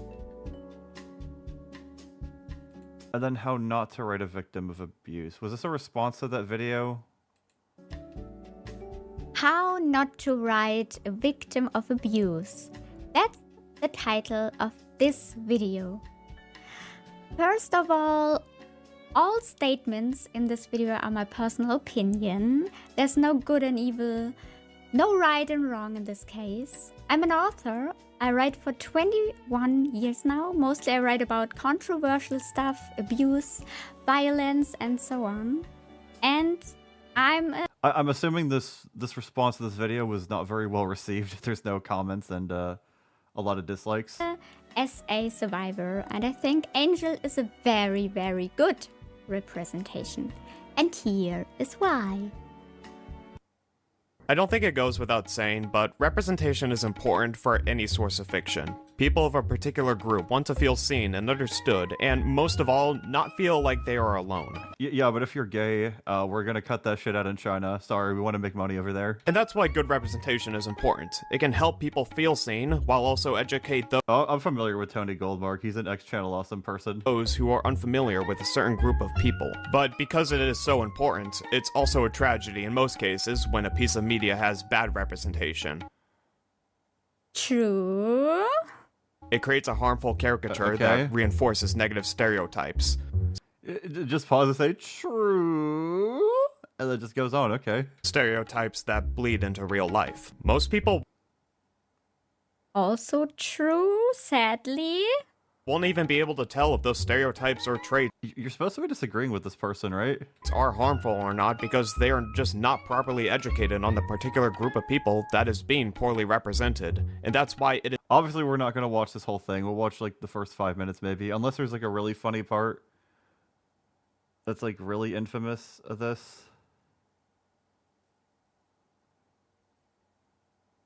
It's crucial to have good representation. You do not want to create a false narrative because of bad writing. But unfortunately, I get the point, what the video creator means by that. Even if representation is important, we don't have to forget that it's fiction after all. I saw a lot of critical words against the Helloverse in the past years, but if you are not a survivor, you could get a twisted side of it all. I've received, Cal has sent me 5 PLN, whatever that unit is. But every person is different. Everyone is dealing differently with such an experience. There are indeed many, many people who are feeling very represented by Angel, me including. And some people are coping by joking. The jokes felt at no point untasteful to me in any way. There are some stories out there that create a bad narrative through poor representation. Case in point, Angel Dust. Okay. First of all, Angel is a demon after all. He was a human once, but has to deal with the accountabilities and social structure of hell. Especially Pentagram City. It's the city of all sins. The worst people are landing down there. So, yeah. You get the point. From Has-Been Is he saying it was justified for him to get... What? Hold on. That was wild. With the... There are some stories out there that create a bad narrative through poor representation. Case in point, Angel Dust. Okay. First of all, Angel is a demon after all. He was a human once, but has to deal with the accountabilities and social structure of hell. Especially Pentagram City. It's the city of all sins. The worst people are landing down there. So, yeah. You get the point. What point are you trying to make? I don't get... this seems like a non sequitur. From Has-Been Hotel. This body was made to be exploited. Kinky. Come on, keep talking dirty. Now, I don't think I've ever come across a character so poorly represented, but also so... Yeah, this guy's avatar blows the fucking Valentino cosplay one at the right out of the water. Greatly praised by the general audience. Has-Been Hotel is already a pretty controversial show for valid and invalid reasons. And no, the show isn't bad because the word fuck is used more times than a drunk in an Irish pub. Correct, the show is bad because the writing is shit. I feel that a lot of I agree with you. My own personal problems with the show boil down to one of its most popular characters, and I feel that way because it does a good job at representing the exact issues the show has. Angel Dust is one of the only homosexual characters in... He's also using Simpsons in Run Music. That's pretty based, honestly. The entire show. Angel isn't one of the only homosexual characters in the Helloverse. We have many of them in Helloverse, and even if I get the yeah, like there's very few straight characters in these shows. Point that you know, like there's no people who followed the Mustache Man in Hell and Vizzy Pop's Hell, but there's a bunch of gay people. It's like, what did she mean by this exactly? Kind of sus. It may seem a bit cliche that he's a gay porn star, but many SA survivors are hypersexual themselves. It's not very uncommon. It can also be a coping mechanism. Okay, so I think I think I remember I saw people the original video. I think this caused some drama on Twitter because people were saying that this original video was stupid because I think they were a survivor and they didn't like the way Angel's SA stuff was done, how it was raw. Which no, I said in my video I thought the stuff they did in episode 4 that touches upon this stuff on episode 4 of Has-Been Hotel, I thought that was the best episode. I thought they touched upon it well. And there are plenty of SA survivors that did think that they depicted this stuff well in that episode. But others don't think that it was done well. And I think that's fine if they don't think that, because like everyone's going to have different tolerance. Everyone's gone through different things. But then people were really aggressive to react to this video because of that. It can be a mechanic to give yourself control over it. To take back the control. His entire gimmick is that he's a washed-up porn star / prostitute drug addict. Already his character is just reinforcing negative gay stereotypes.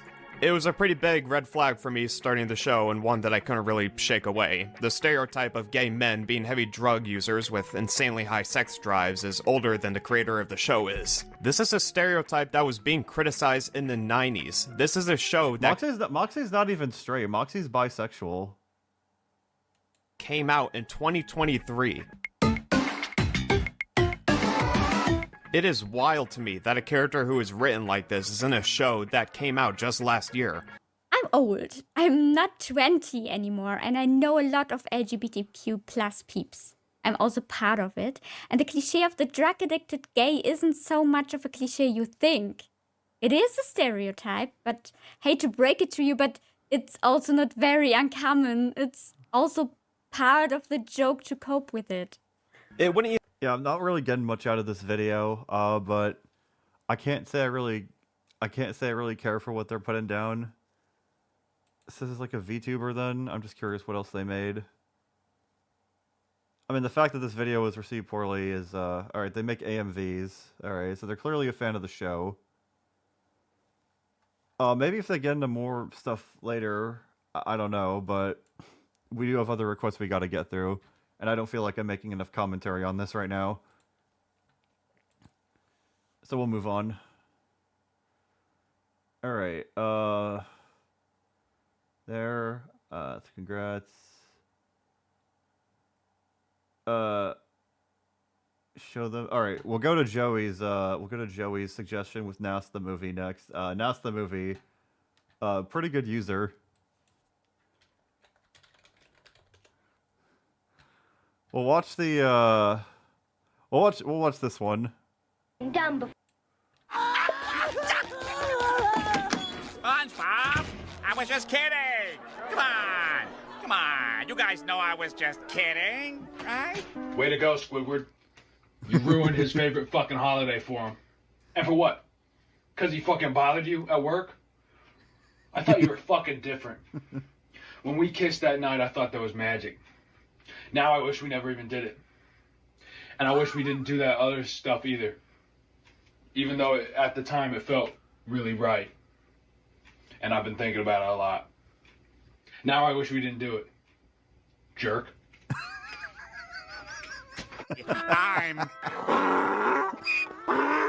What? I'm just trying to say, SpongeBob, get down! Let this be a fucking wake-up call to you, Squidward. If it's so hard for you to apologize for what you fucking did wrong, that you I love how SpongeBob still is covered in soap, despite the fact that this guy blocked him and he's clean. explode from it, maybe you're a fucking sociopath and you need to get fucking help. Don't ever fucking show your face on this street again. But he lives on this street. I promise. Really? April Fools! That's right, Squidward. It was all a trick, and you fell for it. I hope you learned a valuable lesson today, Squidward. Because even if SpongeBob's feelings weren't truly hurt, they very well could have been. What you did was still very cruel. And you know, if you do decide that you want to change, you can always talk to me. And I mean, maybe we could even go out and get some dinner and catch up, because you know, a lot has changed. And April Fools! You're right, April Fools! I just fooled you all!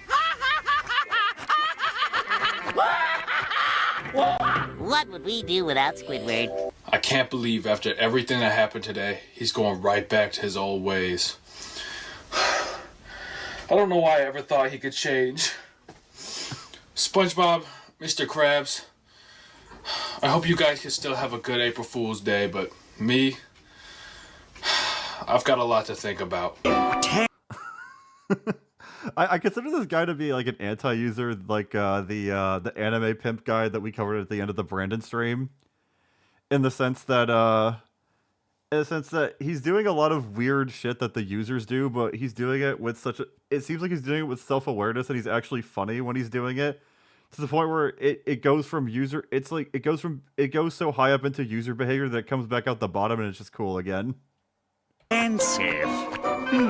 I'll bet they won't have. Oh, no way, they have it. Canned bread. Oh, hey Squidward. I didn't expect to see you here.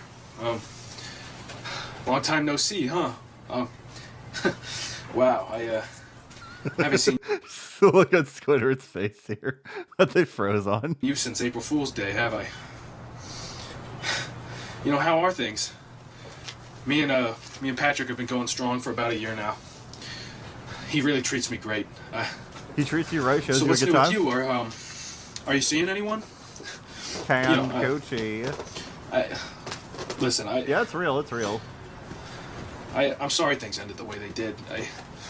I want you to know I still think about you sometimes, but I should really go. Patrick's waiting for me in the car. What? You say something? Just Squidward on that frame.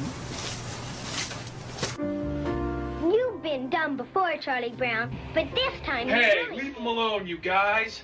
Hasn't he been through enough? It's been a tough holiday season for Charlie Brown here. Yeah. Enough Yeah, laughing, fuck off, you guys. whore. Come on. Isn't there anyone who knows what Christmas is all about? I can tell you what Christmas is all about, Charlie. He just stole Linus's line. He just stole his thunder. Lights, please. Thank you.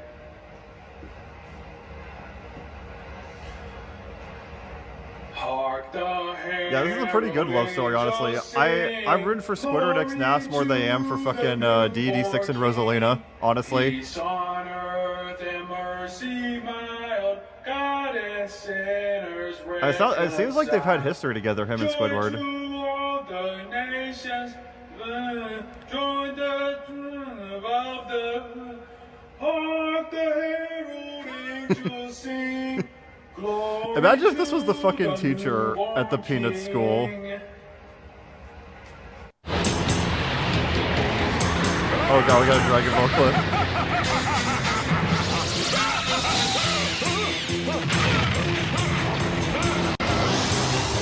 I distracted him for you, Gohan. Now use your power and defeat this menace once and for all. Yeah, this is incredible. I knew you could do it. It doesn't seem like we're ever going. It doesn't seem like we're ever going to find him. Hey, Chi-Chi, it's all right, man. I promise we'll find Gohan. Don't lose hope, dear one. I, Tabura, will find your son at all costs, even if I have to... Calm down. Like, you're fucking freaking everybody out. I mean, like, you're up here. You need to be down here, dude. Like, fucking come on. Alright? Like, settle the fuck down and be a fucking adult for once. Can you believe this fucking guy, assheads? I mean, I'm just trying to help He my can break the friends fourth Videl, wall like Deadpool. Chi-Chi and Bulma find Gohan. And this guy's just... Nass X Squidward is Come better on, than man. Stolitz, you're I right, mean, but fucking anything is take better a than chill Stolitz. pill once in a while. His love story is better than what Jason Mel had. I mean, Arcane Season 2 dropped the ball on a lot of things.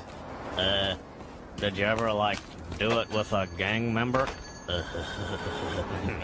Hey, Beavis, Butthead, you guys got a minute? Listen, I love you guys. I really loved your show.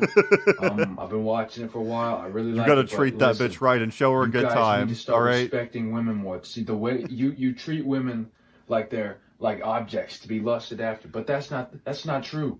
They're human beings like you or I, alright? Bro, I want to see an adaptation of Deadpool where the guy voicing him just does an impression of this guy. And that comment you just made to that woman, That would be not only incredible. was it uncalled for and completely inappropriate, but it could come off as very threatening. All right, I want women in this town. Well, it to doesn't feel sound. safe, It doesn't seem like he's to be gonna able to steal walk to the Chi-Chi store on their from own and not Goku. have He to just be, wants to help be worried comfort about her people 'cause like of you. her All right, child. guys. I know you guys got good hearts in there. Please just start using your heads. All right. How do you not cry?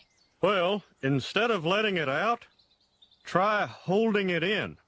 Every time you have a feeling, just stick it into a little pit inside your All stomach right, and Hank, never let me let it stop out. you right there.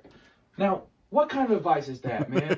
Luann, don't listen to him, okay? What he's telling you to do is This is like the Foghorn Leghorn meme from the middle of last year, but it's actually funny on more than two occasions. This is actually great. It's both unhealthy and it can lead to serious like mental issues. Well, I mean, Echo and Jinx is barely a fucking ship. Like fucking Echo went to another dimension where the bitch he fell in love with, like she's a fucking terrorist who killed a bunch of people in his original dimension. So why is he having these feelings for her? It kind of fucked up. And then of course Heimerdinger just dies for no fucking reason. Apparently there's legal or saying he went to Yordle Heaven where he respawns or something, but it's not on the fucking show. So fuck that shit. I'm not playing League. All right, Hank, listen. Don't tell Luann to do those things. She's very Yeah, I know, yeah, you're right, Green Apple Gaming. Why didn't he just do this to be with his waifus? Like, he'd probably get a lot of fucking views for it. I mean, he doesn't have as much swag as an ass here, but like, fuck, he could have made his dreams a reality. impressionable, and she needs a good role model in her life. Not like you. You've made it very clear today, Hank, that you don't. No, Hank's a good man. Come on. Know what you're Step off, Hank. doing. All right, Luann, listen. You need to find an outlet to get to. If you're sad or distressed about anything, you need to find an outlet, and most importantly, you need to talk to someone. Whose banana peel is that? Oh, this one's great. What this one's great. Peel? The one that was left on the ground. The one that I slipped on. The one on your head, you baboon! Our date's off. Don't call me. Don't drop by. Ever. Hey, Candy! Lay off of you, fucking piece of shit! Yes! Fucking tell her ass! Talk to my friend that way! That's not even his banana peel! He didn't put that there! Fuck you! This is warranted, because Candy Kong in the Donkey Kong Country show is just a nasty fucking bitch. I don't know why DK would want to be with her.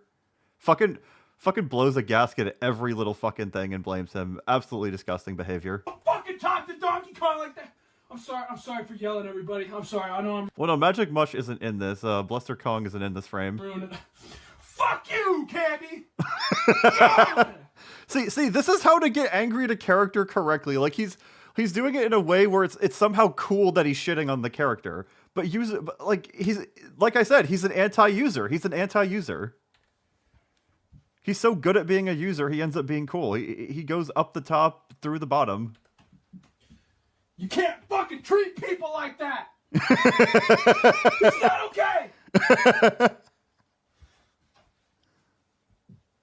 Come back. Oh, he's done. Okay. All right, gang, let's take it from the top. Yeah, maybe Magic Mush would enjoy that. He might like that.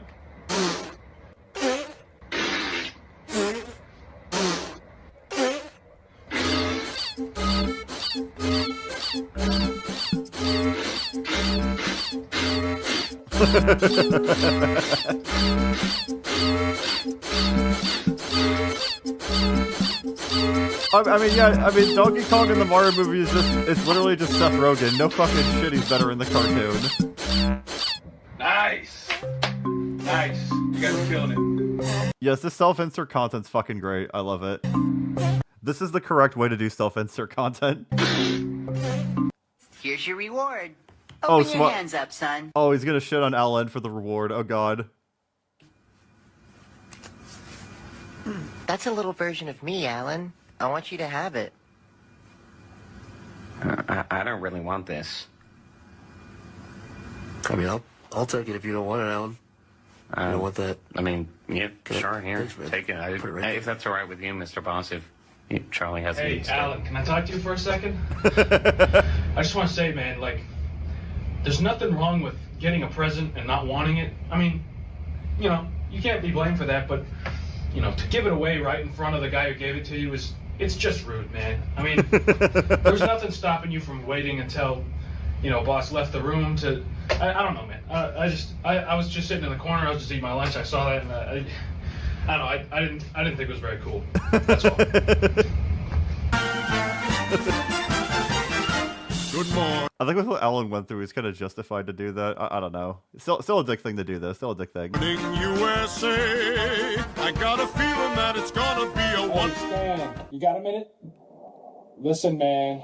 I try to be, It's like he actually drew Stan from behind for this. Listen, this isn't who I am. He's putting an effort. I don't want to complain to my neighbors about shit, but listen, every time you get up in the morning and you start singing this song, my dogs start barking like crazy, dude.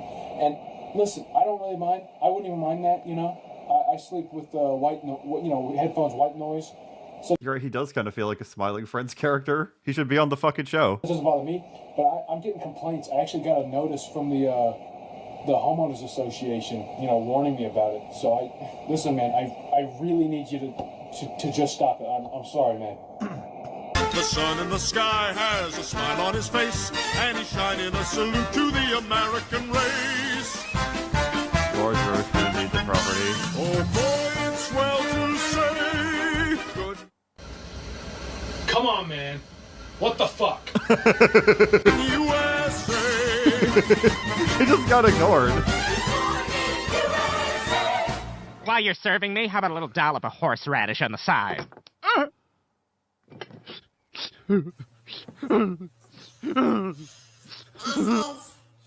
hope today you all learned a very powerful lesson about the importance of please and thank you. I love how he made himself small and then pitched up his voice to match it. It's such great detail.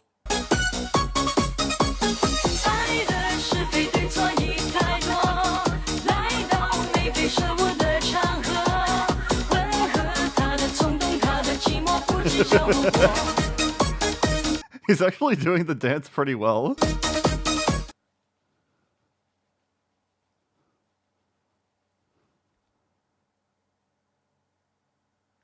I don't know what happened to the audio here. Yeah, the audio kind of fucks up here. So that's basically Ness the movie. One of the best movies I've ever seen. Pretty great, pretty great. What else do we got for super chats? Alright, got past Joey's. You must show everyone the Iron Wrath Spite Soup. Oh, is this from that guy that made the disgusting pizza?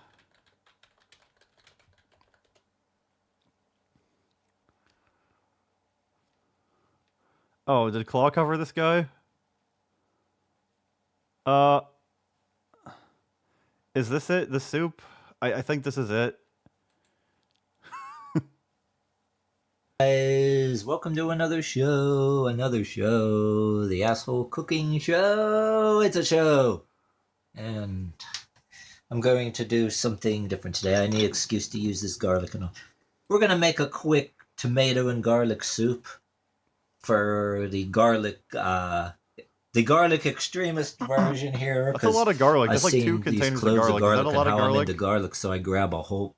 I don't even realize any reason why I'm doing it. It's just I see garlic and I go ape shit and then want to grab a whole bunch. Oh, he just impulsively buys garlic. That's not a good sign. And if you're doing an asshole cooking show, and if you're an asshole and you appeal to this show, and a lot of assholes like to have garlic on their breath just to be an asshole somewhere, or is this something, dude? They people just try to be assholes by eating garlic? I don't know anyone. I don't know of anyone who does that. This meal is for you. I think they just like garlic. If you want to piss off somebody you're working next to and be passive aggressive in the asshole cooking show, if you want to deliberately smell like garlic next to somebody in a workplace or whatever reason, this is for you. So you're talking about people who do this being assholes, but you're teaching people to do this. You're teaching them the dark arts. Why are you becoming part of the problem then? Plenty of garlic. Easy way to passive aggressively retaliate on people a certain kind of a way. A certain kind of way. But okay, let's get on with it. I got this thing of diced tomatoes. I'm just gonna throw the damn thing in here right now. We're gonna start simmering this right away as soon as we throw this in here. Look at this. Especially if you're a veggie person and you don't want any meat, like say some chili I want. If you're conscientiously object to meat, this is also for you. And then I'm gonna pop these open here. Let me set this down for a second. These jars. Get these freaking get them jars open. Yeah, pop them open. But what we're gonna do here, though, I gotta have both hands to pop that open. I'm going to I had that one strainer thing Oreo down B. Since it's a small jar, I'm going to use this instead of, because we don't want that brine vinegar shit in there. what I'm going to do, a trick here. I'm going to put this right over top. What's he doing? Like that. I got to dump this shit out. You're getting The rid of bowl the I juices, was just okay. eating out, I have to wash. I should have washed that before I made this video. Excuse that. And I wrecked the stove again from something I ate earlier. But Why am I not throw that all out surprised of that here he because fucked you don't up want his that stove? strong vinegary in there. So he's a gang stalking guy. I don't know exactly what that means, but yeah, Iron Wrath is I assumed Iron Wrath was a user of Claw covered him. So when we got to simmering, this whole jar, we're going to throw the whole goddamn thing in there. And we're going to go like this. And we're going to throw this one in. Are you usually supposed to cook with that much garlic? That looks like a lot of cloves. Like so. And then we're going to simmer this for a pretty long time here. A fairly good time. So the garlic cloves start cooking in the garlicky goodness. So. And some of this. I accidentally spilled. Oh god, we're putting onion and garlic in. All right, you just want to make life worse for people. Okay. Spilled some on the floor there, but I still got most of them. You're into onion too? Toss that whole damn thing right in. Oh god, this is going to be foul, isn't it? Jesus Christ. You know, just like that. See, it's powdered onion dust actually flying in the air when I'm doing that. So, then we're going to go and mix that up.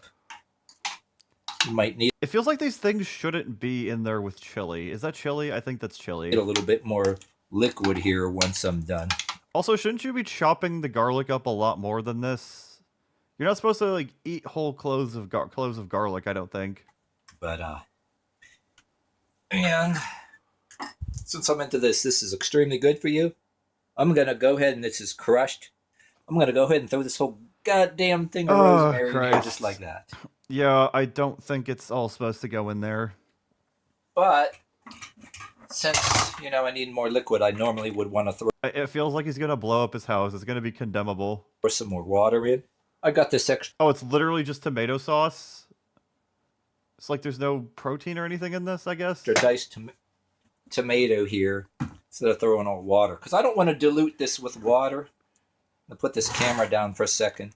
I'm gonna go ahead and throw this tomato soup in, and the extra diced tomato since I have it. Hold on, I'm gonna hurry up and get the old can opener out. All right, where is my goddamn can opener and shit? Like he's like, oh, we're gonna make a nice meal today. Where's my goddamn can opener and shit? Forgot where. Oh, here it is. He's fucking swearing during Forgot where the hell I put my. Okay. Oh, his hair looks like it's a mess. Oh god, I do not want to know what he looks like. Can opener. I was almost done. Yeah, the There we peanut go, onion sundae from SpongeBob. See, this is another thing too. I feel like the rather than peanut dilute it with somehow water, I feel like the peanut onion too, sundae 'cause the works a flavor lot of the better than tomato. this. I Throw don't know. that damn I just thing feel in that. there. So I threw that in there. And I'm going to take this one more can of tomato soup. I'm blocking the camera. This tomato soup here.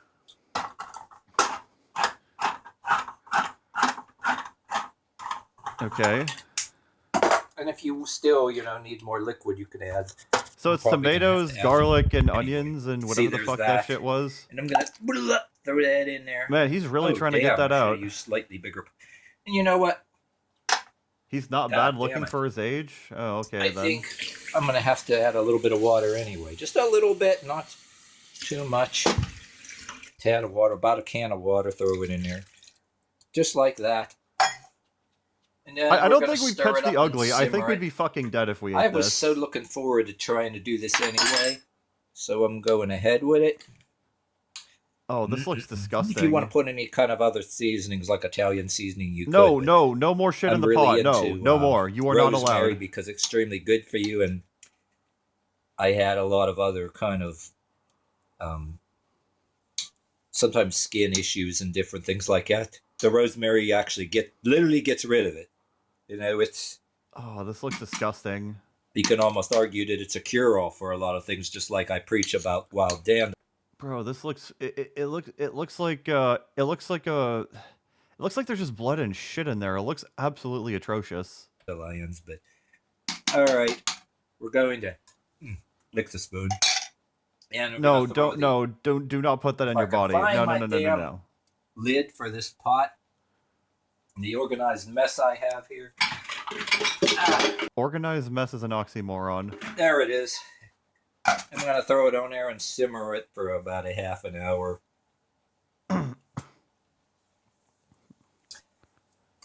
And, well, what the hell? This is a whole bigger container. I'm not going to throw the whole The way he says "what the hell" just makes me laugh. I don't know why. damn thing in. But what the hell? Just douse a No! little more. Stop! You can never have enough of Please! garlic. Especially if you're an asshole with a cooking show and things like that. To be a complete I'm not even a cook, but fuck. total asshole, you know, and so you gotta just, if you really want to get crazy and you have a bigger pot, what the hell, even want a larger one like this? You want to, you can get crazy and throw the whole, if I throw the whole damn thing in, then I'm gonna have to get more liquid. Get a bigger pot. But just wait, I might get crazy and make an episode look for excuses. Please, no. So when you have the asshole cooking show and you want to be a real asshole and learn to do this, oh, we need to do an episode for an excuse to just dump. We need to call the SWAT team to confiscate his stove so that he doesn't make this anymore. Even a monstrous-sized garlic thing like this. I mean, it's almost like when you see garlic in the store and you're an asshole, maybe like me or some of you, you almost get a hard-on looking at it and you got to throw a whole bunch of garlic in the shopping cart. Because, yeah, I mean, that's just... Plus, it makes this episode fun. I mean, you want to do something crazy and incredibly reckless. And oh, God. That's what it's all about. And like I said, if you want to use other kind of spices like... he doesn't cook anymore? Thank God. Italian seasoning or whatever. And you can do that, too. But hell, I think I got really into that chunks of garlic like you just saw. You know why? Because for my salads, I'll buy these. There's garlic vinaigrette and Italian vinaigrette, Greek vinaigrette, house vinaigrette. Look at that. Since I seen these big things floating in there like that when I put my salads, oh, I got so into them when I see them little jars of garlic. I was like, oh man, I gotta have some of those. Put that in there, but yeah, we're going to just simmer it for a little while and then stir it a little bit, and then that'll be it. Claw put him off due to the attention he got, if I recall correctly. Okay. So, just another case of door covering someone and they get skittish, as is many the case with users. You know, and then... Not saying I'm blaming Claw for anything. I'm just saying it's just part of the cycle. It's unfortunate. It's just the natural order. Make this for later. You know, I wanted to get another episode, and I see all this in my cupboard. I was, like, sort of planning this. Man, I saw all this random bullshit in my cover. It's like, fuck it, we could probably make something out of it. Like, try and force the craft it like Minecraft. I don't know. And I wasn't sure exactly how I was going to do it, but I had a basic ballpark idea, you know. All right. Woo! Look at that. Boiling away there. Oh, that sounds disgusting. Turn it off now anyway, and you let it cool. Said you simmer it for about a half an hour, but, you know, you can go an hour with it, too, and cook that garlic a little softer or whatever, if you want. Oh. But, you know, like, an hour if you have it where it so, like, you know, I mean, cook it so, like, low and simmered that it doesn't burn, but stir it a little bit. Half hour, you know, whatever you want. But, yeah, and when you're doing this, too, I don't have the macaroni right now. You eat it like this, but this is a one... The garlic almost looks like disgusting mold in this. Wonderful thing. You want to serve it with macaroni. Say, throw it over top. I feel like this might actually make Wario vomit if he tried it. Top of some macaroni that you cook. Like, even he couldn't stomach this. Or hell, you know, just go ahead and throw, you know, macaroni or spaghetti. I'd rather have just... I hope she made lots of spaghetti. Or Springs. It's perfect for that, too. You know what I mean? Look at all the garlicky goodness and the garlicly... all the garlicly deliciousness we have here. Yeah, I mean, that smell is just radiating here when you open the pot, when you take the lid off the pot. Yeah, it's good enough for now. You know, we're gonna have ourselves a little sample here. And end this video. See, it's a very simple meal. Don't even take really It cuts off right before he tastes it, doesn't it? That's my guess. That's my guess. long. Like, bro, all the fucking seasoning in there would probably make him gag when he tried it, right? To actually or like sneeze or something, probably, right? Record. But divorce food. This is your final meal together. They die and you get all the property. Yeah. Gonna have myself a couple of scoops here. Get myself a spoon. Myself a plastic spoon here and bloip. And bloip. And bloip. Yeah, it's good enough for now, and I'll just sample what I'm gonna have. All right, maybe one more. Just have a lot of this for later. I got stuff to do today, so that looks foul. I'm gonna come back and have some. Oh shit! Sorry, I accidentally minimized that. Let me bring that back up. This actually looks like what you would see them serving in a cafeteria in a cartoon, like gross school lunch food. For later, but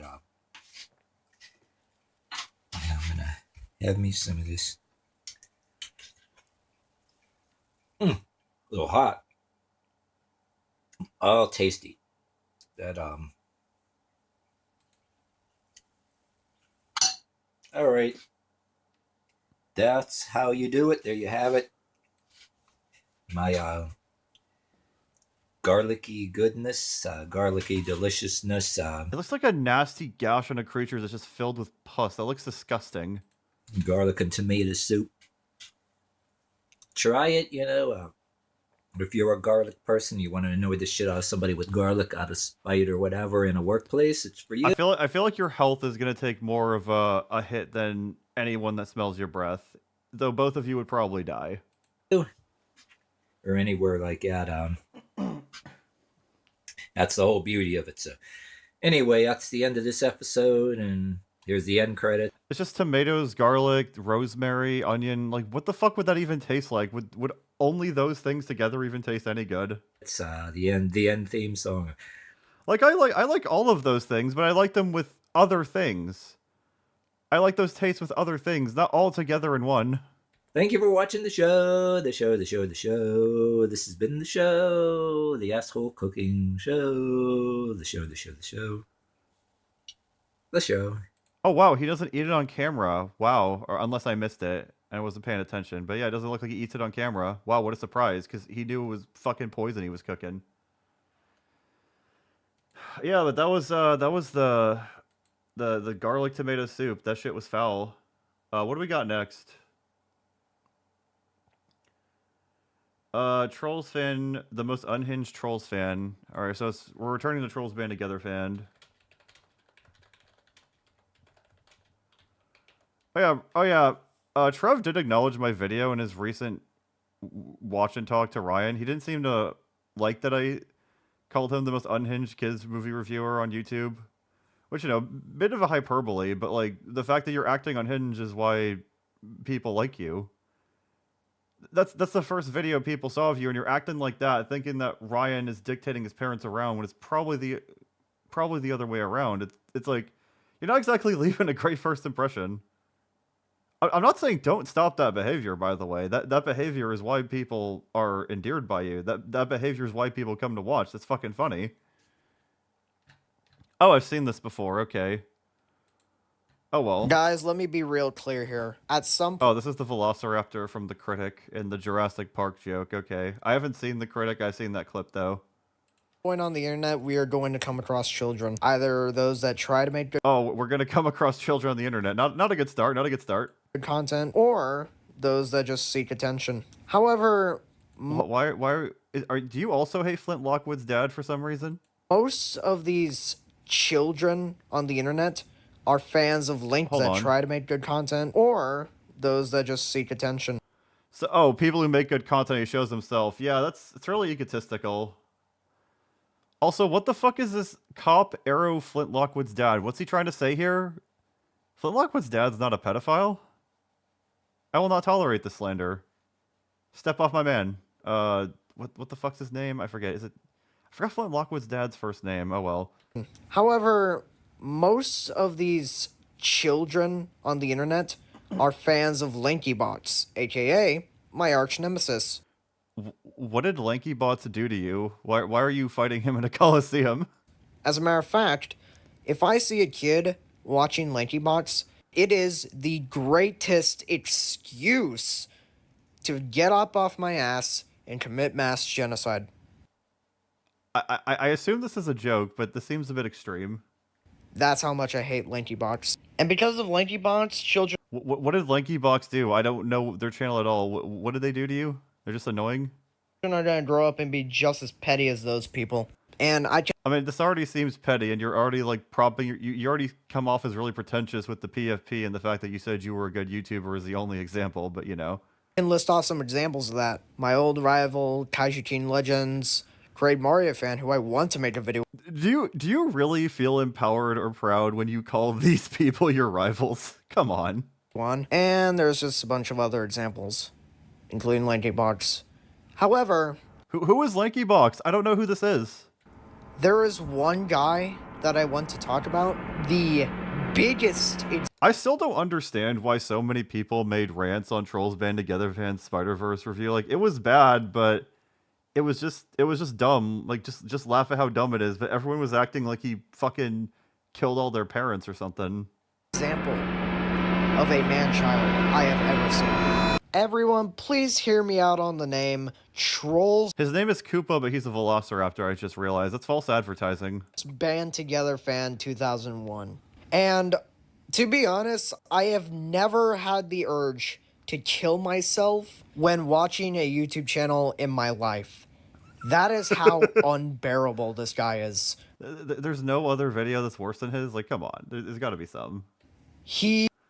LankyBox is like FGT type brain rot band Poppy Playtime YouTube. I mean, I don't doubt it's bad, but I don't know who LankyBox is. It's like, why do you want to kill them or burn stuff down because of them, you know? Oh yeah, Tim. His name was Tim. That was Flint Lockwood's dad's name. Thank you. I forgot about that and I defended that movie. I'm embarrassed, honestly. He is insufferable. Yeah, and you aren't. However, I do not hate him as much as LankyBots or Great Mario fan. What did these people do? What did these people do to get shoutouts twice? But technically, all three of them make me want to pull the trigger on the shotgun that I am currently holding in my mouth. But this is like 2016 YouTube humor where you always the joke is just that you want to die. Like, that's the only joke. Enough wasting time. Let's just get this shit over with. And by getting this shit over with, I mean I'm only going to talk about his most controversial video.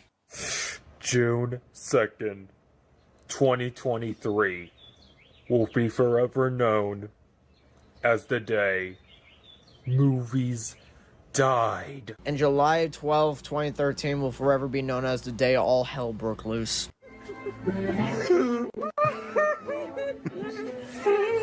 This was the worst! Oh, okay, man, look. I know that we're already in the beginning of this video, but I'm already feeling uncomfortable.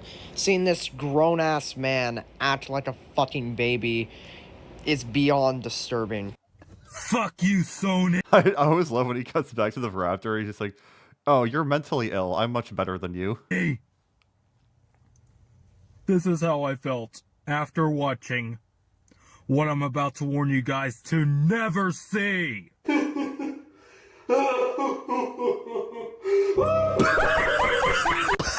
Okay, look, I know I said that I was uncomfortable, but when he's crying, he sounds like Yellow Guy from Don't Hug Me, I'm Scared. Okay, all jokes aside, I am deeply concerned for this guy. I mean, it seems like he's just doing that for a bit. It seems he does a lot of shit for a bit or for a troll, but people are just so angry about it and take it so seriously for some reason. I don't get why. Trolls Band Together Fan 2001.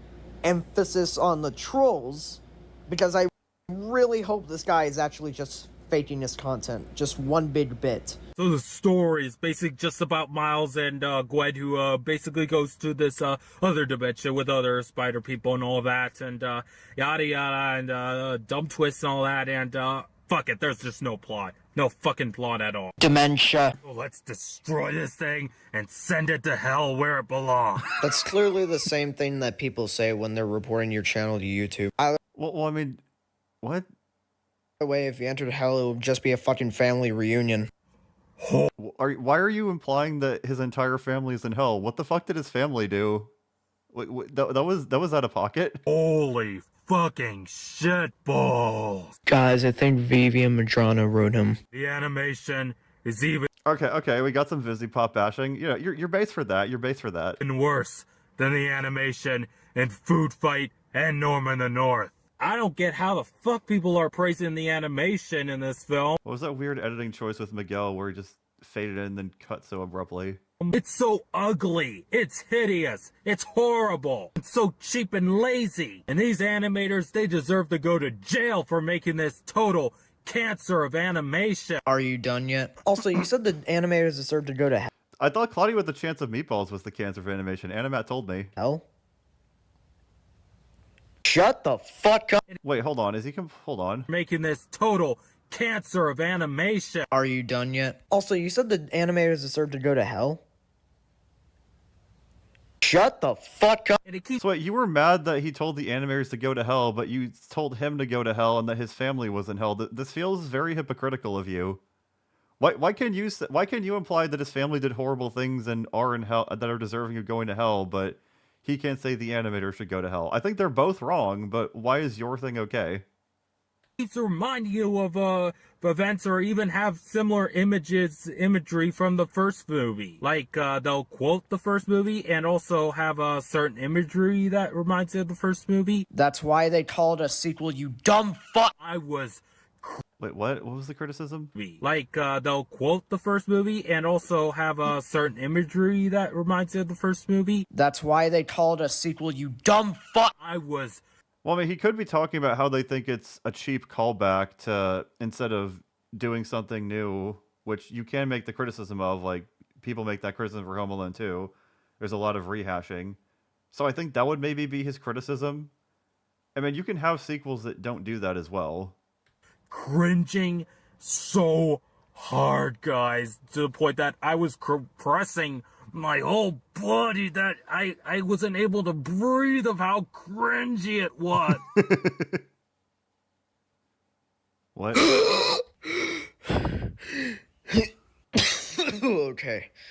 Sorry about that, guys. It's just that I forgot how to breathe when watching this video. Okay. That was a weird joke. It didn't really make me laugh. God. And yeah, this movie, it's so fucking boring. This is the most... What was even the joke? He forgot how this video is so bad he forgot how to breathe? What? Boring ass movie I've ever seen in my life. You're calling the movie boring, yet I had to sit for 2 minutes having to listen to your bullshit after the previous clip. Worst part about the whole thing is I didn't have the opportunity to make... I don't think either the movie or Trolls Band Together Fan are boring, really. Trolls Band Together Fan is entertaining with how bad the video is, which could be the point. Make a good enough joke. I was checking my phone to see when will this end. Just waiting for this movie to end, guys. It's like waiting for the 1 billionth birthday of the planet, of like the entire universe. It's like waiting for your dad to come back from the store. Also, you're not supposed He did the ear rape thing again. That's funny. to have your phone on in the theaters, you fucking idiot. That's probably why you hate the movie, because they kicked you out of the theater. Gwen Stacy. I think he would have mentioned if they kicked him out of the theater. See this movie? Campbell's Rule 2005 with $5. Watch Mario EXE versus Gregory and Sonic FNAF animation by Hornstrom FNF 3D. We'll put that in the queue. Is freaking woke. Yep. I can't believe I'm saying it. She is a woke character. The fuck does woke mean?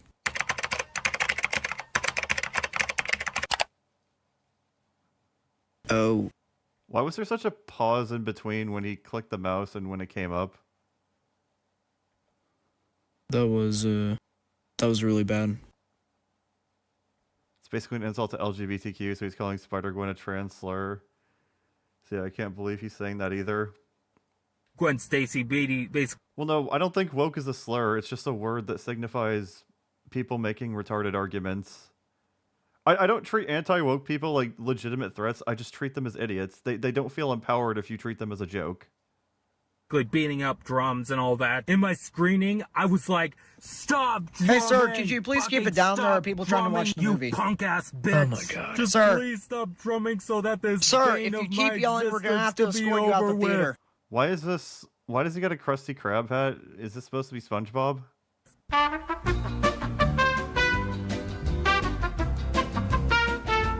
I think he would have mentioned in the review if he was kicked out, probably.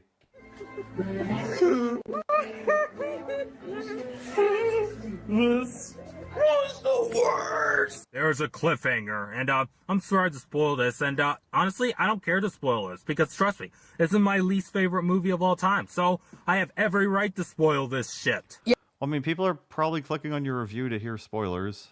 Yeah, it's not like you just spoiled every part of the fucking movie and then just, like, bashed on it. Fuck. Well, he didn't really say much about the plot of the movie at all. He really hasn't gone into the meat and potatoes of it.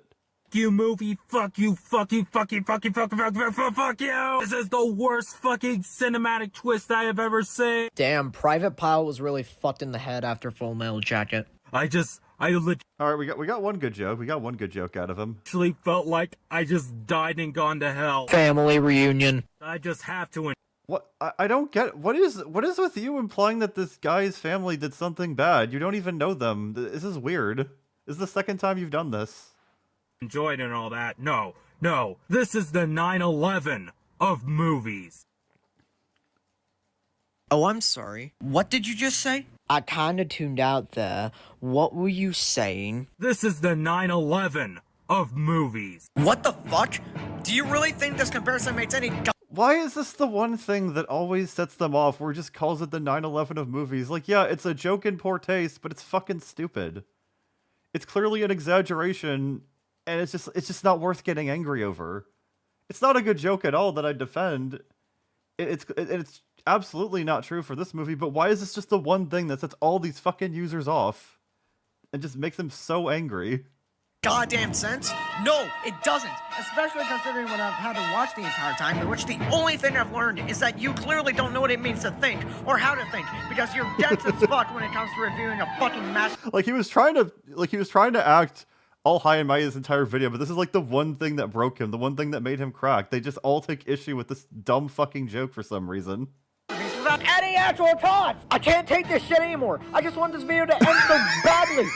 Motherfucking Christ! Trolls band together. It just makes them so angry. Why? Event 2001. If you're watching this, I need to know, how did God fuck up your IQ this badly? Like, It was probably because his family who went to hell fucked him up. Like, you said they went to hell. Can't. This is his worst mistake yet, making you this fucking retarded. I can't with your bullshit anymore. I am done. I am done! Apologies for the mental breakdown. Might not have been necessary, but when he makes a comparison like that, I will get really fucking mad. He didn't even act offended on the 9/11 victims' behalf. Like, at least one of Phil's had them in consideration when he went off. But he just got really fucking angry about it without any of that in mind, I don't think. I'm surprised I didn't lose my voice. It might not have sounded too convincing because the mic is not very good on KineMaster, so You also didn't want to wake up your parents while recording this video, yeah? But behind the mic, you could tell I was really fucking mad. So, yeah, let's continue. If you're planning on grounding your kids for misbehaving, then... I think you mean grounding your kids for misbehaving, but yes. Screw grounding. Across the spider hell is more fitting punishment than grounding. You know, a really fitting punishment your mother gave you is when she dropped you down the stairs 3 times in a row. And also... What is... This is like the 3rd time you've shot on this guy's family with no evidence. What is wrong with you, man? Fuck. If I had kids, if I had children, if I would have either show them either Across the Spider Hell or Trolls World Tour, well, there's no choice at all. They obviously choose Trolls World Tour. They'll love it. Why can't every movie be like Trolls World Tour? Well, first off, you said if you had children, in which case you never will. I will not concede on that point. I'll concede on that. I'll agree with him on that point. I mean, this guy probably won't have children, and that's fine. That's fine. I probably won't either. Because you're a virgin. Second off, I'm willing to bet Fair to that say. you would beat your children to death with a belt, even when they watch a millisecond of the Okay, yeah, no, that was uncalled for. I think that was a bit extreme for us to go there. That to assume that he would beat up children. Spider-Verse franchise. And third off, Like, does he know something about this guy's household we don't? Like, where is this coming from? there are other movies out there that are way better than Trolls World Tour. Like I can name so many. You know what? I'm gonna become Santa Claus and I'm gonna write down a list of every good movie ever made. Well, no, Santa doesn't make letterbox reviews. He makes lists of people who get presents and who gets coal.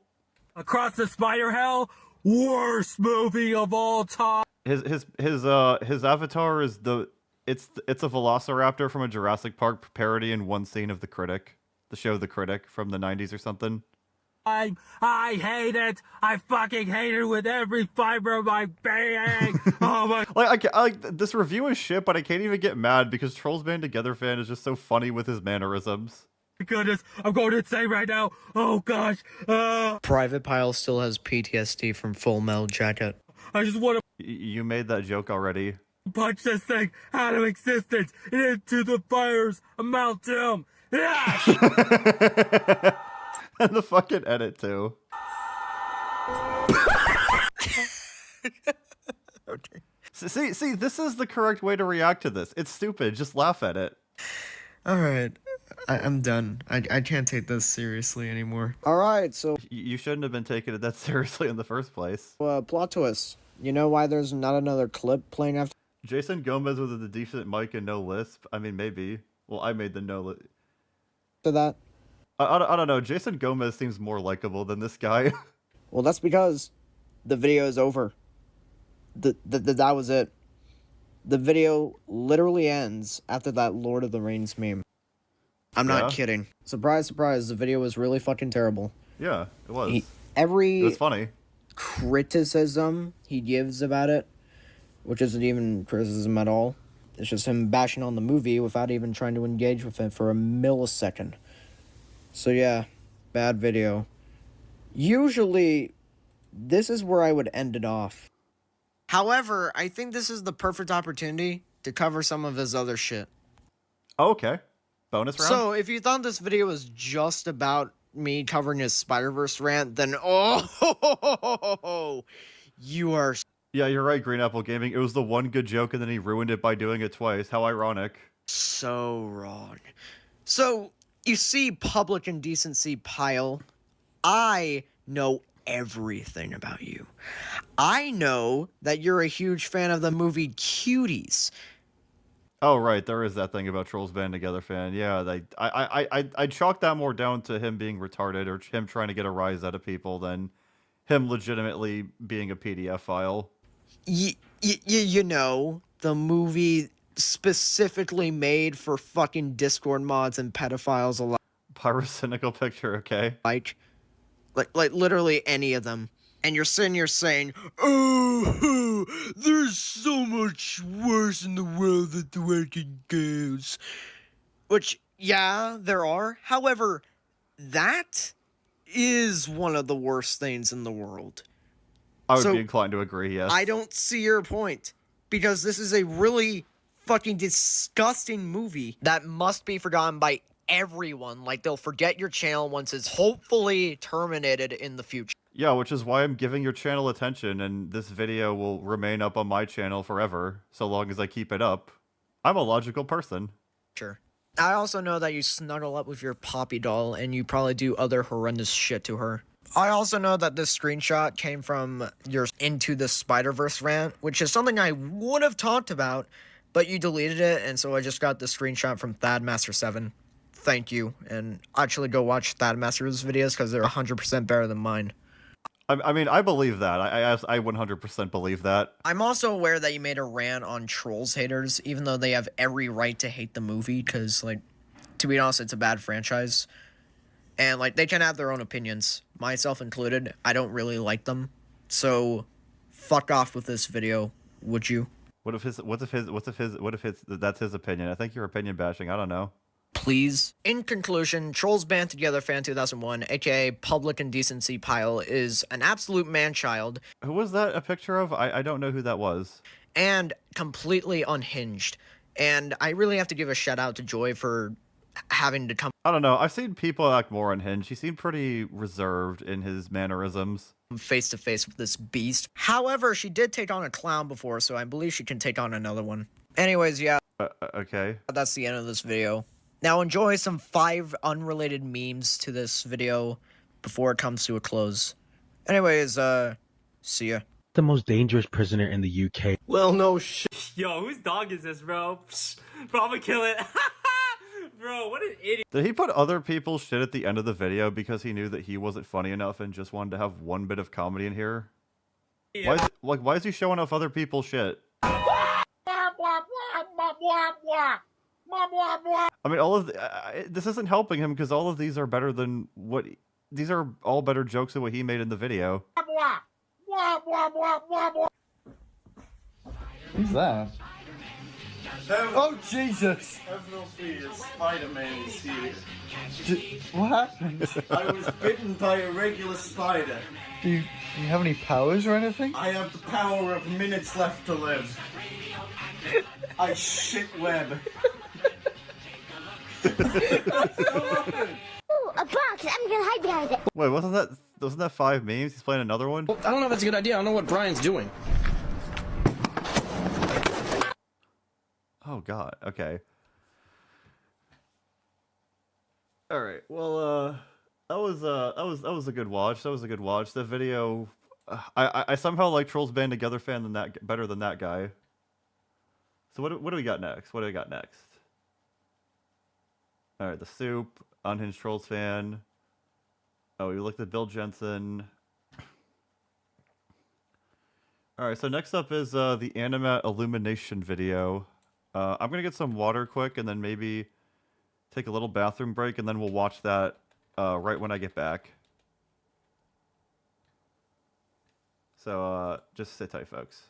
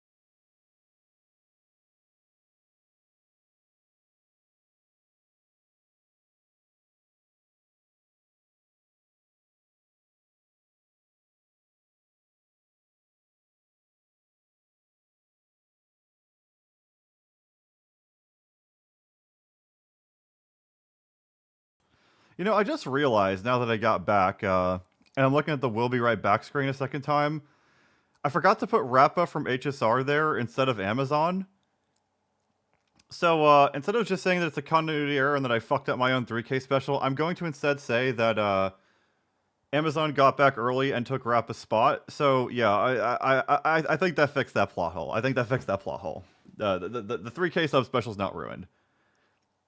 You know, I fucked up, but, you know, I'll just retcon shit and say I didn't. Yeah. Yeah, we'll go with that. Let me just look at the super chats again to make sure I didn't miss anything. I don't think I missed anything. Sorry if I took too long.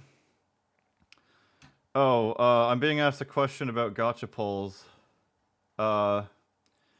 Who shall I pick for the 5-star thing? Shenhe, Xiao, Child, or Baiju? It depends on what's on your account.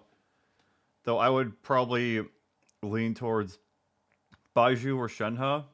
Pick Baiju if you play a lot of Dendro comps, or pick Shenhe because who the fuck knows when she's coming back. I mean, Shenhe's last limited banner was literally before HSR even released, and that was in 2023 in April. So yeah, up to you. I would also just say pull Shenhe because she's hot as fuck. She's like top 3 hottest characters in Genshin easily. But you know, now we're gonna get into watching Animats.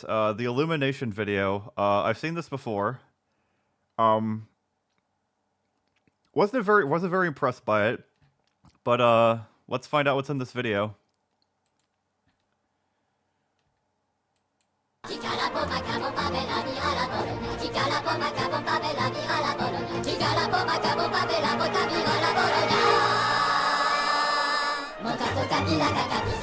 No, Magilu is not a femboy. She's a woman. Okay. That's Magilu's pets, not mine. All right.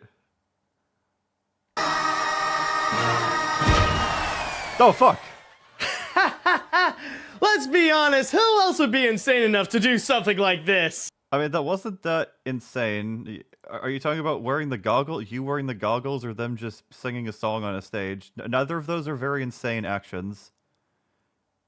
In recent years, there's never been a major animation studio that experienced a All right, guys, the minions aren't on screen anymore. Now this guy's the focus of the video. Okay, all right. growing amount of hate and backlash just for doing their job more so than Illumination Entertainment.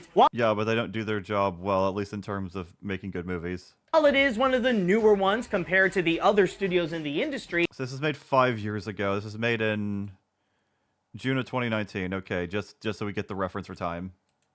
Some people began to be very vocal and even frustrated about the movies they usually release. So much so that you can easily find a whole bunch of articles and videos online where people would extravagantly display their anger and the issues they have with Illumination's movies, rather to go and exaggerate the problems that they have. Because today I'm going to talk about why Illumination Entertainment is the worst company making animated movies today. Worse than literally everybody who makes movies today. And yes, even worse than Video Brinquedo.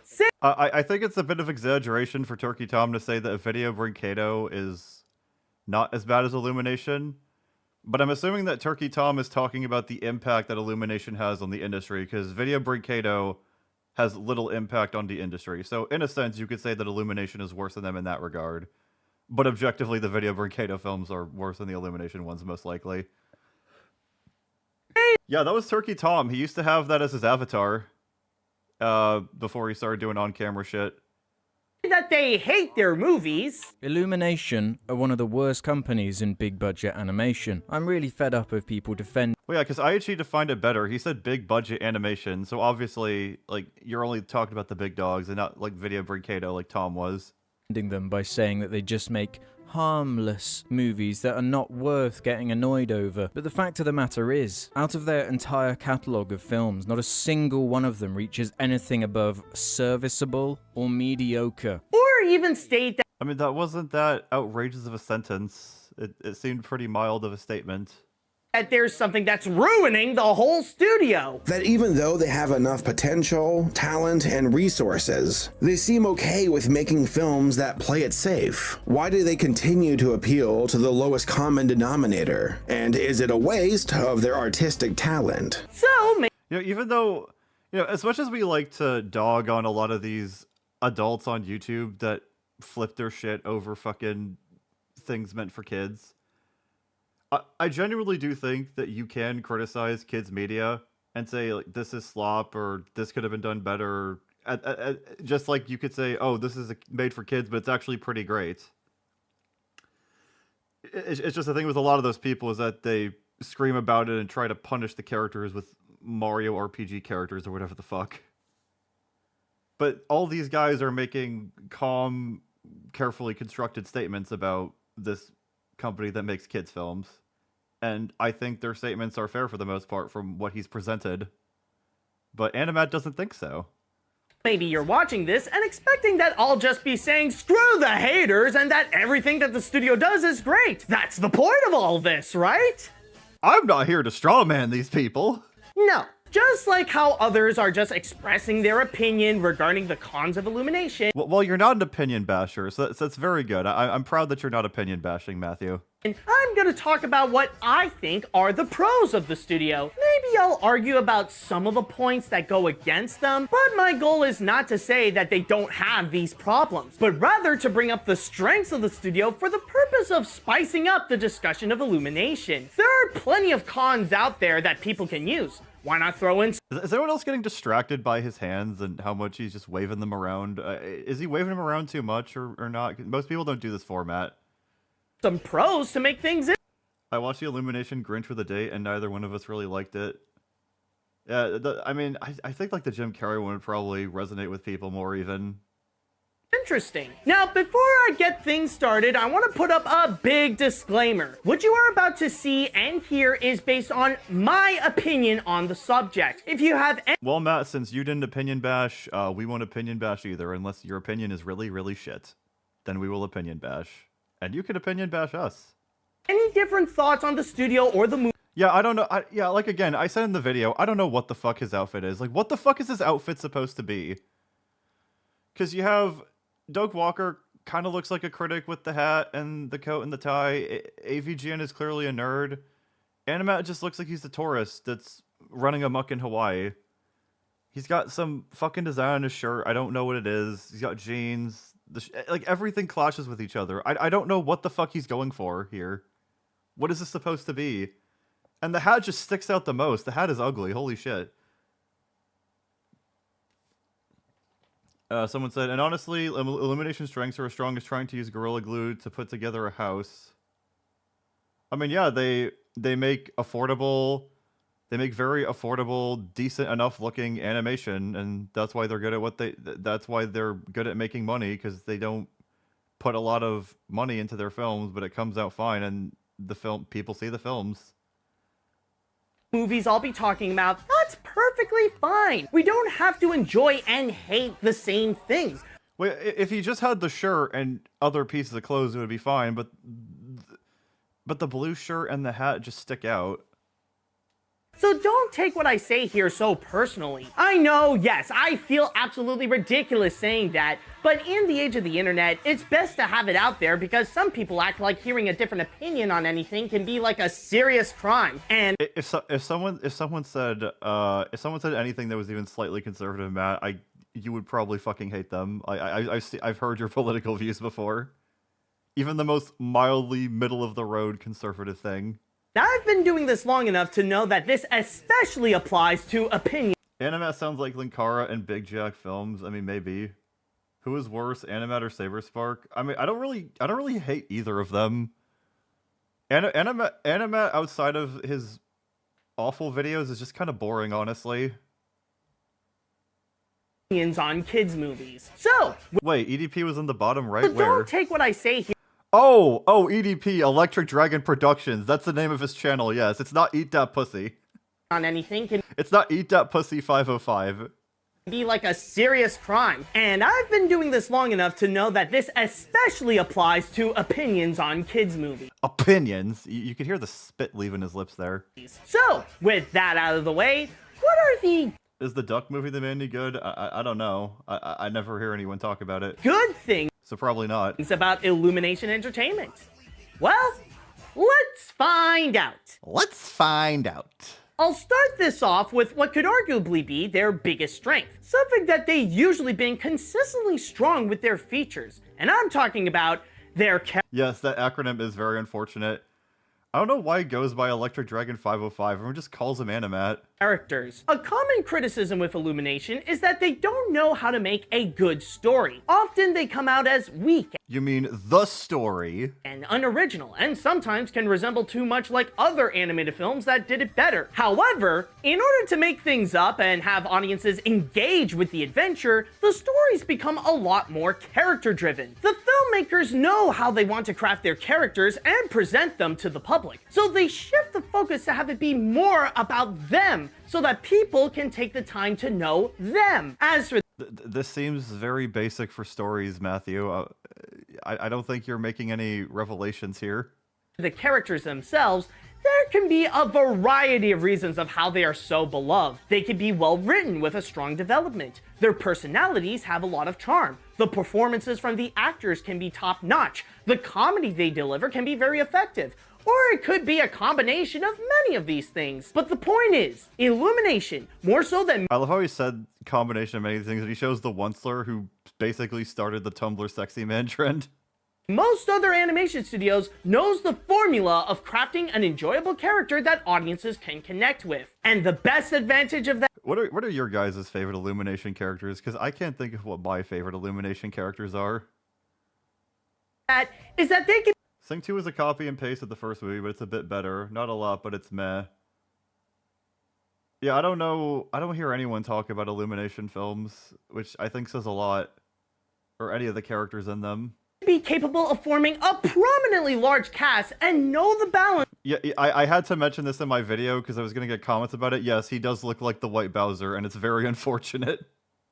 between quantity and quality so that they can each stand well on their own. Something that many animated films would try and fail hard. Now, this is not to say that The first Ice Age is good, at least. all of their characters are great. They did make a few duds, and it can often be a mixed bag. You'll have some that are good, and others that can be, at worst, forgettable. Is he going to talk about good or bad examples for each character, or no? However, you always get that one exception that ends up becoming the show stealer of the movie. The one that somehow really stands out. Oh yeah, Film Nerd. I remember there were a bunch of YouTube ads with Sing when that movie was coming out. That was, yeah, they overmarket their shit a lot. Out from the rest, even when the film would have so many characters already, and they don't have to be the lead. A great example of this would have to be in their 2016 film, Sing. Already, Sing has a huge all-star cast that they would constantly shift the focus on. Some don't work as well, and others help make the film feel enjoyable. Apparently people thought the Seth MacFarlane mouse died for some reason in those movies, but then people saw that he was alive in like a Christmas special or something. What's the story behind that? Why did people think that the mouse was dead?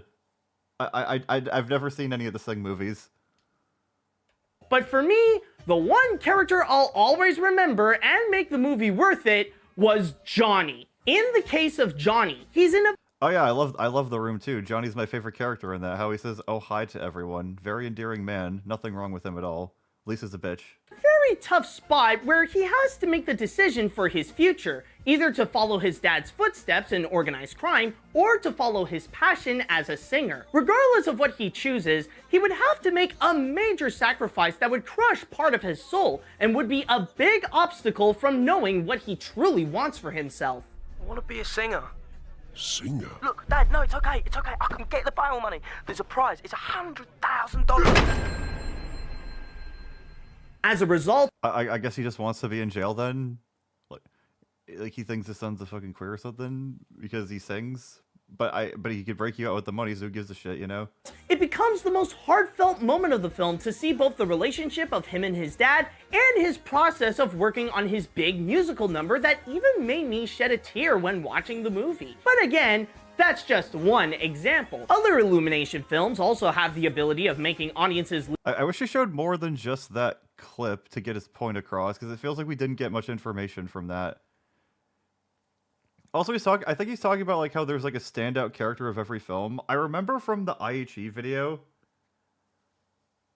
I remember from the IHE video that he said something along the he shows that I Hate Everything video here too. He says something along the lines of how Illumination has a bunch of characters and they try to tick as many boxes to appeal to every single demographic. So we'll have this type of character to appeal to this demographic. So like IHE was saying that they just make characters to appeal to different types of markets to see the film, and that their characters are just created to draw in specific people. So it's possible that Johnny could have just been the character that pulled him in, and that that character was just made to sucker Animat in, which is why Animat thinks he's the standout, because that's the character he likes. But again, I haven't seen the movie, so maybe he is actually competently written. But that's just something I remembered from IHE, what he said in his video. leave with at least. So apparently the Seth MacFarlane mouse, his last appearance, it looked like he was eaten by a bear and he wasn't in the second film. They probably just couldn't get Seth MacFarlane then. Didn't the actor who voiced Johnny go on to play Elton John in Rocketman? I don't know. One favorite character because they either capture their hearts or they're downright hilarious. Rather it be Gidget or Snowball from The Secret Life of Pets, or the little girls or Balthazar Brat from the Despicable Me film. Yeah, Seth MacFarlane's really good at impersonating Frank Sinatra. But a lot of what he does is just saying, "Hey Lois, I did this. This is worse than the time I did this the other day." But speaking of hearts, that's also another signature element from Illumination that's one of their biggest strengths. In order for audience... Was his has he said his inspiration was Linkara? I mean, I wouldn't be surprised, but is this something he actually said, or are we just saying this because of how he's dressed? To connect with their characters, they don't just focus on having them deliver some goofy gags. Yeah, fucking Trey Parker was in Despicable Me 3, I think. But to also work on... I've only seen the first two films. I haven't seen the Minions ones at all. ...on having an emotional bond with them. I remember when Minions The Rise of Gru came out, I saw a bunch of anti-woke people praising the film because it wasn't woke, and it's like, I don't fucking care if it's woke. I care if it's good. Do you like the movie at all for what it is, or do you just not like it because it doesn't bash your politics? Other animated films would try to do the same to have a tender moment, but they end up being very brief in order to fill the grand majority of itself with stupid jokes. Illumination... Yeah, like Cloudy with a Chance of Meatballs, that movie actually... Cloudy with a Chance of Meatballs had heart. He's, I don't know, Matt. I think you're just bad at identifying heart in a movie. On the other hand, understands the balance of when it's time to be funny and when to have an emotional moment. How the characters feel plays a bigger part in the story than the journey itself. This is why the Despicable Me franchise was so successful for years and managed to gather a massive fan base. While most would remember the Minion shenanigans, it's the tender scenes between... They remember the Minion shenanigans because all their aunts and moms won't stop posting memes about them on Facebook. They don't remember them for anything they do in the films. They remember them from all these fucking Facebook slop posting. Gru and his new family that won a lot of people's hearts. The concept of the franchise is that this comical villain finds himself having to raise 3 orphan girls and then later have a wife, and would have to learn about putting their needs before his own as he starts to bond with them. Though while you sleep, we are apart. Your mommy loves you with all her heart. Is Gru like now that I think actually I forgot, Gru is like the only good character from any Illumination film that people actually legitimately like, I think. Because I mean the Minions are more like mascots, but like people actually do like Gru and Steve Carell's performance as him. Also, what many seem to forget is that even the... And I think the first Despicable Me is good from what I remember about it. I don't really give a shit about 2, and I haven't seen the other ones, like I said. Minions can have some heartfelt... I would argue that Minions is a Rabbids ripoff, honestly. moments. Sure, they're known as the mascots and the comic reliefs of the movie, but they also have times when we see them as legitimate characters that have an emotional relationship with Gru. People know Illumination Entertainment as a successful animation studio that makes family-friendly comedies, but a key to their They're successful because they make money and their shit is cheap and they appeal to demographics. They're not successful because they make legitimately great movies. success is that they are family-friendly comedies with a lot of heart. But then comes another element that would be often brought up regarding I mean, I would say Despicable Me 1 has decent heart from what I remember of it. I don't know about the other films, though. Well, it was their first movie, so they had to try. That is true. That is true. And now, unfortunately, DreamWorks was bought up by Universal, and because... It is kind of fucked up what's happening to DreamWorks, because DreamWorks is bought by Universal, and Universal already owns Illumination. So they have two major animation studios, and it just feels like they're going to funnel everything into Illumination because they make more money, while not necessarily making better films. Though I did think... Y'all should know, I think Kung Fu Panda 4 was trash. Wild Robot was not, though. Wild Robot was quite good. Common issue people have with Illumination. The animation. One of the biggest complaints about the studio is the way that it plays it safe in order to have safe results. Now, it is true that the studio was never recognized for taking risk or trying something new with the medium, but that doesn't mean that the efforts made by the animators here should be looked down upon. I would say that I don't disagree that it doesn't. I don't disagree that it can still be good without taking as many risks, but you know, like compared to they should be competing with the other companies, and it doesn't look like they bring anything interesting to the table that the others do. Emin met Felice with $5. I also suggest Alpha Werewolf 263 video. Why we are fighting for Claudine. Also prayer. We can add that to the queue. In general, they usually produce some good animation. Not great, but still something that can hold some quality and have a bit of creativity with its own subject matter. In fact, some of their movies do have some visual highlights that does give the movie a good look. Rather it be the creative gadgets and... Can you show us these visual highlights and not stand in front of the movie waving your arms around like a wacky inflatable arm flailing tube man? Gru's possession in the Despicable Me films, or the grand New York atmosphere of The Secret Life of Pets. However, what could arguably be the best animation they've produced are the ones in their Dr. Seuss films. Ironically, I would say that if there's one thing that Illumination doesn't know what... The Lorax looks like the most generic animated movie ever, now that I look at it.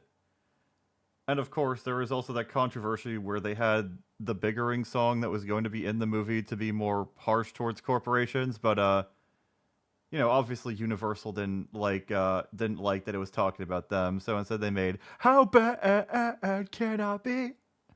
What to do, it's how to adapt a Dr. Seuss story into a feature film. Yes, they don't know how to adapt Dr. Seuss. They're shit at it. This is not helping your case, though. I guess you did say that you were going to bring up and acknowledge arguments against them. So, you know, at least you're being honest. So much so that I count both The Lorax and The Grinch as their weakest movies. But visual-wise, they're the ones that show the most potential of Illumination's creativity. Yeah, it looks great, but the movie is shit. I mean, the movie is shit. The movie is shit, but it looks great, guys. Look at this. Look at the colors. Christmas. Highly colorful, large and immersive environments, broad character animation to don't you know there are like movies that have this level of animation or better, and that actually have good stories and writing tied to them, that don't just completely shit on a beloved author's work. Help express either their emotions or the comedy. Yeah, Biggering's a banger of a fucking song. It's a fucking shame that we'll never see the visuals that would have accompanied it in their full glory. And designs that can sometimes stay true to the original art of Seuss. I wouldn't say Biggering is better than Hellfire. I don't know if they're that comparable, but I like both songs. This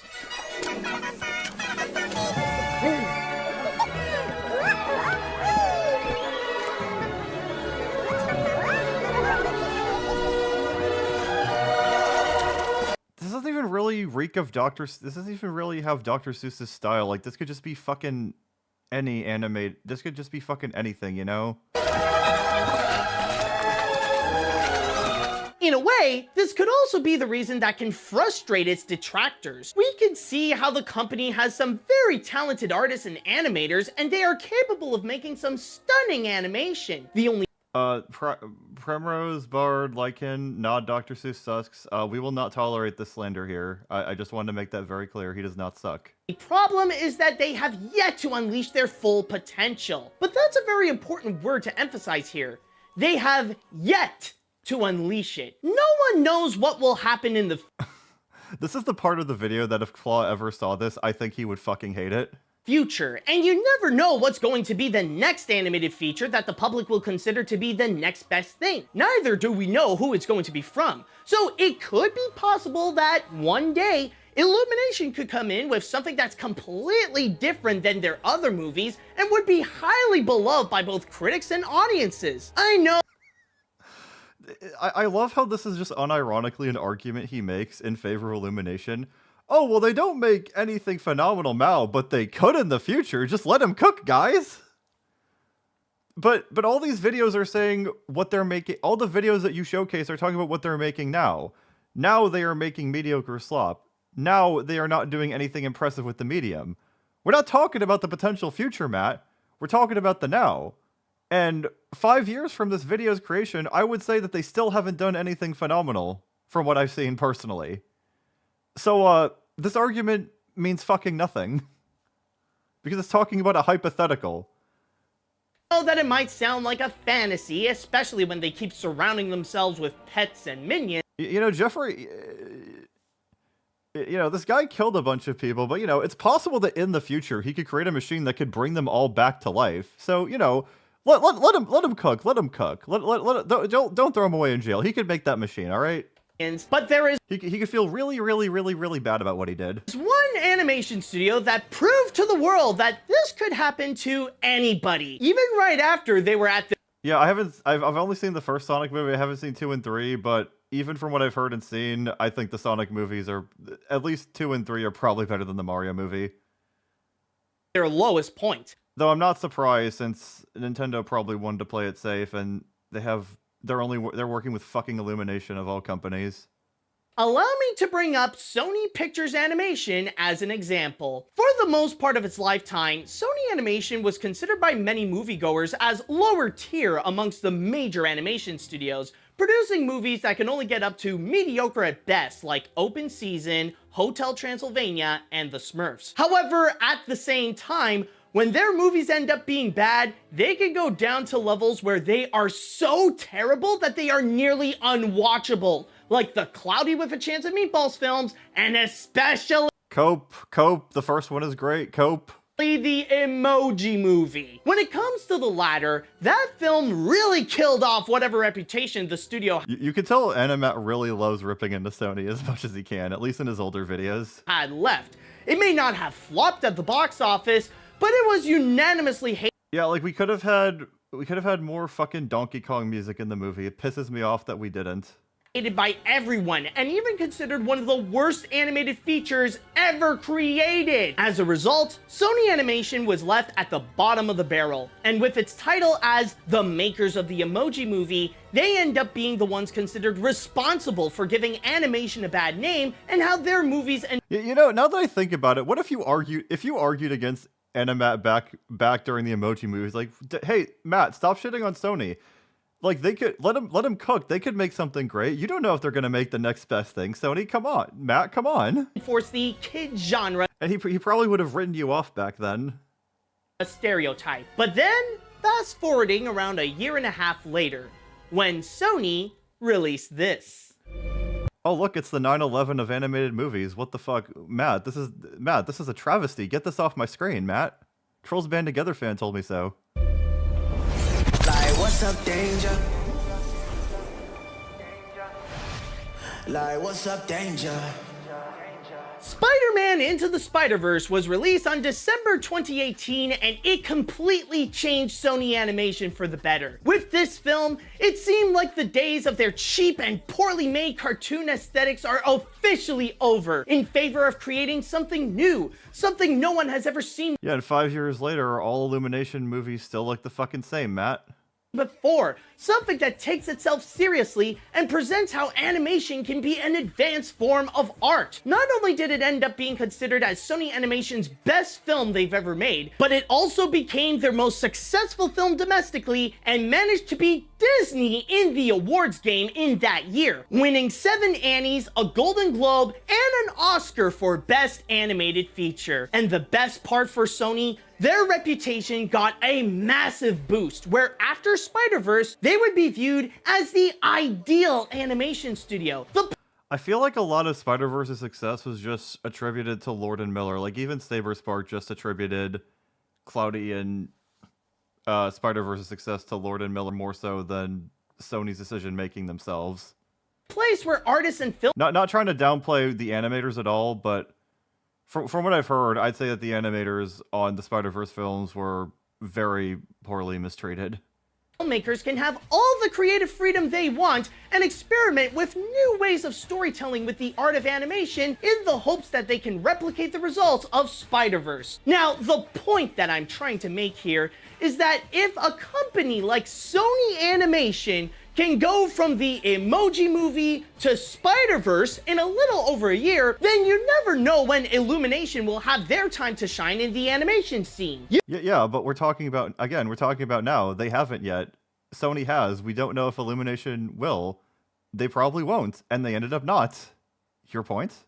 You may scream and blow off steam about the Minions and that their movies suck now, but it could happen. Wait, what do you mean now? The Minions movies probably always sucked. In the future, that one movie could change your entire perspective and make you say the name of Illumination with excitement and great enthusiasm. But funny enough, I would like to go back a bit in the part where people criticize Illumination for the way that it plays it safe. The fact that their movies are usually considered average, and Oh wait, no, this is the part that Claw would hate. how that can make people angry. Do you think he lists Sausage Party for being an adult film? I think he probably hates it. He probably has a review of it somewhere, but most of his content is boring, so I haven't seen it. More so than an actual bad animated feature. Maybe not many will agree with me here, but as an avid moviegoer, like someone who would regularly watch a lot of movies, being average... That's what a moviegoer is. Yes, you've defined the term. Infinity with $4.99. Matt doesn't seem to realize that Sony's artists have, like, any ambition whatsoever. Well, yeah, but Illuminations don't really seem to. I mean, one thing I will give Illumination is that apparently they treat their workers really well.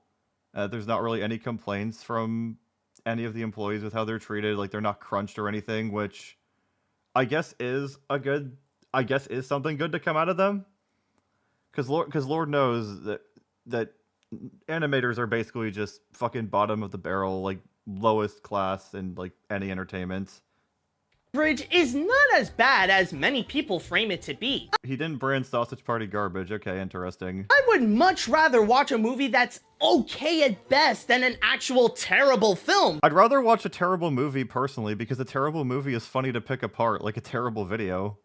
Like, as you've seen from me in this stream, if a video's just average, I just don't have anything to comment on. But if something's terrible, I can laugh at how terrible it is. I can have fun picking apart all the flaws while I'm doing it at the very least. But if something's just average and it doesn't evoke a response, it's like, what do I do with this? I kind of just want to leave. Dr. Pause. Yeah, I do pause quite a bit. Since, at the very least, I'll be confident that the okay film will have some substance that I can appreciate that some effort was thrown into it. It is true that there can be those movies that are so bad it's entertaining, but Yes, and those ones are the peak of cinema. Absolutely, I agree. Please review The Room, Animat. when it comes to mainstream animated films, it's extremely rare that a movie would go that low and end up in a level of bad that's just unpleasant to sit through. It's like if you got 2 plates of food where one is meh and the other is bad. When you eat the average food, you're most likely underwhelmed by the little amount of flavor and the texture isn't smooth. But it is still edible and the flaws are not enough to make you stop eating. But when you taste the bad food, you end up feeling completely disgusted and would immediately put you in a bad mood and possibly give you an upset stomach. Yes, there... His argument is literally just... the argument he's going against is Illumination's movies are just average, they're boring. Yeah, but there's nothing wrong with being average, guys. At least it's not bad. Like all of his points for Illumination have to be fucking hypotheticals. Because he doesn't have anything that he can use to actually swing back at these. There's nothing inspiring when something just plays it safe. If you keep, anyone who spams is gonna get, fucking blocked, alright? But at least you'll have a better time with it than something that has absolutely no idea what it's doing. Wait, yeah, Morbius was only funny because of the memes. And, the memes were so effective into tricking Sony into thinking that people actually wanted to see the film, and then they put it back in theaters, and no one watched it. They got fucking played by Reddit. And embarrassingly fails in the process. And yet, the more I think about it, is being average really something worth scolding Illumination over? Is being average really something worth saying that they're good over? Is it worth is it worth praising someone for being average when there's actual better movies out there? If you look at most of the others, you do realize they're not the only ones who produce decent at best movies, right? I mean, look at Blue Sky Studios. The stuff that people aren't fond of that studio either. They usually put out outside of the pointless Ice Age sequels share a bit of the same quality as Illumination. Yet we don't see a whole bunch of rants out in line regarding how their mediocrity is ruining the entire industry. It's almost as I feel like there are some decent Blue Sky rants out there, right? Like I'm pretty sure Saberspark, who we showcase, also made a rant about Blue Sky. It's just that Illumination is more noticeable because they make more money and because the Minions memes. Animate rules, this guy kicks ass and dresses like a Chad. He's wearing Balenci and Dr. Storm is dressed like Weeaboo Harley Quinn. Yeah, Electric Dragon Chads rise up. Let's all join the nation of EDP, Electric Dragon Productions. It doesn't mean anything else that has anything to do with anyone who's controversial. As if Illumination is being singled out on this factor. But why? What is the problem about them making average movies when the other studios kind of get away with it? Well, after some research... I don't think the other studios... I'd say Illumination probably gets away with it more than them because they make more money, wouldn't they? Like, the thing is, like, if people make average movies and they see that it sells, then they don't think they have to try. It's like, oh, we just need to do the same thing and we'll make money too. Like it just sets a precedent that people can be lazy and don't have to try. That's why people think it's bad to just. That's why people don't like Illumination, because they set a precedent where people don't have to try and they just keep doing the same shit to try and make money. That's the point. I found that this could be a key player on the hate of Illumination. People don't like Illumination not because their movies play it safe and are average. It's the fact that their movies play it safe and are average, and that they're amazingly successful at it. Right Yes, because like I said, they set a precedent.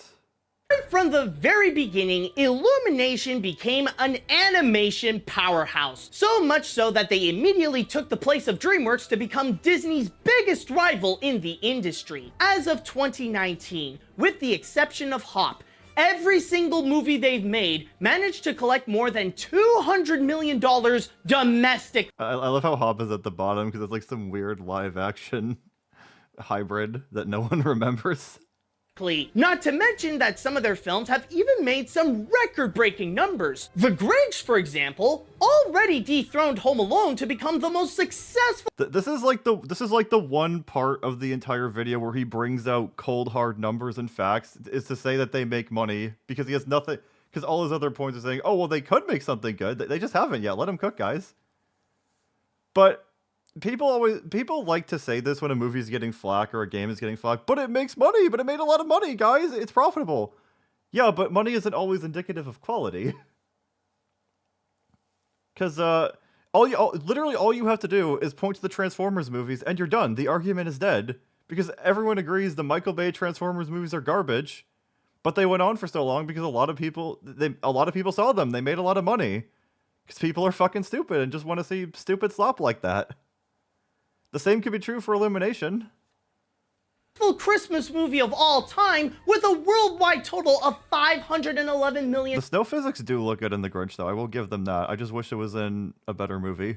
And sitting well in second place domestically. Not even a major blockbuster could stop them from making a lot of money. When Rogue One, a Star Wars story, was dominating the box office at the end of 2016, Singh was right behind them the whole time and still managed to be Brains, I have seen you shit on Michael Bay Transformers before. Okay, shut the fuck up.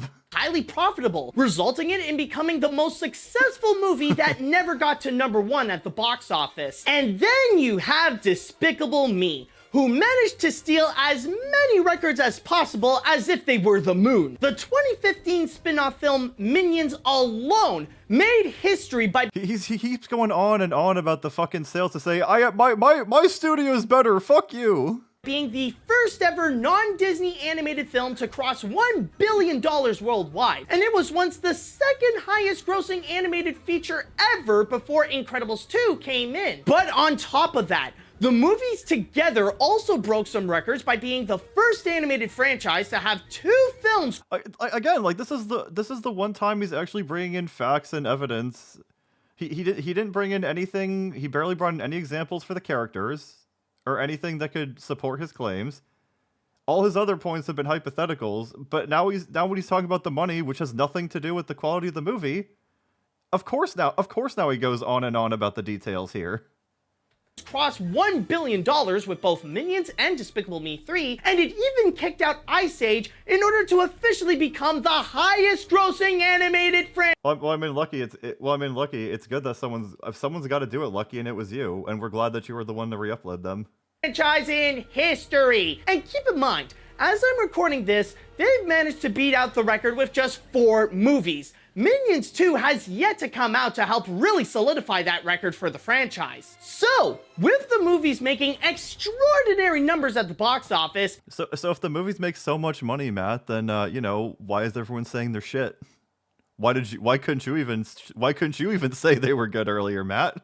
It really does reveal a whole lot about some people's distaste for Illumination. Their success could be said to be the fuel of the backlash, that it's not fair for a movie like Minions to earn more money than many... I think Rango was made by Nickelodeon Movies. I don't think that was Illumination or... Actually, no, Rango was Paramount, I think. Other films that are far superior to...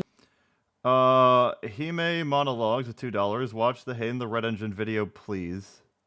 Oh, maybe if we have time, yeah. I was thinking of making a video on that. 90 minutes worth of gibbering Twinkies. But we'll see. I've seen this happen plenty of times when a movie's success would upset some people. And the one question I would like to ask for them is, has the box office always been fair? Now, we always have this mind. Oh, so the box office has never been fair, so all these mediocre movies are making money from Illumination, Matthew.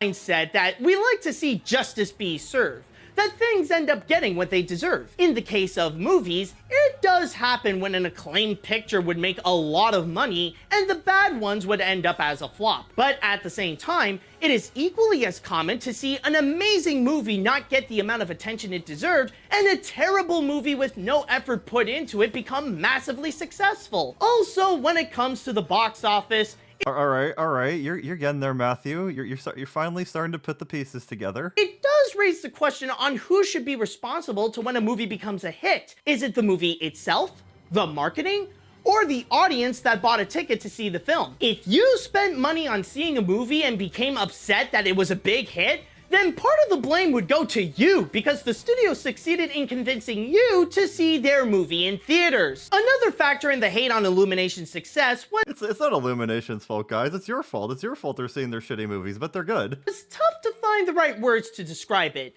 but the best I could use is that it's all part of the underdog mentality. Yes, I know that it means to root for the unlikely one to win, but it also has a lot of layers that makes its definition more complex than it seems. While it does mean that people are most likely to view the ones at the bottom as the heroes, it also means that they would view the ones at the top as the villains. The bad guys who serve as the obstacle for the little guy to get through in order to have its moment of glory, and to make the Yeah, and in that case it would be Illumination. Underdog's victory all the better. And since Illumination has the title of the most successful non-Disney animation studio, it goes to show that heavy is the head that wears the crown. So with the But they don't even have the crown. Disney has the crown in this case. Combination of the...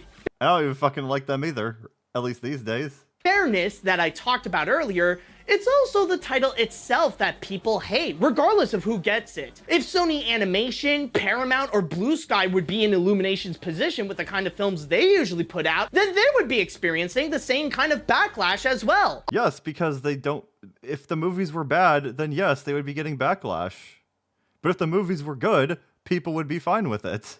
On top of that, it's that I mean, Disney doesn't have the crown now. title that also makes it acceptable, Especially not in the last couple of years. for many to not hold back on the hate and really attack them hard. If they get so much fame and success from their movies, then some would want to balance that by giving them a very hard time and paint them as the worst things to happen to animation since the downfall of hand-drawn. And this is the kind of attacks that are only acceptable to those who are on top. Most would find it very uncool if you treat less successful... Now that I think about it, he kind of looks like a fucking car sale. Like, he looks like someone you would see on a commercial for like a car dealership. Hey there, do you want to come down and buy this car? Come on down to Crazy Matthews Automobiles. Studios the same way some would treat Illumination. Like, imagine if you take many of these Illumination criticisms. You know, stuff like this. There is something about this company that really irks me, that really gets under my skin. Never have I seen You already played these. a more greedy and uncreative animation studio create movies like this and actually receive positive support. People actually like these movies. They prey on the gullible general audience who don't bother to demand anything from their entertainment. These movies deserve nothing more than a 0% on Rotten Tomatoes and 0 stars on IMDb. From me, they will receive nothing but contempt until the end of time. And you switch the I mean, I would say that Tom was definitely too hyperbolic, but I could see where he's coming from. target to something like, oh, I don't know, Sony Pictures Animation. If you guys are putting the pieces together, you can know what's coming next. You make those comments about EDP car dealership. Oh, every car I sell comes with a free cupcake. how their movies suck and that you hate the studio, and you end up receiving a public backlash where people claim that your comments are too harsh and label you as biased. And then you get a whole bunch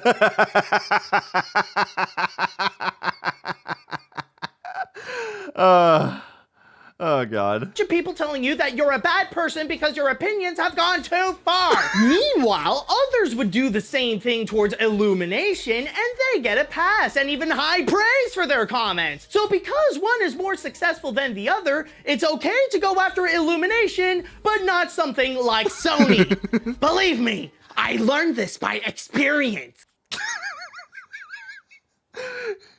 Just the fucking, he just let all the fucking spite out in this one part of the video. It's so fucking great.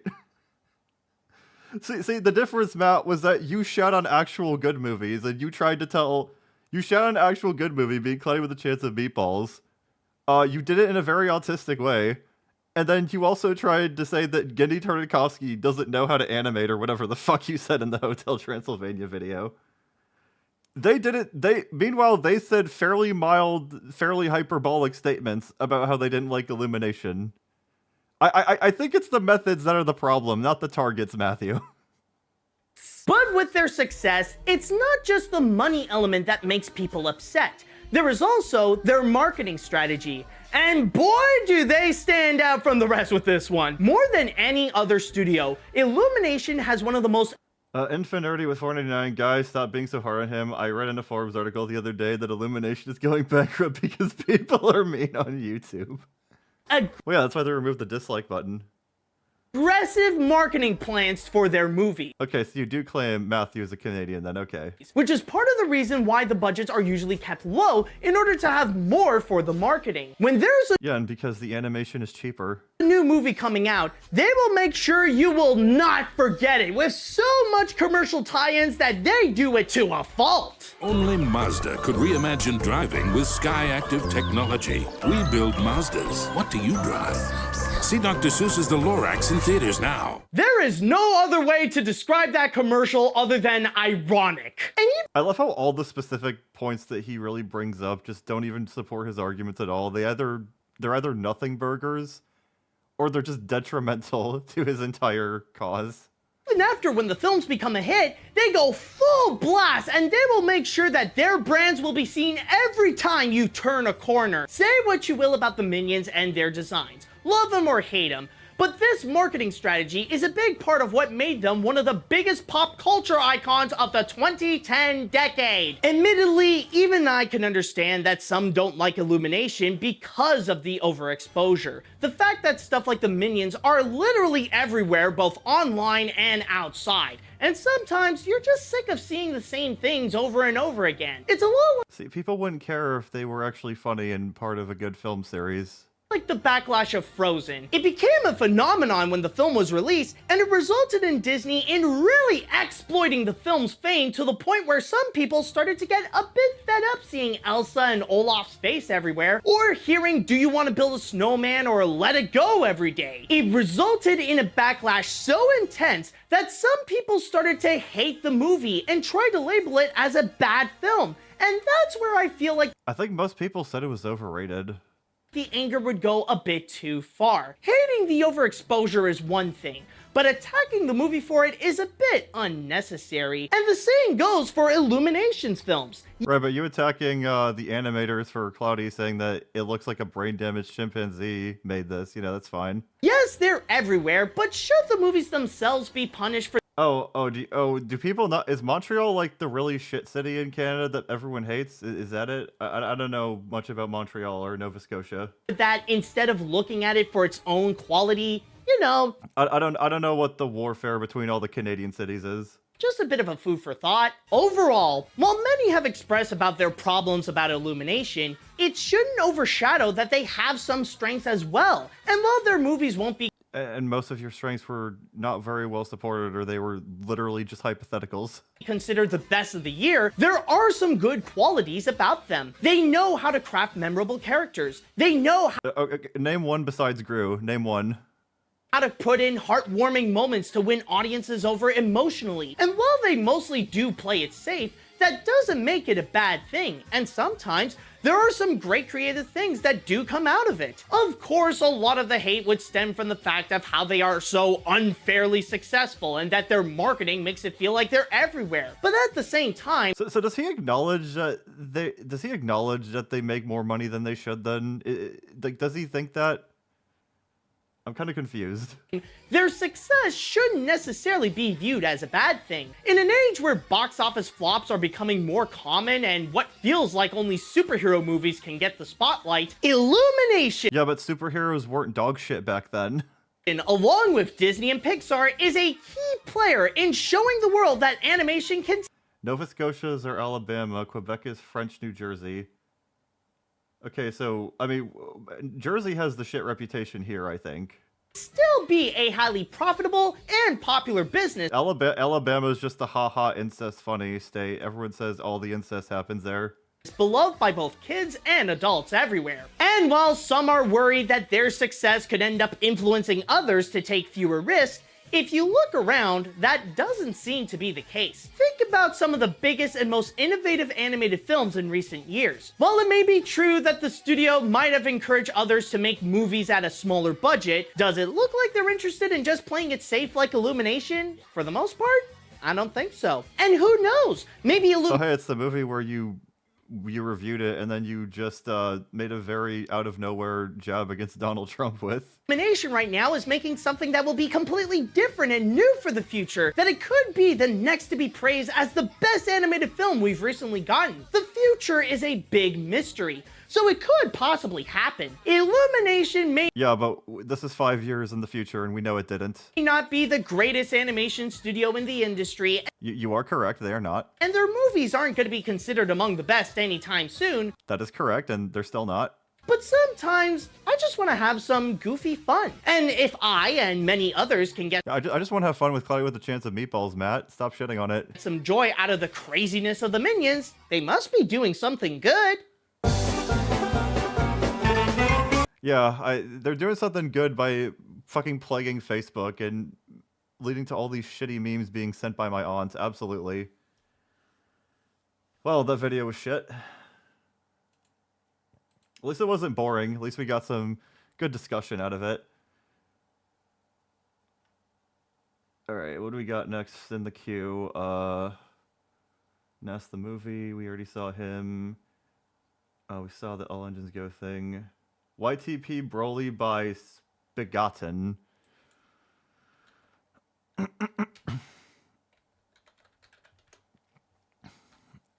All right, this one. All right, this looks like it. Bitch. Jack Black saying bitch right at the gate. That's funny.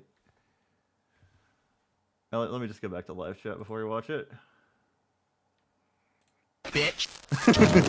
Fuck you. Fuck you. Why does it look like he's turning to feces? You pee good. You pee good. Bitch. You pee good.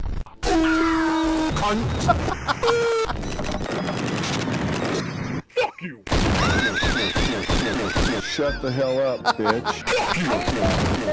You pee good. Fucking PowerPoint. Drinking pee. Drinking pee. You pee good. You pee good. She's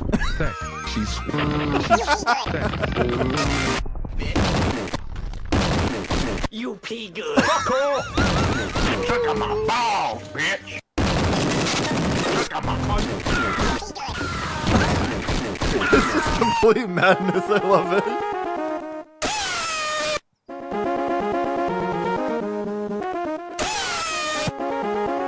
Oh, it's like Fenrir and Tyr. It's like the old Norse legend.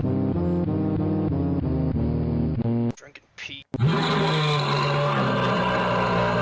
You pee good.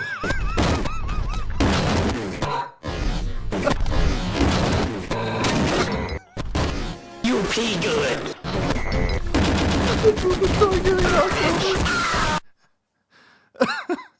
Okay, that was pretty good. That was pretty good. Thank you for recommending that. I prefer, man, like this, I know it's brain rot still, but this was my brain rot growing up, or some of the older stuff was. Oh, it's funny. That's funny. Alright, so next up is, from Camel's Rule, Mario EXE versus Gregory and Sonic, FNF animation. Versus Gregory Sonic. Oh, this looks awful. Let's watch it. You are so cool, Sonic! Well, I'm a well-known juggler. I wish Mario was here to see this. Yeah, but I don't know where he is. Maybe he'll be here soon. Oh, he's going to. He's here. Hi there. I bought this at the dollar store for you. Makes people like you. What? Who is this rabbit and why is she built like that? What the fuck is going on? Yeah, I've been going for 5 hours, yeah. Huh? My friends like me? Why would you say that? Sonic said he had a surprise for me. If you see that, would you still feel the same way? See what? Oh, they are already playing. Take it! Instant friends! Why did it sound like Mario was like chewing on something when you recorded that line? I'll pass. Huh. No. Oh! Why is it his mouth isn't moving at all with the words? Stubborn but not smart. Hey! Huh? At the dollar store as well? Awesome! Yummy! Oh, I feel weird. Where's Mario? Fucking screaming. I feel weird. Ah! Not smart. Hey! Huh? At the dollar store as well? Awesome! Yeah, my EN stat is pretty high. Oh, I feel weird. Where's Mario? Fucking yelling. Something's happening. Mario! They didn't see her go behind the ATM? What is happening? I'm turning evil! I'm turning evil! You are not my friends anymore? What? Oh, it's a FNAF animation, not a Friday Night Funkin' animation. Okay, it could have been Friday Night Funkin' though, because the Serpelo characters. We were waiting for you. You are lying. Stop! Are you in a bad mood? Whoa! No one will leave me alone anymore. This is fun! I love Pizza Plex. He's about to kill him. Why are you happy about this? Pizza Plex! I do not like this visual. That's a no. That's a no for me. Gregory, what am I doing? I'm sorry. I won today! Huh? You are not playing with us. I'm gonna win. Mario? It distracts me that his hair is still the same color. Like, that doesn't... It just looks ugly. Why are the buttons still the same color, too? Why? Why? I'm controlling you! Why would you... You'll never control me! But you can control the trash can! Oh my god, it's the Hulk and Wolverine team up from Marvel Rivals. You threw in a plant, not a trash can, you stupid fuck. Huh? Mario! You're right! Mario! My head! Sonic! I'm sorry! We're friends! Don't worry, buddy. This one goes for Mario! Yeah, that was awful. That was awful. It was still probably better than any Illumination movie, though. Why did he just turn evil sporadically if he was never under control? I don't fucking know. Alright, so next up is why we are fighting for Claudine, also prayer.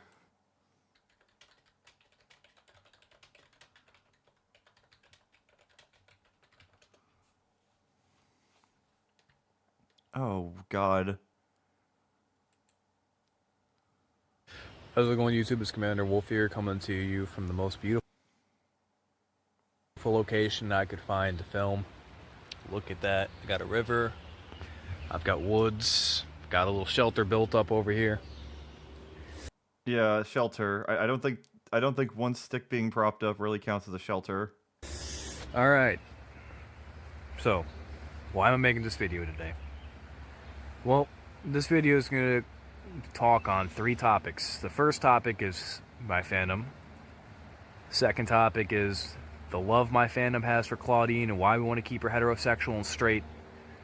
Third topic... Oh, we're fighting against the woke now, are we? Topic talks about Jesus. And why don't we talk about the third topic first? In fact, okay. So let's talk about Jesus. Now, that name, a lot of you people know, a lot of you guys know the name.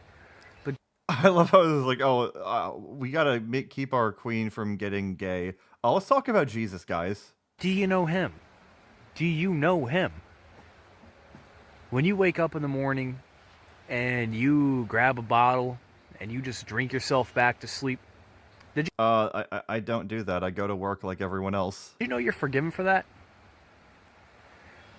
When you go to a gay pride parade and you take a same-sex person home, you know, just take someone home and you do whatever you all do in bed. I don't even want to talk about it because I don't want to know what you guys do.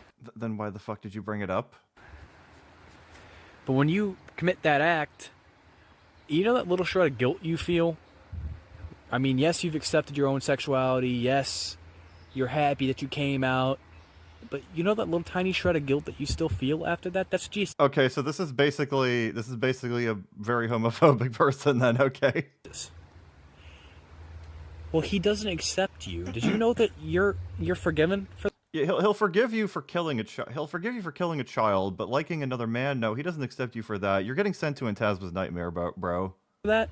Did you know that he forgave you for doing something of that caliber? Oh, he does forgive you for being gay. Okay. And did you know he already took your punishment, the punishment that God would bestow upon you on your dying day? So he's arguing, he's trying to guilt people into being straight because Jesus was hurt because you were gay? Is this what's happening? It feels like it. Jesus already paid that price, and he already spent 3 days in hell, and he burned. We won't watch all of this. We'll probably just watch a few more minutes. He saw the gnashing of teeth. He saw the screaming, the agony. But he took that. He died for you. And all you people have to do is just say, I love you, Jesus. That's all you guys have to do is go to Jesus and say that you love him. And when you do that, you're going to break down in tears and you're going to cry your eyes out. You're going to sit there and you're going to be just crying. What does this have to do with the Monster High character? What the fuck are we doing? And that's a good thing. You know, I cried in church today. As I was You sound like a pussy. Singing those hymns because those hymns are so beautiful. None of you people have ever heard any of those hymns. I'm pretty sure a lot of hymns are sung at a lot of churches. Even unless, yeah, you had a preacher for a father and blah, blah, blah. But to actually see that church beauty, that's a beautiful thing. To listen to some of those hymns is a beautiful thing.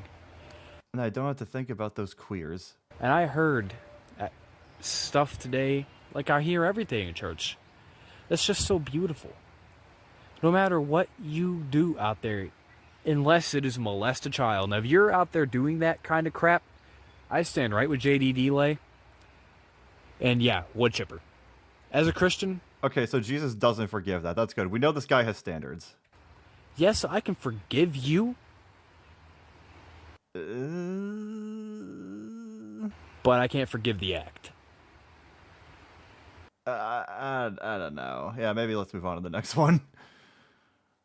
Has nothing to do with Monster High. I feel lied to. Where's my pirate action? Where's my Claudine Wolf action, you know?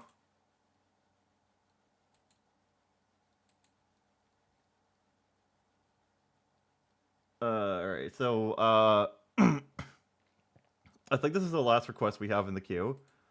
So, this might be the last video we do, unless I get another one at the end, or I get any other short ones. I was thinking of making a video about this, but I'll probably just say fuck it and cover it on stream already. The infamous blue puffball video on Hayden the Red Engine.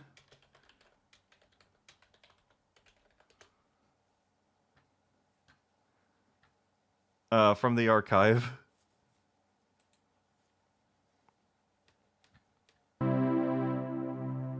So this is his 500 subscriber special. So all he needed was like 500 subscribers to just dox a kid. Okay.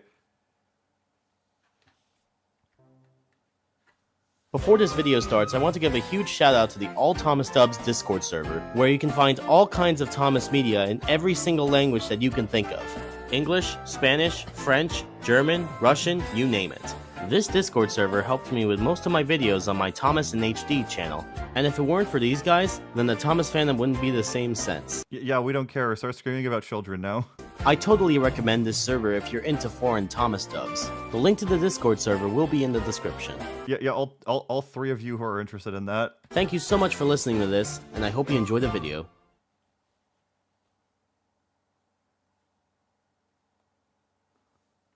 I think Monster High also might be done by them. I think it's Mattel.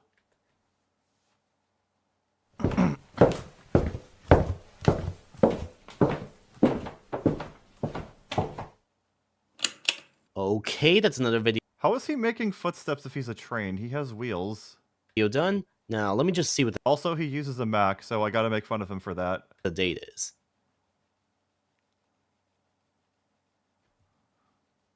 Oh, it's my birthday.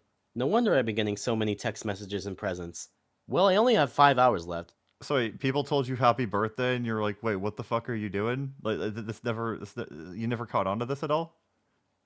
Also, how sad is it that he's spending his birthday on... He's spending his birthday just shitting on a child making this video. Nothing can possibly ruin my birthday now. Did he upload this on his birthday? Because that is just sad if he did. Well, it's even sadder if he did. This video is already sad. Oh. Lucky the Lycanroc with $5. You should watch Jay Kaiser's commentaries, Redux, Season 5, Episode 1. Fan Sonic's Rant on Me, Lamau. We might if we have time. Crap, it's Judah. Hey Judah, what's up? Hey, I got something important to tell ya.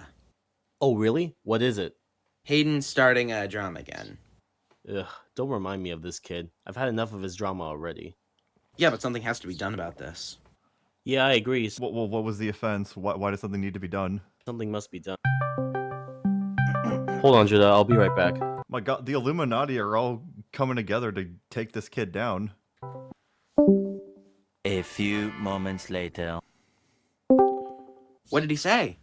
He's had enough of Hayden too, as well as JJ. Nameless is 199. Bart the General, Episode 1. It's 4 minutes long. We'll watch that after the Jay Kaiser one. Tank Productions and some other guys. If only we can show the bad stuff that Hayden did to everyone.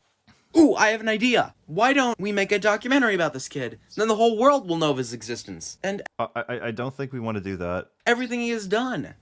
Yeah, that does sound like a good idea. No, it doesn't. Now, if only we had a popular YouTuber that could also share their side of the story about... Look in the comments section. Wait, what? You mean a popular YouTuber whose influence we can use to bully this kid offline?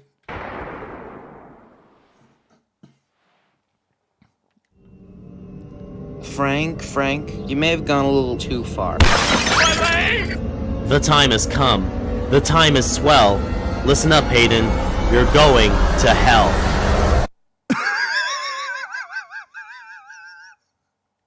We're already off to a great fucking start, aren't we? Disclaimer. The following video contains lots of swearing and other nasty stuff not meant for a general audience. However, we still encourage kids to keep watching this video to better understand the situation. Yet this video is about a child. This is not a good look.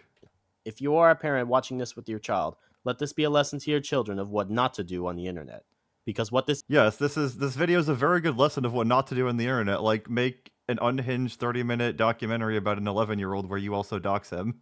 user has done could possibly traumatize your life forever. Viewer discretion is advised. How's it going, bros? My name's PewDiePie. Today we're gonna play Geometry Dash. I don't know why, but it's the highest rated game on the iPhone store. This is PewDiePie. Okay. Why did did PewDiePie do something dark? Is this now a PewDiePie documentary? What was with the fade to black and the spooky noise? He currently has over 100 million subscribers worldwide. How did he get there, you might ask? Well, there's a bunch of reasons. But one reason I think we can all agree on is that he earned his popularity. And so came a plethora of YouTube channels that follow their success on the YouTube. Why are you using this ominous gladiator music when talking about him, when talking about him getting a lot of subscribers? This doesn't seem very appropriate. It's like PewDiePie is the villain here we need to take down. YouTube algorithm. Some totally awesome, and some questionable.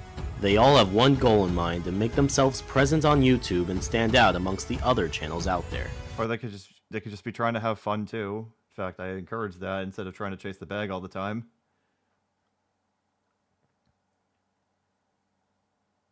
And even in the Thomas community, there are a lot of YouTube channels that make tons of quality content for everyone to enjoy.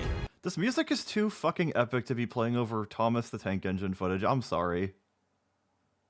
Oh yeah, I forgot, right, the creator of Thomas died recently. I guess this is sort of bad timing with us covering this video, but rest her soul. I'm sure that she does not, I hope that she doesn't know of this existence, and I'm sure she would not approve of this. She was probably a very nice lady. Video analytics such as the Unlucky Tug, Train Boy, and the Thomas Cynic. Fucking Train Boy 54. Modelers such as Thomas Wooden Railway, the Train Modeler, and Caleb Train. And Thomas content providers such as Thomas HD Classics, Thomas HD Media, and of course, the Thomas TV Patrol. And also just people who re-upload shit other people made to YouTube, okay. All these channels come together to share their wonderful content and form the Thomas fandom that we know today. But as the old saying goes, whenever there is light, there will always be a shadow. Fuck off, you're talking about an 11-year-old. And in that shadow lies a ton of YouTube channels with a disreputable past and are infamously known to cause trouble on YouTube. This is the story yeah, like you. Of one of them. Just the fucking Photoshop edit of this fucking train avatar in this hoodie. This fucking music playing over someone called the Blue Puffball with this fucking dopey PFP.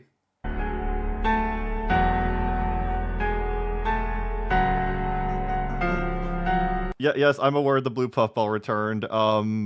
It seemed like he was trying to farm sympathy, despite him saying he wasn't, because, you know, there's like a 95% chance someone who's saying they're not trying to farm sympathy is 100% trying to do so.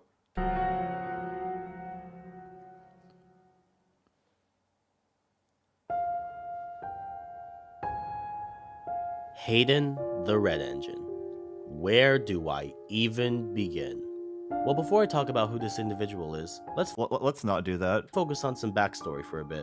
So about 3 months ago, I made a documentary on the famous YouTube channel Thomas HD Classics, and it was my first attempt at a long explanation/analysis video for my channel.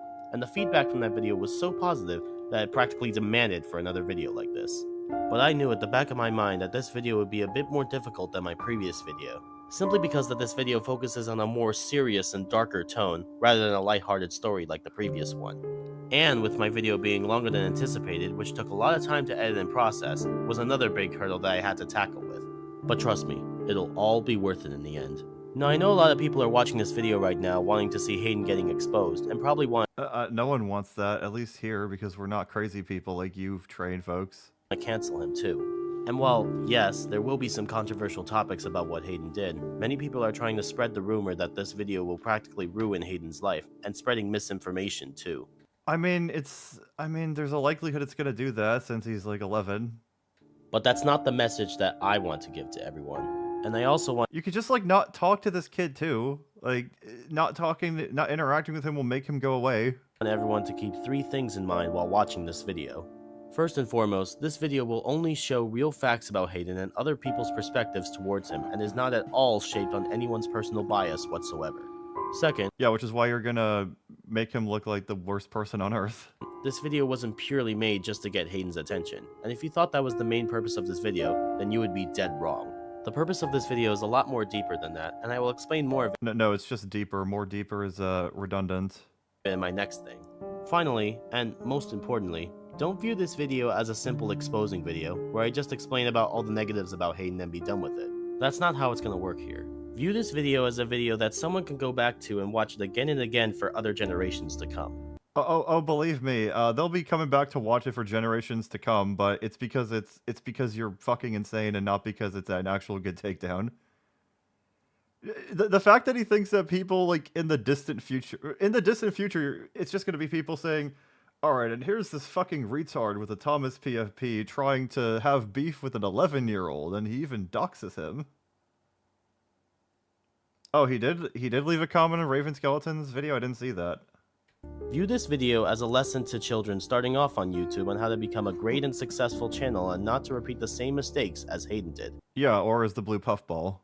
Because the purpose of this video is to spread awareness to the fandom that even though the Thomas fandom is full of toxic and rude people, yes, like you, the best we can do is to show the good in everyone and try to fix our mistakes in their past. Which is why I'm gonna slam this fucking kid for 25 more minutes. Rather than creating more problems. And that's what we're going to get into today. And to show the hype behind this project, here's a list of all the people that helped support this video. Now, I won't name all these people as it's a long list. Alright, so you've outed all your accomplices on this insane fucking video, so thank you for making sure I know which of these should never live within a school. But all these people have shown their live within, like, 20 miles of a school, I mean. Passionate and love for this project that I can't thank you enough. This video wouldn't have been apparently he used a minor as his therapist. Possible without you guys. So, I don't think he's actually, from what I understand, I don't know if he's actually a pedophile, but he was interacting with kids in ways he shouldn't have been. Without further ado, let's begin. Like using a minor as a therapist, like, no, I would just not use anyone online as a therapist, even if they're an adult. With Hayden's origin stories.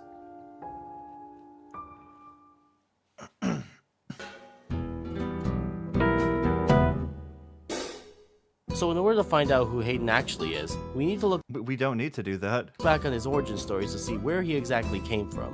Now, most of Hayden's personal life remains unknown, and as it should. The only information I could find was on his own wiki page on YouTube's Wikitubia. The link to that site will be in the description.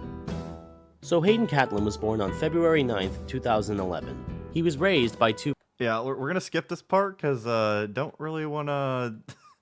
No. As a whole. Now there are a lot, and I mean a lot, of reasons why Hayden is viewed as a bad guy. So much so that I have compiled a list of 10 reasons why Hayden is not just a bad person, but a bad influence overall. Let's get started. But, we're trying to lift Hayden up. We want people to be, we want him to be a better person, which is why we're gonna list all 10 of these bad things about him. Like it's like the fucking mafia. Like, so many people in the train community apparently were just fine with this. They helped with this. Number 1.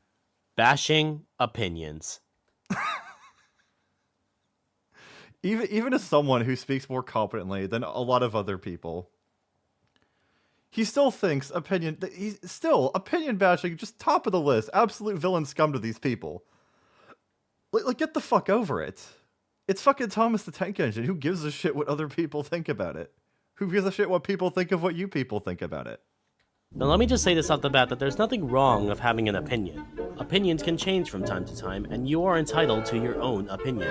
It's just how you use that opinion that matters. Now, looking at Hayden's fan art and Yeah, if you use that opinion to burn down a building somehow, that's bad. content, you would know that Hayden is a fan of All Engines Go, a reboot of Thomas and Friends, a show that is widely hated amongst the Thomas fan base. If you somehow like All Engines Go, then there's no problem to that. There's nothing wrong with liking All Engines Go. But what is wrong is using your own opinion. If you like Engines Go, we're gonna send Galeem or whatever Darkon or whatever the fuck from Smash Ultimate to kill the other characters. Except for the one character that I just learned today was autistic, which is probably the only reason SOK liked them. To bash someone else's opinion to make them look like a fool. And I mean, if your opinion is shit and they own you with facts and logic, then yeah, sorry, bro. You played the game. You got beaten. experience TTTE guy had with this kid is a prime example. There was this person who I just saw it in my community post, like they bought an All Engines Go thing, and they just said you wasted money on that, and it's going to produce a shit show. And then they keep constantly replying to me saying, "It's not shit, it's good. It's you're a bitch, you're opinion basher." They said opinion basher like every single fucking reply. The fact that this guy's getting mad about the word opinion basher when they unironically used it here, I think that's just funny. Every single fucking reply. Every single fuck. I mean, I'm sure a lot of the Thomas people are like children that hopefully don't know that any of these people exist. I'm hoping anyway, and I hope that those crazy people don't know they exist. Fucking thing. It's opinion basher. Opinion basher. Mate, you're literally bashing people's opinions who say the show is bad. When someone says the show is bad, you're like, no, you're wrong, it's good, you're an opinion basher. No, you are their opinion basher. If you cannot This user is the opinion basher, not me. accept that people don't like the show. I've accepted people like the show. But what pisses me off is that when people who like the show start throwing a massive fucking tantrum. And then start telling other people, and then start spreading lies about me. I couldn't. They're framing his innocent friends? Is that what happened? Hayden might be in the wrong, actually. Agree with him more. What Hayden is essentially doing is trying to make himself more superior than he actually is. So if it's just a fucking 11-year-old saying my show is good, fucking ignore him or tell him to fuck off. Why are you even talking to this kid about this show that much? By trying to make people love the show even when they don't want to. Like, are you serious? You can't just force someone to like something even if they don't want to. That's not how it works. You need to show them that you like All Engines Go rather than just saying everyone should watch it with no reason. It's like the old saying. I mean, I don't disagree, but like, it's just this one random kid on YouTube. Why is this the thing that... Why is this the person that made you bent on saying that? Don't just tell them, show them. Because evidence is the key to everything, but yet Hayden doesn't use it to his full potential, making himself even more of a fool. That alone would make someone think Hayden's a bad person, and we're only scratching the surface here. I mean, at least it's not like the most offensive thing he's done to these people. How is it that so many people just use opinion bashing as like a term? Why do you care? Number 2, racial slurs. Now the N-word. All right, 1, opinion bashing. Number 2, he said the N-word. Is really controversial to many people. Some don't mind it at all, and some take it very seriously. Some don't mind it at all, like all the white people. And when you say that word in the Are these AI-generated images, by the way? wrong hands in an alleyway in New York City, you are guaranteed to be found dead on the side of the streets. So, yeah, if you say this word around all the people who don't like the word, who are all of the same skin color, not implying anything here, not implying anything about their behavior, but you know, all of those people could potentially beat you the fuck up. You know, not saying anything about any of those. What does Hayden do as an 11-year-old kid with a word so powerful and so hurtful to one's own race and can sometimes be detrimental to the people that they were named after for? Yeah, and trying to make himself not look racist, he unintentionally made himself look like the racist one. So long, what's the end result? Well, Hayden doesn't even care.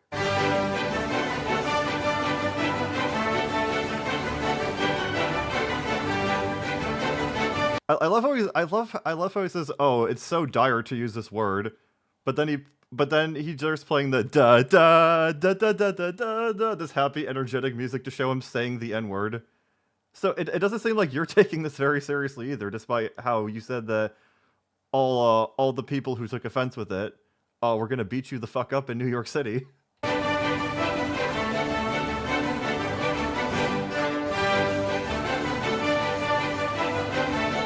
And again, obviously that's bad, but it's just a stupid fucking 11-year-old. He's just doing it to be edgy and cool.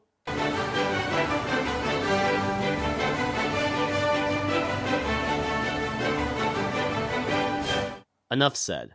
Now we have to keep in mind that Hayden is just an 11-year-old kid, and he didn't know better at the time. But even that being said, that is still no excuse to say such a powerful word for no reason at all. Add to the fact that he said this multiple times, he's just asking for trouble at this point. This is the type of person we should be trying to avoid, since many young people on YouTube are you saying he's the type of person that should be beaten up in New York City? Is that what you're saying? Acting like this nowadays and are becoming a nuisance for other users on YouTube. So users! He said users! He said the word! So if you're trying to take advice... I love how he's saying, this word is very powerful, and he just sounds like the most white fucking person on the planet. ...from this kid, you might want to seek for a second opinion.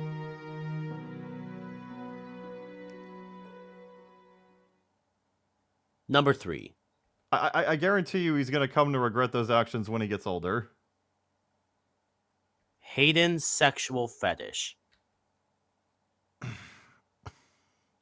Yeah, there's probably parts of this I'm going to skip. There's one funny part at the end that doesn't have anything.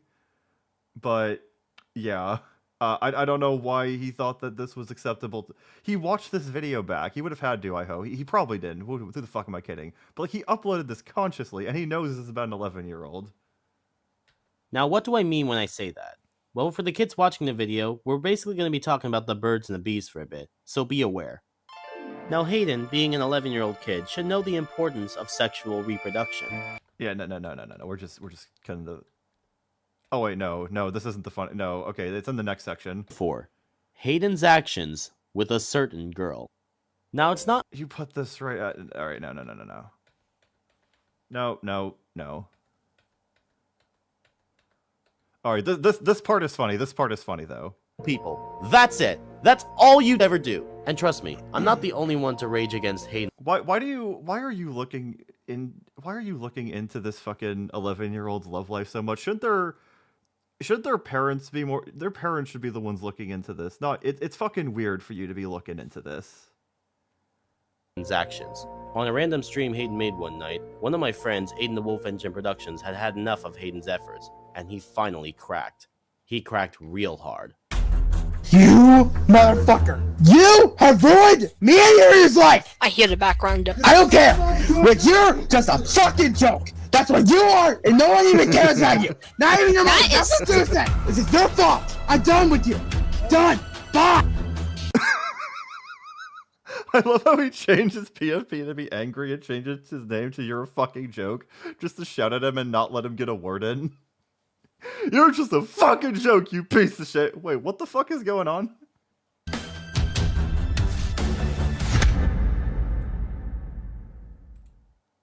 Number 5.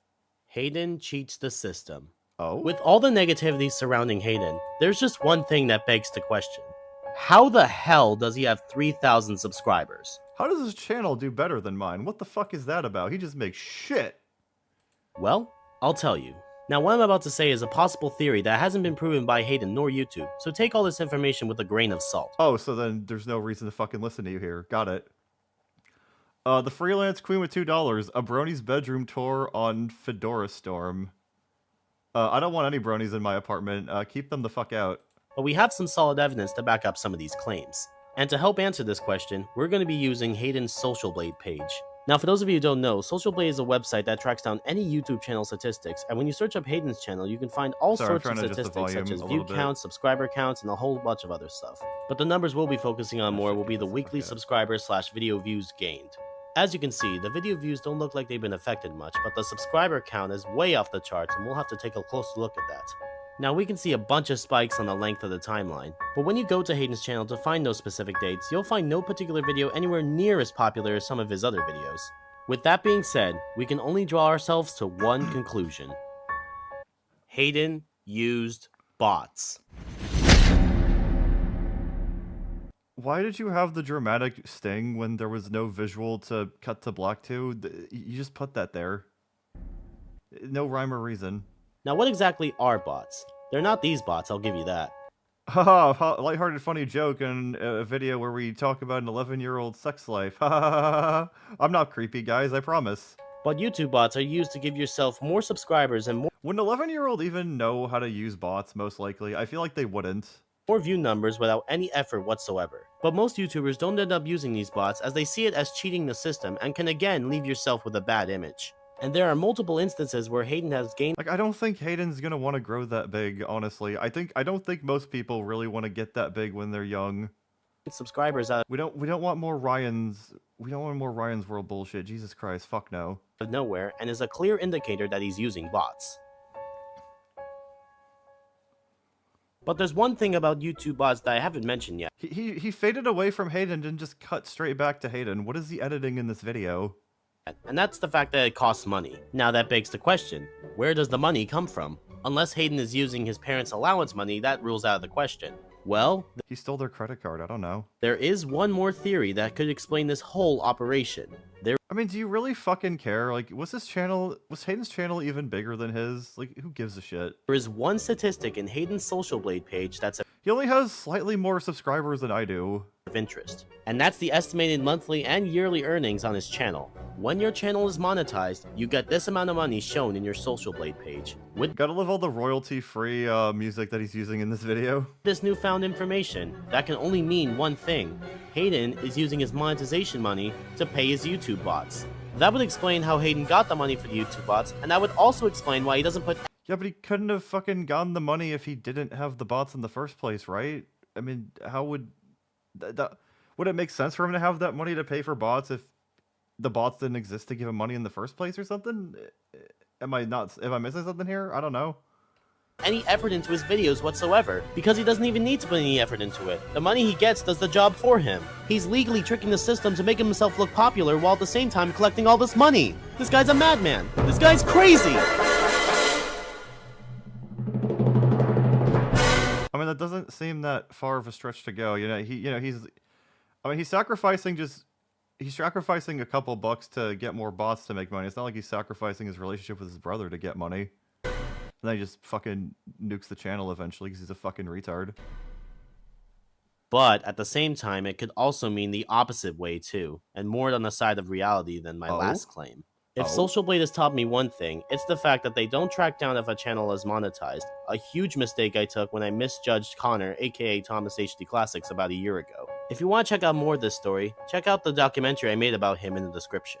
Because of that newfound knowledge, we can't say for sure if Hayden's channel is monetized or not, but we can't throw that idea out in the trash just yet, but one can only hope. Because he's so fucking over dramatic with this. It's like Super Eye Patch Wolf, but like at least I think Super Eye Patch Wolf is kind of cringe with how over dramatic and sad he gets, but at least Super Eye Patch Wolf isn't doxing kids. Now, we are halfway through this list, and so far it has been a roller coaster. Oh god, we're only halfway. It's only gonna get worse from here. Of a ride for Hayden. And some of these next reasons will go into touchy territory, so buckle. So fucking 3 and 4 weren't touchy territory. Sure, okay, fine, whatever you say. No problem talking about any of that stuff about a child. No, absolutely not. Up, everyone. Number 6. Hayden forgets to say thank you. When it comes to Hayden the Red Engine, he gets a lot of things. I don't... These are all over the place. You've got, like, sexual fetishes.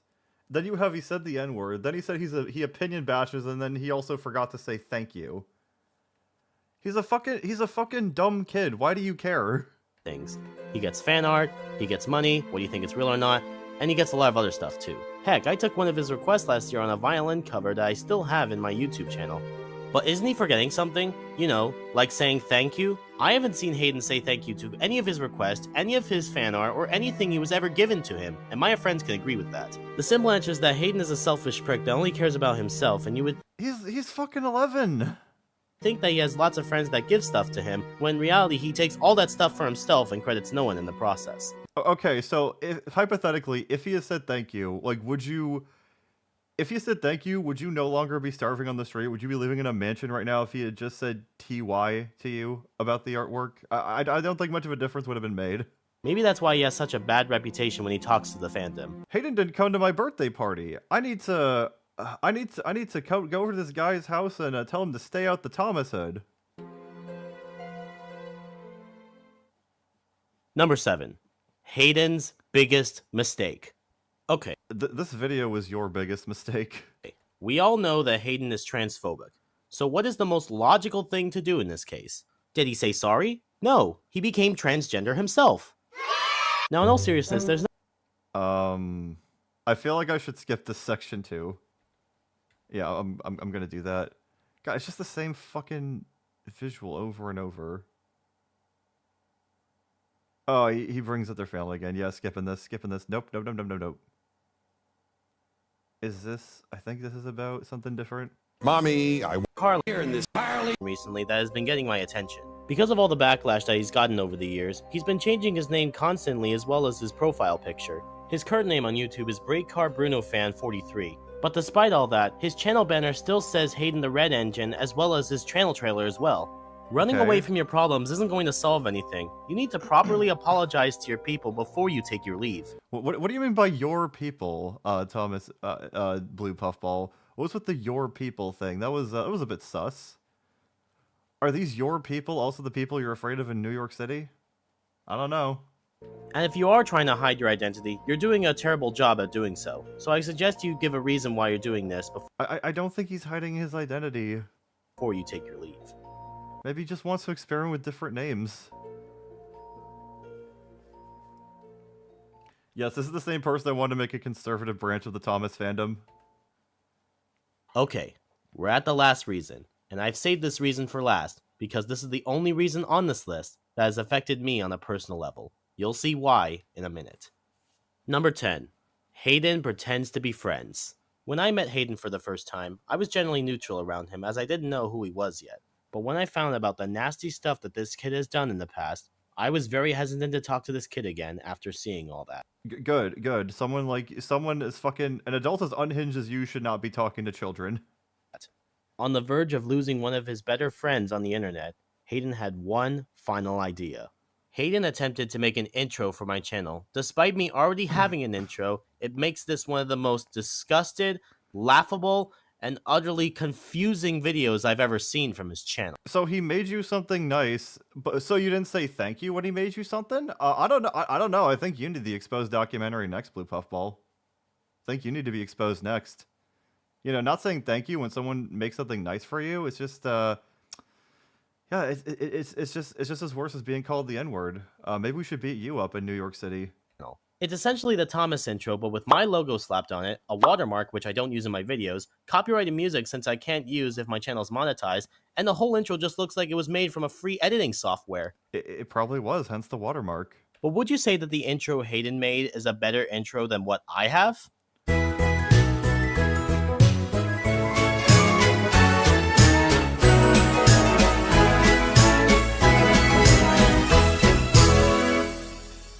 I fucking doubt it. Bro, my video skills are way better than this fucking kid's. Get shit on, Hayden. Fuck you. Don't ever think that you can make shit for me again. I would hire a fucking marmot before I hire you, Hayden. Like all these fucking users get so fucking they just get so insecure about their work somehow when fucking kids make things. They gotta say, oh no, theirs sucks. Like fucking DD6 with Omni King Brayden and the Omni King stuff. Like, oh, their stuff is piss poor. It's nothing compared to mine. Like, come on. Now that we know all the reasons of why Hayden is a bad... I mean, we can't even tell if his intro was better because apparently Hayden's intro is gone now. He probably bullied him into taking it down. Bad person. That just leaves one question to answer. What does the future lie for Hayden? I hope his future isn't completely bleak because of this fucking video. Yeah, I'll have animat logic. I'll think in hypotheticals. You know, maybe this you know, maybe this video is not bad because it could have damaged Hayden's mental state, but you know, we don't know what the future holds. It could have really helped Hayden become a better, it could really help Hayden become a better person in the future. So, you know, we shouldn't shit on this video. It's just an average video, guys. Of course, we don't know exactly about the He has a lot of black screen. I don't know if it's better than Star Giants because he has a lot of black screens in his video.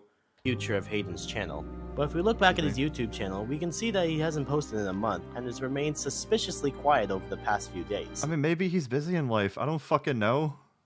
Maybe this means Hayden left or something, I don't know. But honestly, I hope it stays that way. So if he left, then why the fuck did you make this video? Because we all had enough of Hayden's BS, and the people you see behind me can all agree that Hayden You already got what you wanted. Why the fuck do this? should be wiped out for good on the internet. But what separates Hayden from... I mean, I'm sure he's 11. He'll probably grow and change into a better person saying, yeah, what I did was fucked up or what I did was cringe. I'm not gonna do that anymore. Like, fuck. Like a fucking 11-year-old can't have another chance? all the other bad people on YouTube. After realizing what they've done, people can't have another fucking chance to grow into decent human beings? Is that he doesn't change. Even Bosher Studios, thought to be one of the worst people... Oh, I don't know. I forgot who Star... Right, Star Giant was Mr. Enter's person, yeah. People in the fandom before Hayden arrived has also changed on good terms. Hayden will... Yeah, but we're not going to give Hayden a chance. Fuck off, Hayden, you piece of shit. We don't want you around anymore. Stay the fuck out the hood. Will never take our advice, because Hayden will never change. Hayden is just a kid. I mean, I'm sure there are some people who wouldn't change if you've given them enough chances. Like, there are lost fucking causes even after you've given them all these chances. But it's like, did you even give Hayden a chance? And that's it. I mean, maybe there's they did. nothing special to this kid that's already been said to all the other kids on the internet. They're all the same. And Hayden is... All children are the same, and they're also the same in that you shouldn't be fucking talking to them. Is no exception. So, without further ado, I hereby entitle Hayden the Red Engine as 100%, without a doubt, truly, a bastard. God,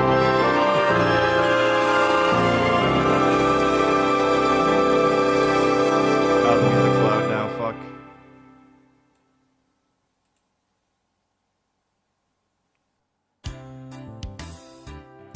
Only adults could change. Kids are nothing but idiots. But kids literally change into adults who can change. Climb aboard, Hayden subs are departing. Get out of this channel, that's what you should do. So many people have been waiting. I'm sure the creator of Thomas is very glad that you're taking songs from her work and then just bastardizing them into just a hate campaign, bullying a child offline. Sit back and enjoy the view. I'm sure this is what she would have wanted to come from her creation. Totally doesn't feel like Oppenheimer from knowing that she created all this bullshit just from wanting to make kids happy. Through the drama we have dealt with, we have known that it was wrong. Though we're tired, it all was worth it. Now we get to sing along. Together we made it happen. Together we saw it through. That's well, let me guess. why we can't This reeks of The Room with Tommy Wiseau with those fucking credits. cancel Hayden and beat up a bully too. You beat up this 11-year-old child? Is that what you're saying? That's really fucked up. We showed him the stuff about him. And when No, you said he was gone when you made this video, though.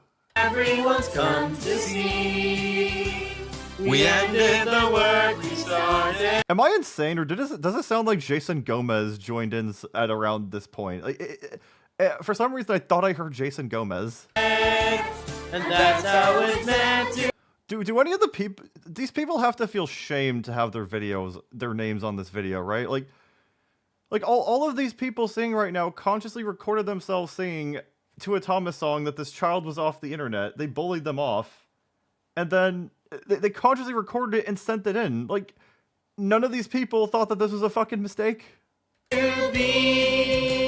No one has a conscience on YouTube, apparently. Are now cheering It's all about his audacity. He sounds like Jason Gomez without the lisp almost. This guy right here. It's all about to crumble Oh, this guy kind of sounds like Astro, yeah. upon him because of his stupidity.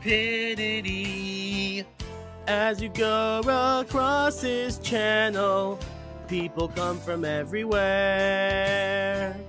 But when you see all his content, no effort is seen anywhere. Everybody! Together we made it happen. Together we saw it through. Yeah, we'll just skip to the end. Oh, he's crediting all the songs, okay. Wait! Stop the music! Hey, yo, what? Whoa, Judah, what's going on? The record scratch, Jesus Christ. There wasn't even any music playing at that point. It doesn't work if there's nothing fucking playing. Everyone uses the fucking record scratch wrong, Jesus Christ. What's going on? You know how we said we were all gonna unsubscribe from Hayden, thus taking away his popularity? Yes, go on.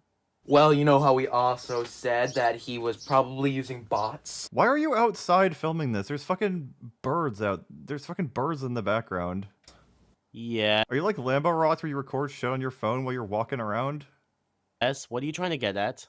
Even if we all unsubscribe from him, he's still gonna have his thousands of bots! Oh. Son of a... But if they're bots, then who cares? You didn't even say you could confirm the bot stuff. Yeah, there's no demon form. They don't do that here. They're not chads like SOK. I highly doubt that I highly doubt that any of these people have the capacity to take care of another living thing. I'm gonna be honest. There's no way. That's got to be a wild bird outside.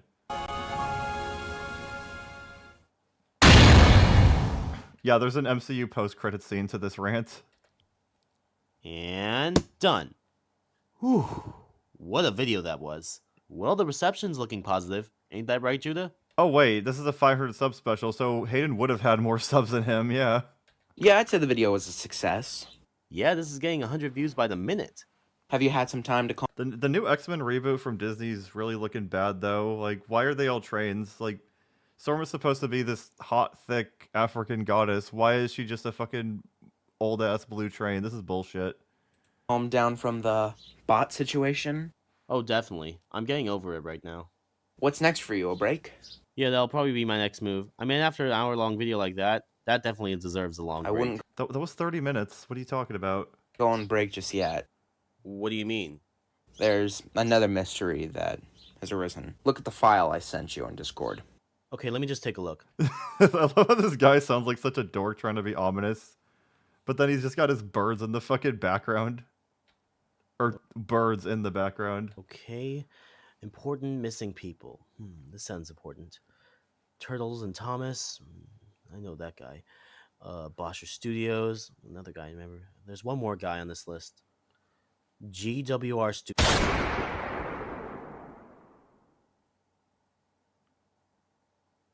It's on.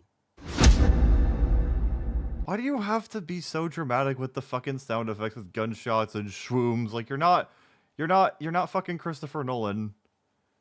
I don't think he ever made this GWR Studios video, correct? I don't think this ever came to fruition. Yeah, 2023, sure, whatever. But yeah, that was the Blue Puffballs, Hayden the Red Engine rant. It was something. It was something. Yeah, one of the most unhinged things I've ever seen. They straight up dox a child and talk about, like, his private life. Really, I'm assuming, really fucked up.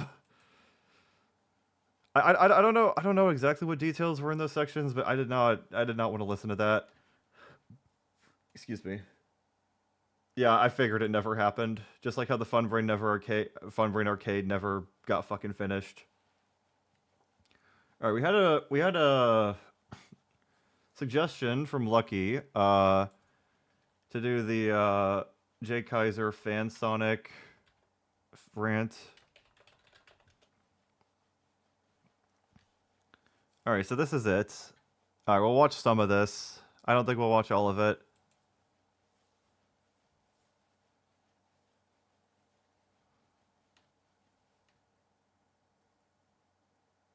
Hi, Jay here, and I just want to let you know that Jay If it's text-to-speech, we definitely won't watch that much of it. Kaiser Commentaries Redux Season 5. Is there like a really important part you want me to go to, or is wait. How is the intro fucking 15 minutes long? What the fuck is the rest of this then? Is here, or should I say, TAD99 Commentaries Redux, but anyways. Today's commentary will be on Super Spisakus's rant on me. This rant will suck, because he came up with invalid reasons to hate me. But anyways, let's go.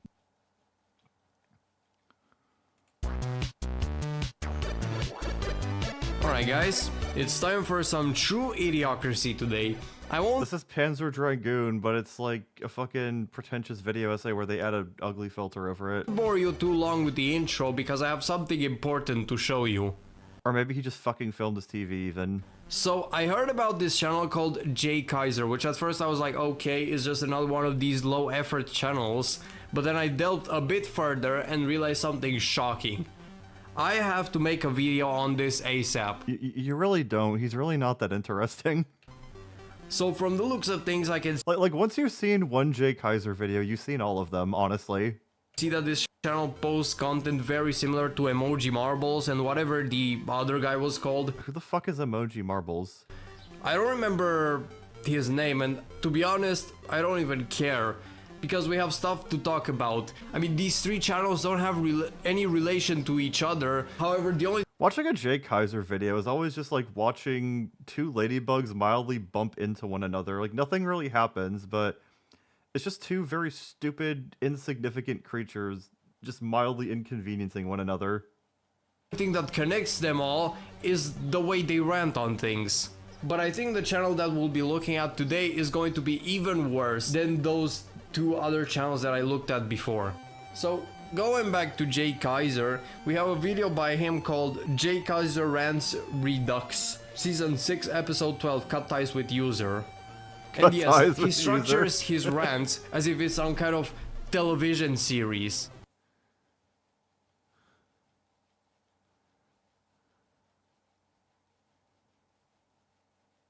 It's not loaded, Jay. It's not working.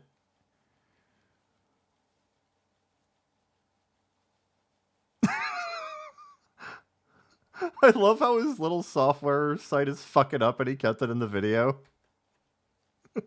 He just clicks it over and over. It's like, why the fuck won't it work?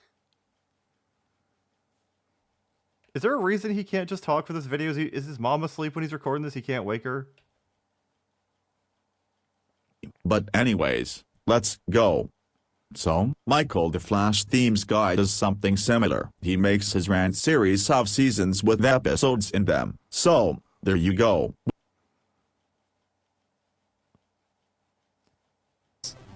This is such a scuffed way to react to people, but he's always so, like, he's always very adamant to do it this way. Or something like that. Without any more waiting, let's jump right into it. Hi everyone, Jay back with another Oh, is this like an actual person then? It's an actual YouTuber, not a user? rant. This time it will be on Cut Ties with User. But to anyone who likes this term, I'm fine with your thoughts. What the hell is this garbage? If you thought the Emoji Marbles rant sucked, well, this is the top of the ice cream turd. I'm not gonna go The ice cream turd? over the fact that he rants on a phrase. What bothers me more is the fact that he didn't use any form of video editing. Like, at least in the case of Emoji Marbles, at least there was some level of editing, even though it felt like there was none at all. But here... Congratulations, you have identified why Jay Kaiser is funny. Here we just get this guy recording his computer screen with his phone and constantly mumbling to himself. Well, I have the right to use my camera if I want to. Just be thankful I'm not using my camera here, but rather my screen recorder. When you have an editor program, you can edit. I feel like the fact that your software was that your little fucking site wasn't working before for like a solid 30 seconds. It kind of proves that maybe you should invest in some software. I think you're proving him right in this video. Parts where you stutter and add a lot more elements to the video, making it so much more enjoyable. And the cool thing is that you don't even have to pay for one. because there are video editors that are accessible in your browser, and all. And like I said before, I use Shotcut. Shotcut is literally just free. But all of my videos have been made in Shotcut, and it is free software. How do I get one? All you have to do is drag your material into the timeline and manipulate it to your heart's contempt. I think I've nailed this idea enough. We'll just go back to the video, so let's enjoy this rant. Anyways, enjoy. Cut ties with user. More like keep ties with this user. Cut ties with This guy must have been smoking his entire life the Go Animate rant pack. I mean, if you watch a video by one of these Skibidi Go kids, well, they all seem to follow the exact same pattern, which this guy is also imitating for his rant series. Oh my goodness. What's his comeback with this? Well, I have the right to use the more like term if I want to, and I don't care if it's getting old and overused, so deal with it. Yeah, I know I'm shit. I don't care if I'm shit. Fuck you. Stop calling me shit. This term sucks. This whole thing just feels way too forced because this guy is using his real voice. I don't think YouTube allows for 12-hour streams. You can only do like 11 hours 55 minutes max. And tries to emulate that soulless synthesized speech engines Go Animate rants usually have. Like, I can understand him if he formatted his rant like the stereotypical rant way if he used text-to-speech, because it can't replicate human emotions at all. After all, it is just a robot voice, nothing else. But when you use your natural voice, you can fuck the Go Animate pattern and express yourself in your own way. Yeah, he's bringing up solid points. Well, I have the right to use the do you know who likes or hates this thing term, and the screw X and screw YZ is so many times better than X term if I want. It's my choice, not yours. Okay, so this guy is at least competent in breaking down why Jay Kaiser is shit. So Jay Kaiser is just saying, well, I have the right to do this even more, because that's what he falls to. I have the right to do this if I want to. When people say, just do this, why don't you? Because he doesn't have an actual fucking argument. But yeah, I don't think we'll watch much more of the, I don't think we'll watch any more of the Jay Kaiser video. It's probably just gonna be a lot of the same shit for the next 15 minutes. Nameless wanted me to get to this suggestion, so we'll get to it now. Bart the General. I'm not familiar with this user. Or whatever the fuck this is.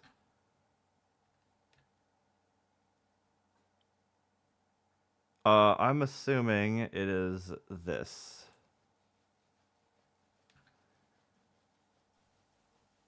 Hey, I'm Mr. Byrne. Get out of the way.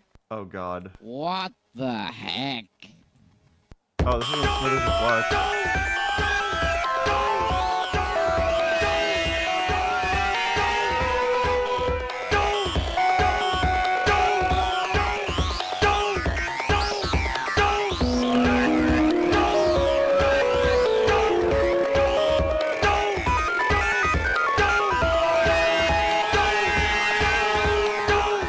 I suddenly want to go back to Jay Kaiser, but we'll keep watching this.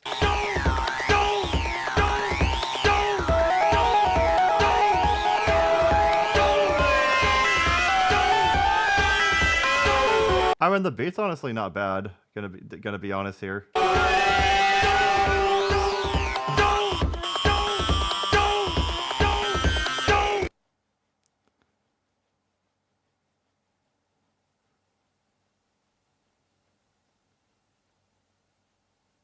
Hey, neighbor! Hi, I'm moving in. What? Is this my house? Didn't get on my bad side, mate. What? Wobbly wobbly, neighbor. That's Flanders, I guess. Why the fuck is Flanders dressed like that? He's so fucked up. Why does he look like that, I mean? So some fat Australian guy just walked into Ned Flanders' home?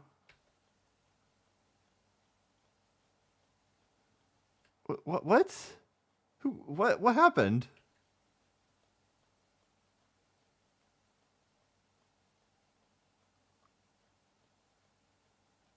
Oh my god, he fixed the windows slightly.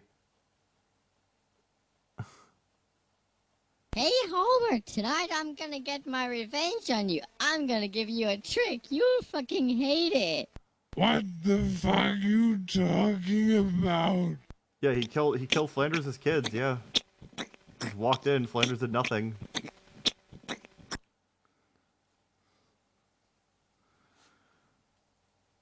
Oh god, Marge. Marge, what have they done to you? Wow, Homer! Hi, Homer, mate. I'm your new neighbor, Toadfish. Don't get my bad side, mate. If you get my good books, I can be a nice guy. Why does he have bubble gum around his face? You hit my bad side, I'll fucking kill you. What? I'll break your legs. Where's Lisa? I thought you're the daughter, you're so fit. Who is this Wouldn't the daughter be smaller than the mother? guy? I'm fucking Toadfish, you freak, and you hit my bad side already. I'm gonna screw you. Go on, get out of here. I'm taking over. Why did Homer's lips look like bacon in that frame? Wow.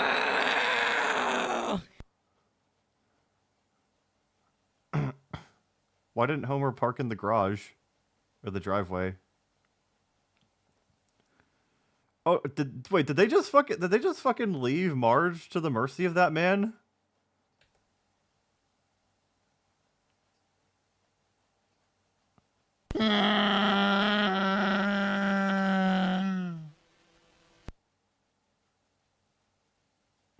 It's me, Toadfish. Get out of here, you freak. Why are Homer's ears moving like that? What the fuck?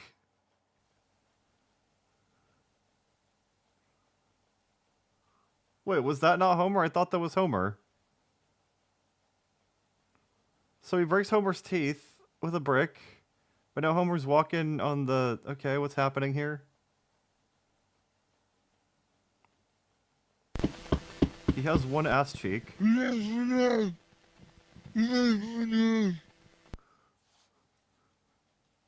Oh. Oh no. Marge. Why are they fucking on the couch? That makes about as much... Actually, no. Fucking on the spiral stairs in the room makes less sense than this. You're breaking my heart. Marge. Oh my god, he's getting possessed. It's longer than the one of film stream and making it the... Oh, mine? I guess. I'm your You guys just paid a lot of money to watch me watch a bunch of bullshit. fucking nightmare if you don't like Toadfish. Why are all the Australian villains in this actually coherent? What is this? I mean, yes. I should have lived an innocent life.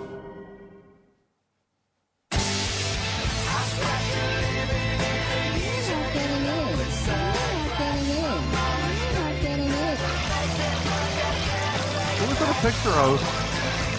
Were they in the shower together?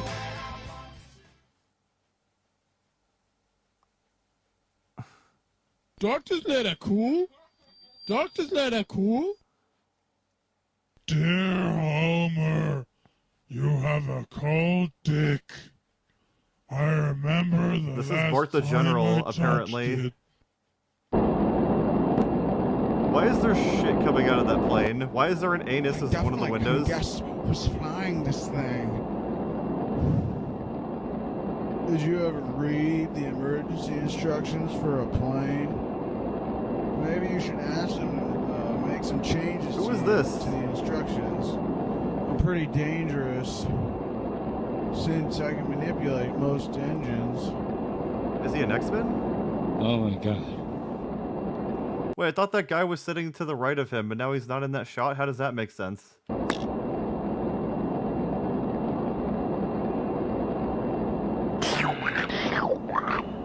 Oh, did I select the wrong one? Do you want me to select a different one?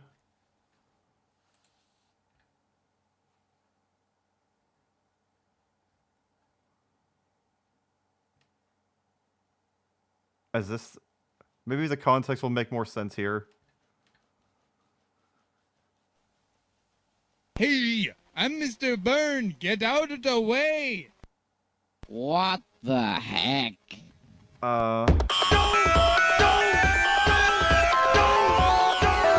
Oh, so there was.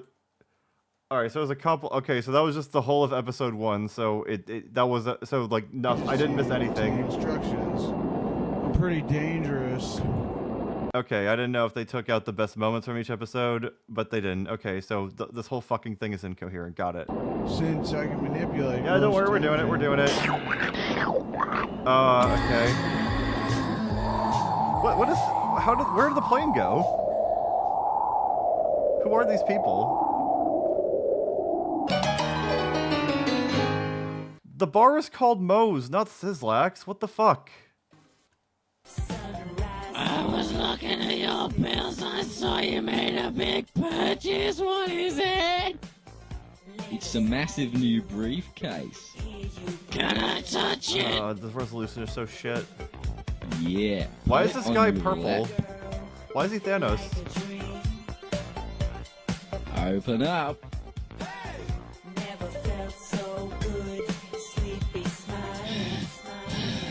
Why does it look like he jerked Marge off? What the fuck?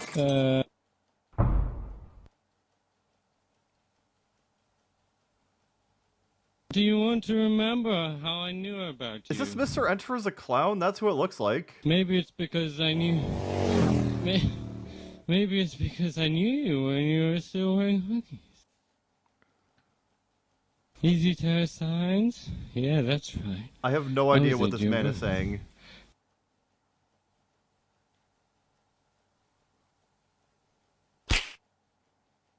I was over at chowderco.uk comparing prices at Lidl's. Get in the fucking car, Morty. We're going to Bendigo, Morty. At least show some gratitude.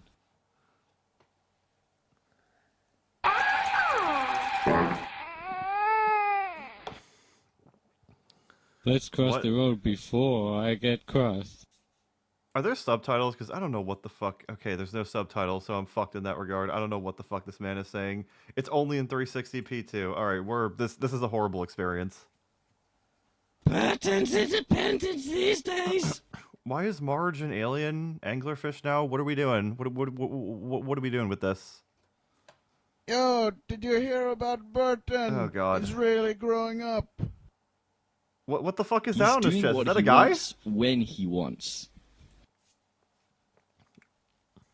Burton's more like a man now. Is it Skinner or Burton's an Chalmers? adult.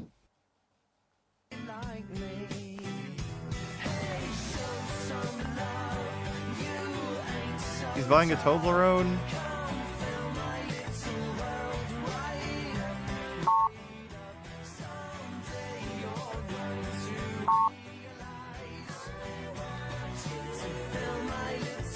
No one cares about the entirety of his grocery list.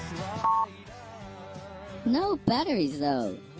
Is that supposed to be at least? Are you it's sure Bart. these are for you? What is that thing? That's not Apu.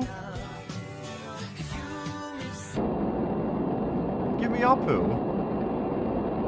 Garlic bread, garlic.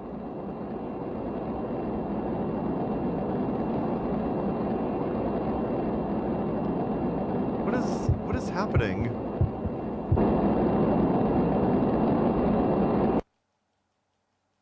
Oh, okay. I don't think that's how planes work. He would have had to have like timed that shit well to actually bungee jump to him in time. That's gonna be a long ass cord. Abandons me. Yeah, I know he was canceled, but this was made before he got canceled, so you know. I don't know what you look like yet, but I saw your newlywed wife on today's daily picture message, mate. Your life was a long honeymoon, mate, but I'm his brother Stonefish and I'm fucking ruining your life from this day one. How do you know? Thanks for leaving the line open so long. Watch out, Homer, here I come. Right, I know there was an episode of The Simpsons where Bart makes a call to Australia and then just leaves it hang, and then they try to sue him for that. What? Okay. Phone booths are teleportation devices now. Why the fuck did we get rid of these then?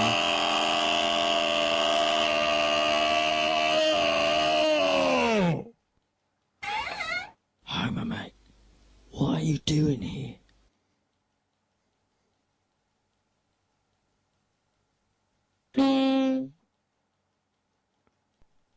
Okay. Naruto's Naruto's in this movie now? Oh, House, you really did it this time.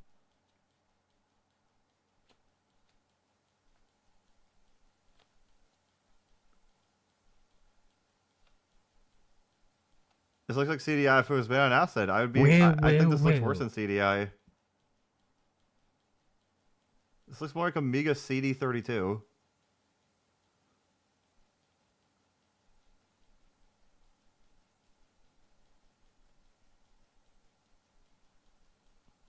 What are you having? I'm so thirsty, mate. Have you got any water? I don't care what you wanna drink. Then why did you ask him?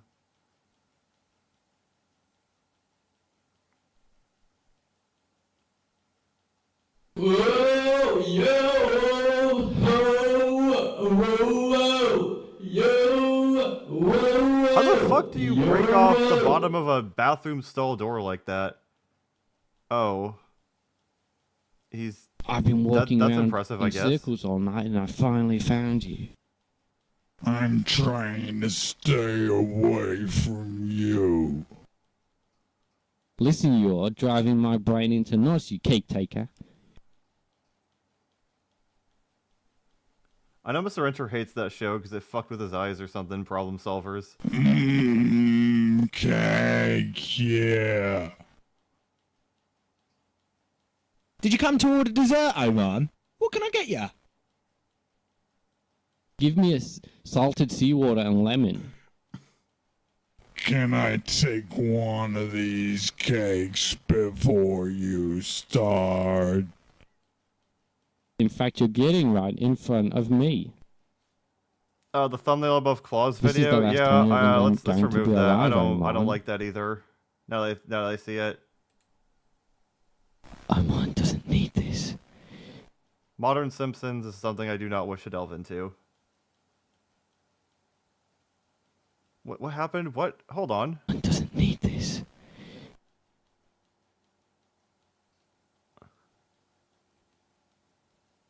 Oh shit! He absorbed them. Holy fuck! What is this man? He's not a man. He's an X-Men? He's a mutant?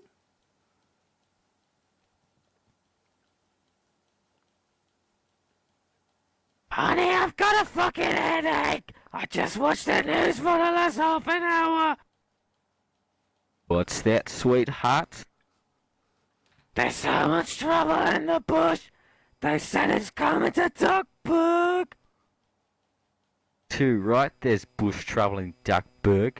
You mark my words, I already know what duck's like. What the fuck did you say? That's right, you heard what I said, woman. It's gonna come right into this house tomorrow, I've just decided. I'm gonna make it up as I go along. The bush, not my bush. Are my ears burning, or is this my lucid dream? My elusive dreams. I'm trying to tell you about something. It's really causing me distress.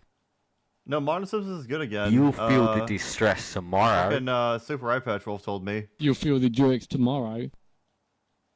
Think again, bro. She won't feel Why any is it called jerks. Duckburg? This is Why is girl it on the girl, you DuckTales get name? me? This is my speaking lucid dream. Can you stop going on about that? This is no dream, this is reality. Real sexuality? No way, mate. Real sexuality. This is Sex City. Thought it was Duckburg. So what you think about that? He put green slime over the I think I'm not gonna talk to you anymore.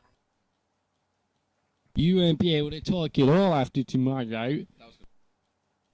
Don't worry, March. We'll sort out the lesbian problem tomorrow. Lesbian problem? So he works for Tomato, a gaming doll? Can he see them even?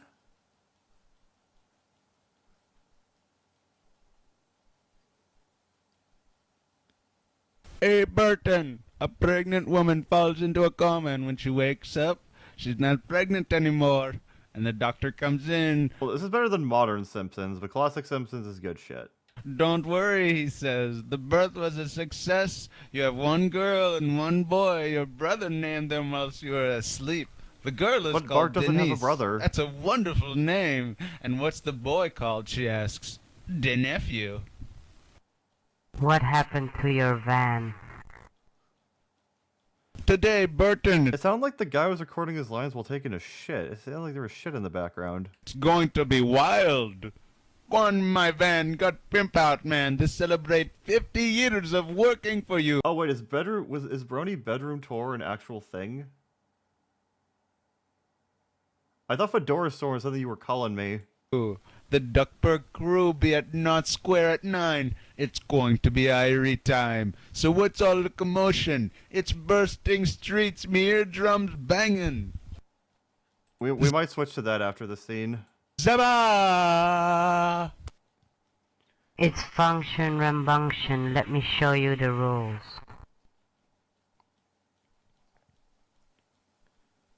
Okay.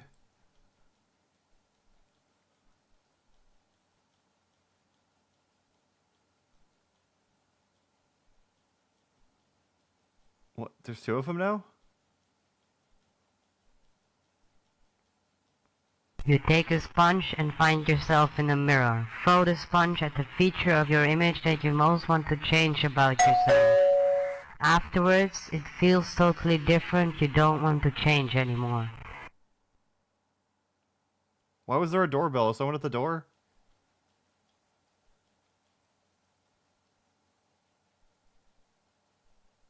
What's he giving him? What is this, a drug deal? What? Intel? What? It's so expensive. That's all my money. I've just got rid of everything. You I bought a just Formula got 1 rid of racer? Is that what everything for happened? this. I didn't realize how expensive this would be. I just thought it would be a good idea. I'm pretty sure it was named after an episode then, because there was a Bart the General episode we saw when we searched this. Always going fast.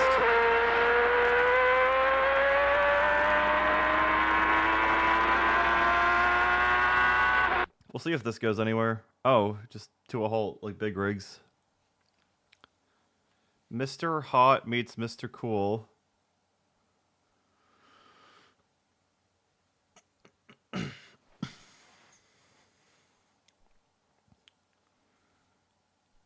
Yeah, we'll go to the other the Bernie bedroom tour, since that's also Super Chat 1. That was madness. I'm assuming it's this one from. Oh yeah, it's Fedora Storm. Yeah. Excuse me.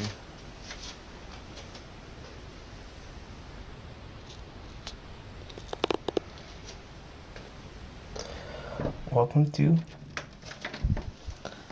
my Willpoint room. Alright. Hi, my name is Chris, and I am a brony. Yeah, I can see that. I didn't think you were in a Star Trek with this getup. I want to show you my room to show you all my collection of my Boeing Pride. Pride, yeah. Here's my little miniatures of. Oh god, they're just sitting there next to the front door waiting to strike whatever unsuspecting soul comes in. Ponies.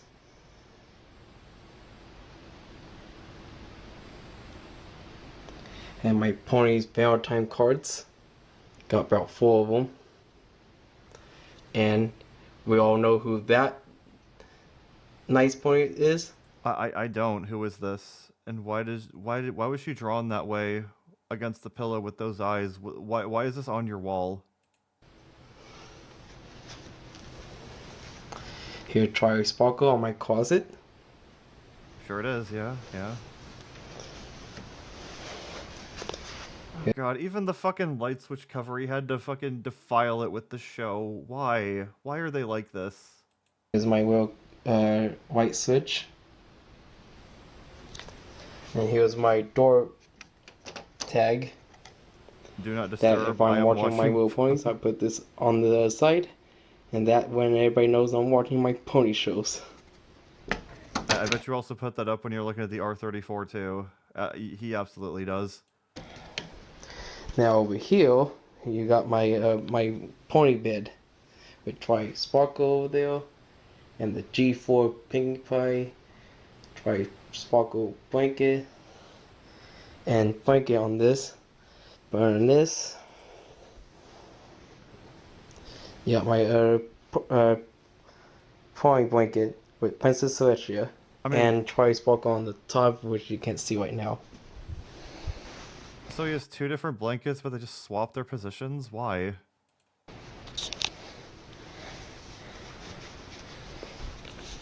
Now over here, we got my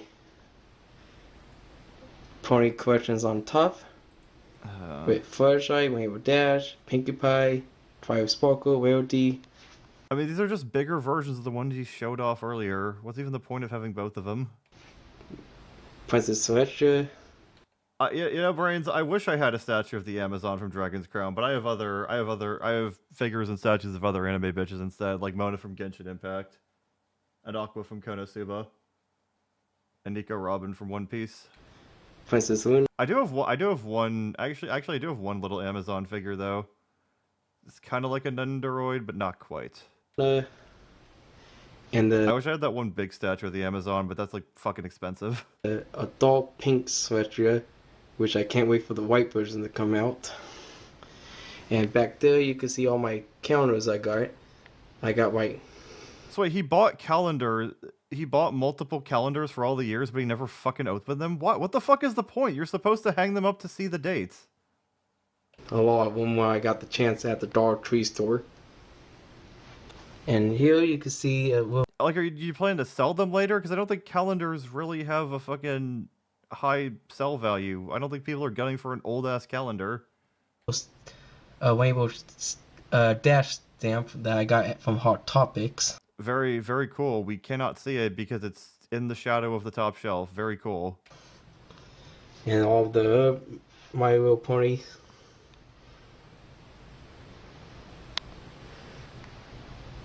I guess if a robber ever enters his room, like, they're just getting jumped by these fucking demons. And in the middle right here, I got all my G3 ponies. Yeah, I don't watch One Piece. I elected to read One Piece, though I am behind. I've been slacking on it lately. Reading One Piece is far easier to catch up with. And the big style Rainbow Dash. Sorry about the lighting here.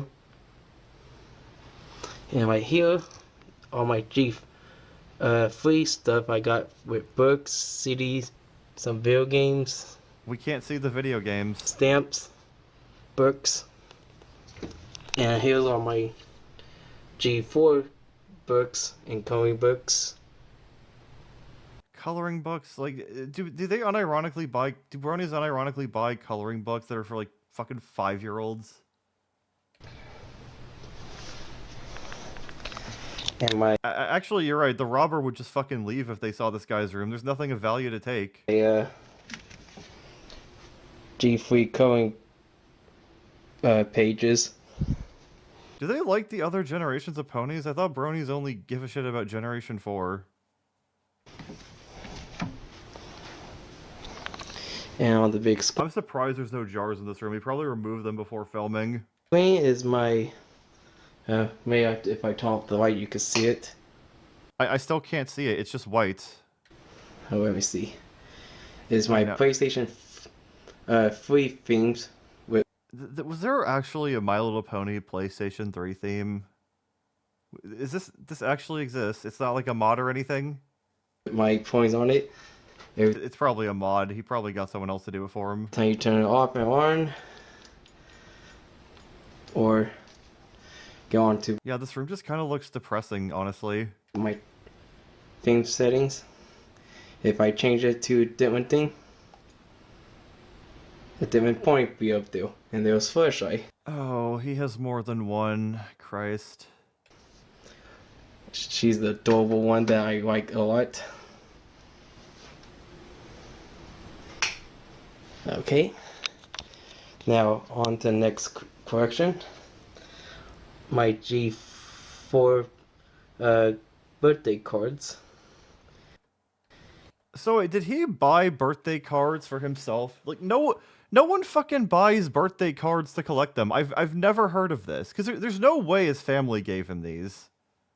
Because that one had like the number 4 on it, and he's clearly not 4. And my G3 birthday cards over here.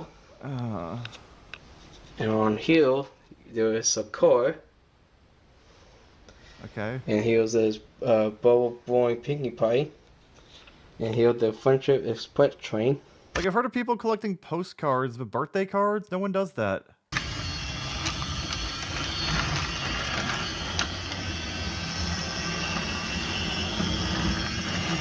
It always comes back to trains with users in some form. Always comes back to motherfucking goddamn trains, I swear to Christ.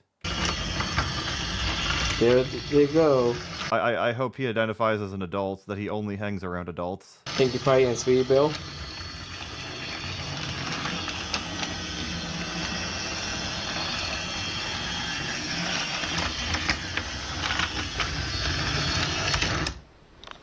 And there is the beautiful fashion stylist Rarity. And the water curve of My Little Ponies G3. And here's my poster of the G4 ponies. And here's another calendar I'm using. Oh wow, that's a calendar that's actually open and that you're hanging for its intended purpose. Good, you did learn how to use them. Which I'm not weighing on it because I'm going to put it on in a frame when... I feel like Cars toys would be faster at least. Like, I don't like. It seems like a lot of MLP merch just isn't very interesting, or it's just very boring from what this guy's showing off. Like, this is it. We have to just hurry and rush for table scraps with things like fucking birthday cards that we have so little merchandise to show off, so little flair and pizzazz. And this calendar is over with. And here, I don't know why they just like trains. I don't know. Here's my little. I'm autistic too. I don't fucking get it. Collection of some magazines that show My Little Pony on it from the Game Informers. And here's all my collections of pony toys I put on that I take off those pictures and put it on my frame. Look at all that wasted space. They just have a fucking ribbon in front of them. Like, can't you just like cut that off? Why do you have to frame this? Why do you have to keep it at all? Just keep the box or something. I'm assuming this is from the box, like a little insert at the bottom. But those one funny thing is, the Princess Celestia one. Yeah, you're right. It's almost like it is for girls, and they don't really give a shit. They just want pretty looking toys and pictures and stickers. One. Sorry. Yeah, I didn't want to say it. I didn't want to sound sexist, but thank you for saying it, Brains. So I didn't feel sexist. I can't talk right. There's this Princess Celestia. How is this news to you people that I'm autistic? It's very clear with the way I speak and the way I fixate on random bullshit all the time. And if you notice closely, she doesn't have... I'm not a doctor. I make that very clear. I don't have a PhD, but I am autistic. I have no tail. I think they must have forgot to put one on her. And on this way, here's Charlie Sparkle. Whoa, okay, I did not like, that artwork was very clearly drawn for a specific crowd, a specific part of this fandom. She was given the eyes and she was lying in a human bed that way. Do not like that. Princess Celestia. Alright, that's a normal picture, that's good. And my Postona. This is me as a pony when I would like to play role playing with some of my friends. I hope those friends are of age. And why are you a girl in this roleplay? Do you fantasize having lesbian sex with the horses? I mean, you're clearly into the horses, so you want to fuck them in some capacity. Why is your self-insert not a dude? And here is Charlie Sparkle. We'll see if we can make her sing one song. Princess Celestia wants me to tell you a story. What's your favorite song? My little We get the My Little Pony thing.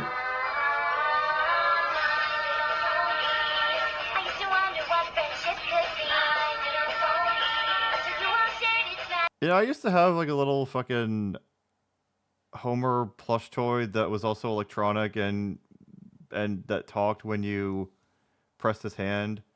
He was in a bath towel and slippers, and he would sort of shake around. But you know, he was singing the Macho Man song.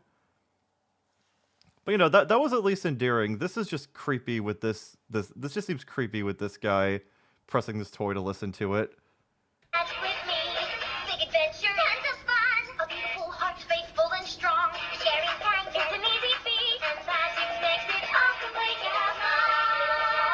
Like, even as someone who doesn't delve very far into the music world, like, I'm an absolute fucking noob, especially compared to someone like Brains. Yeah, like, listen to other songs, for fuck's sake.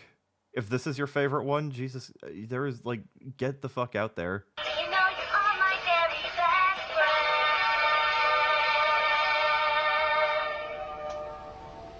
Sometimes it's even fun to sing along. That's like Twilight. And it comes with her own books that you can see right there. Oh, did that Homer doll get burned? I guess we could watch that a little bit after. And I say that's a clue to my point room. I hope you guys like it. This room looks really depressing. This is almost like analog horror. The only thing of value here is the PS3. Yeah, that was certainly the room of all time. Hold on, let me look at the Homer doll.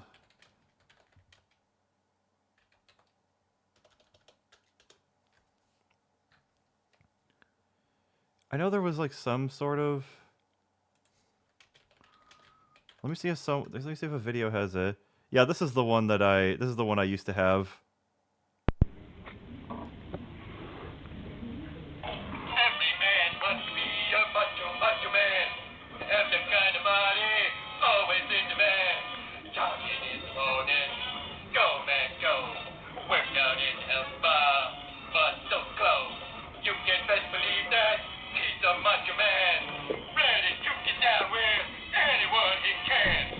Hey, hey, hey, hey, hey, macho man. I've got to be a macho man, macho man. I've got to be a macho. Woo!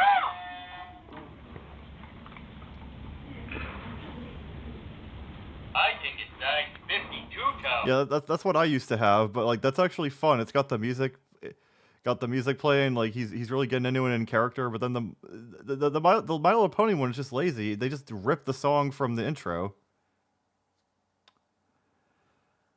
I've been going for about 6.5 hours, and we've gone through all the super chat ones. So unfortunately, I do think I am going to call it for now. And also my throat's kind of getting a bit strained. So apologies, but I might call it now. Might cover, you know, like we might cover some of these videos in the future, whether it be another request stream or if I'll most likely cover them like Brandon and whatnot. But yeah, I'm sorry I couldn't get to everyone's request outside of Super Chat, but there was just so much to cover and only so much time. But with that being said, I had a lot of fun looking at all these different weird videos, all these different users. I hope you all had fun too. I hope the stream was entertaining. Thank you all for the super chats, and thank you all once again for all the support for this channel. I'm very glad you like my stuff, and I gotta go to work tomorrow. So have a good night, everyone.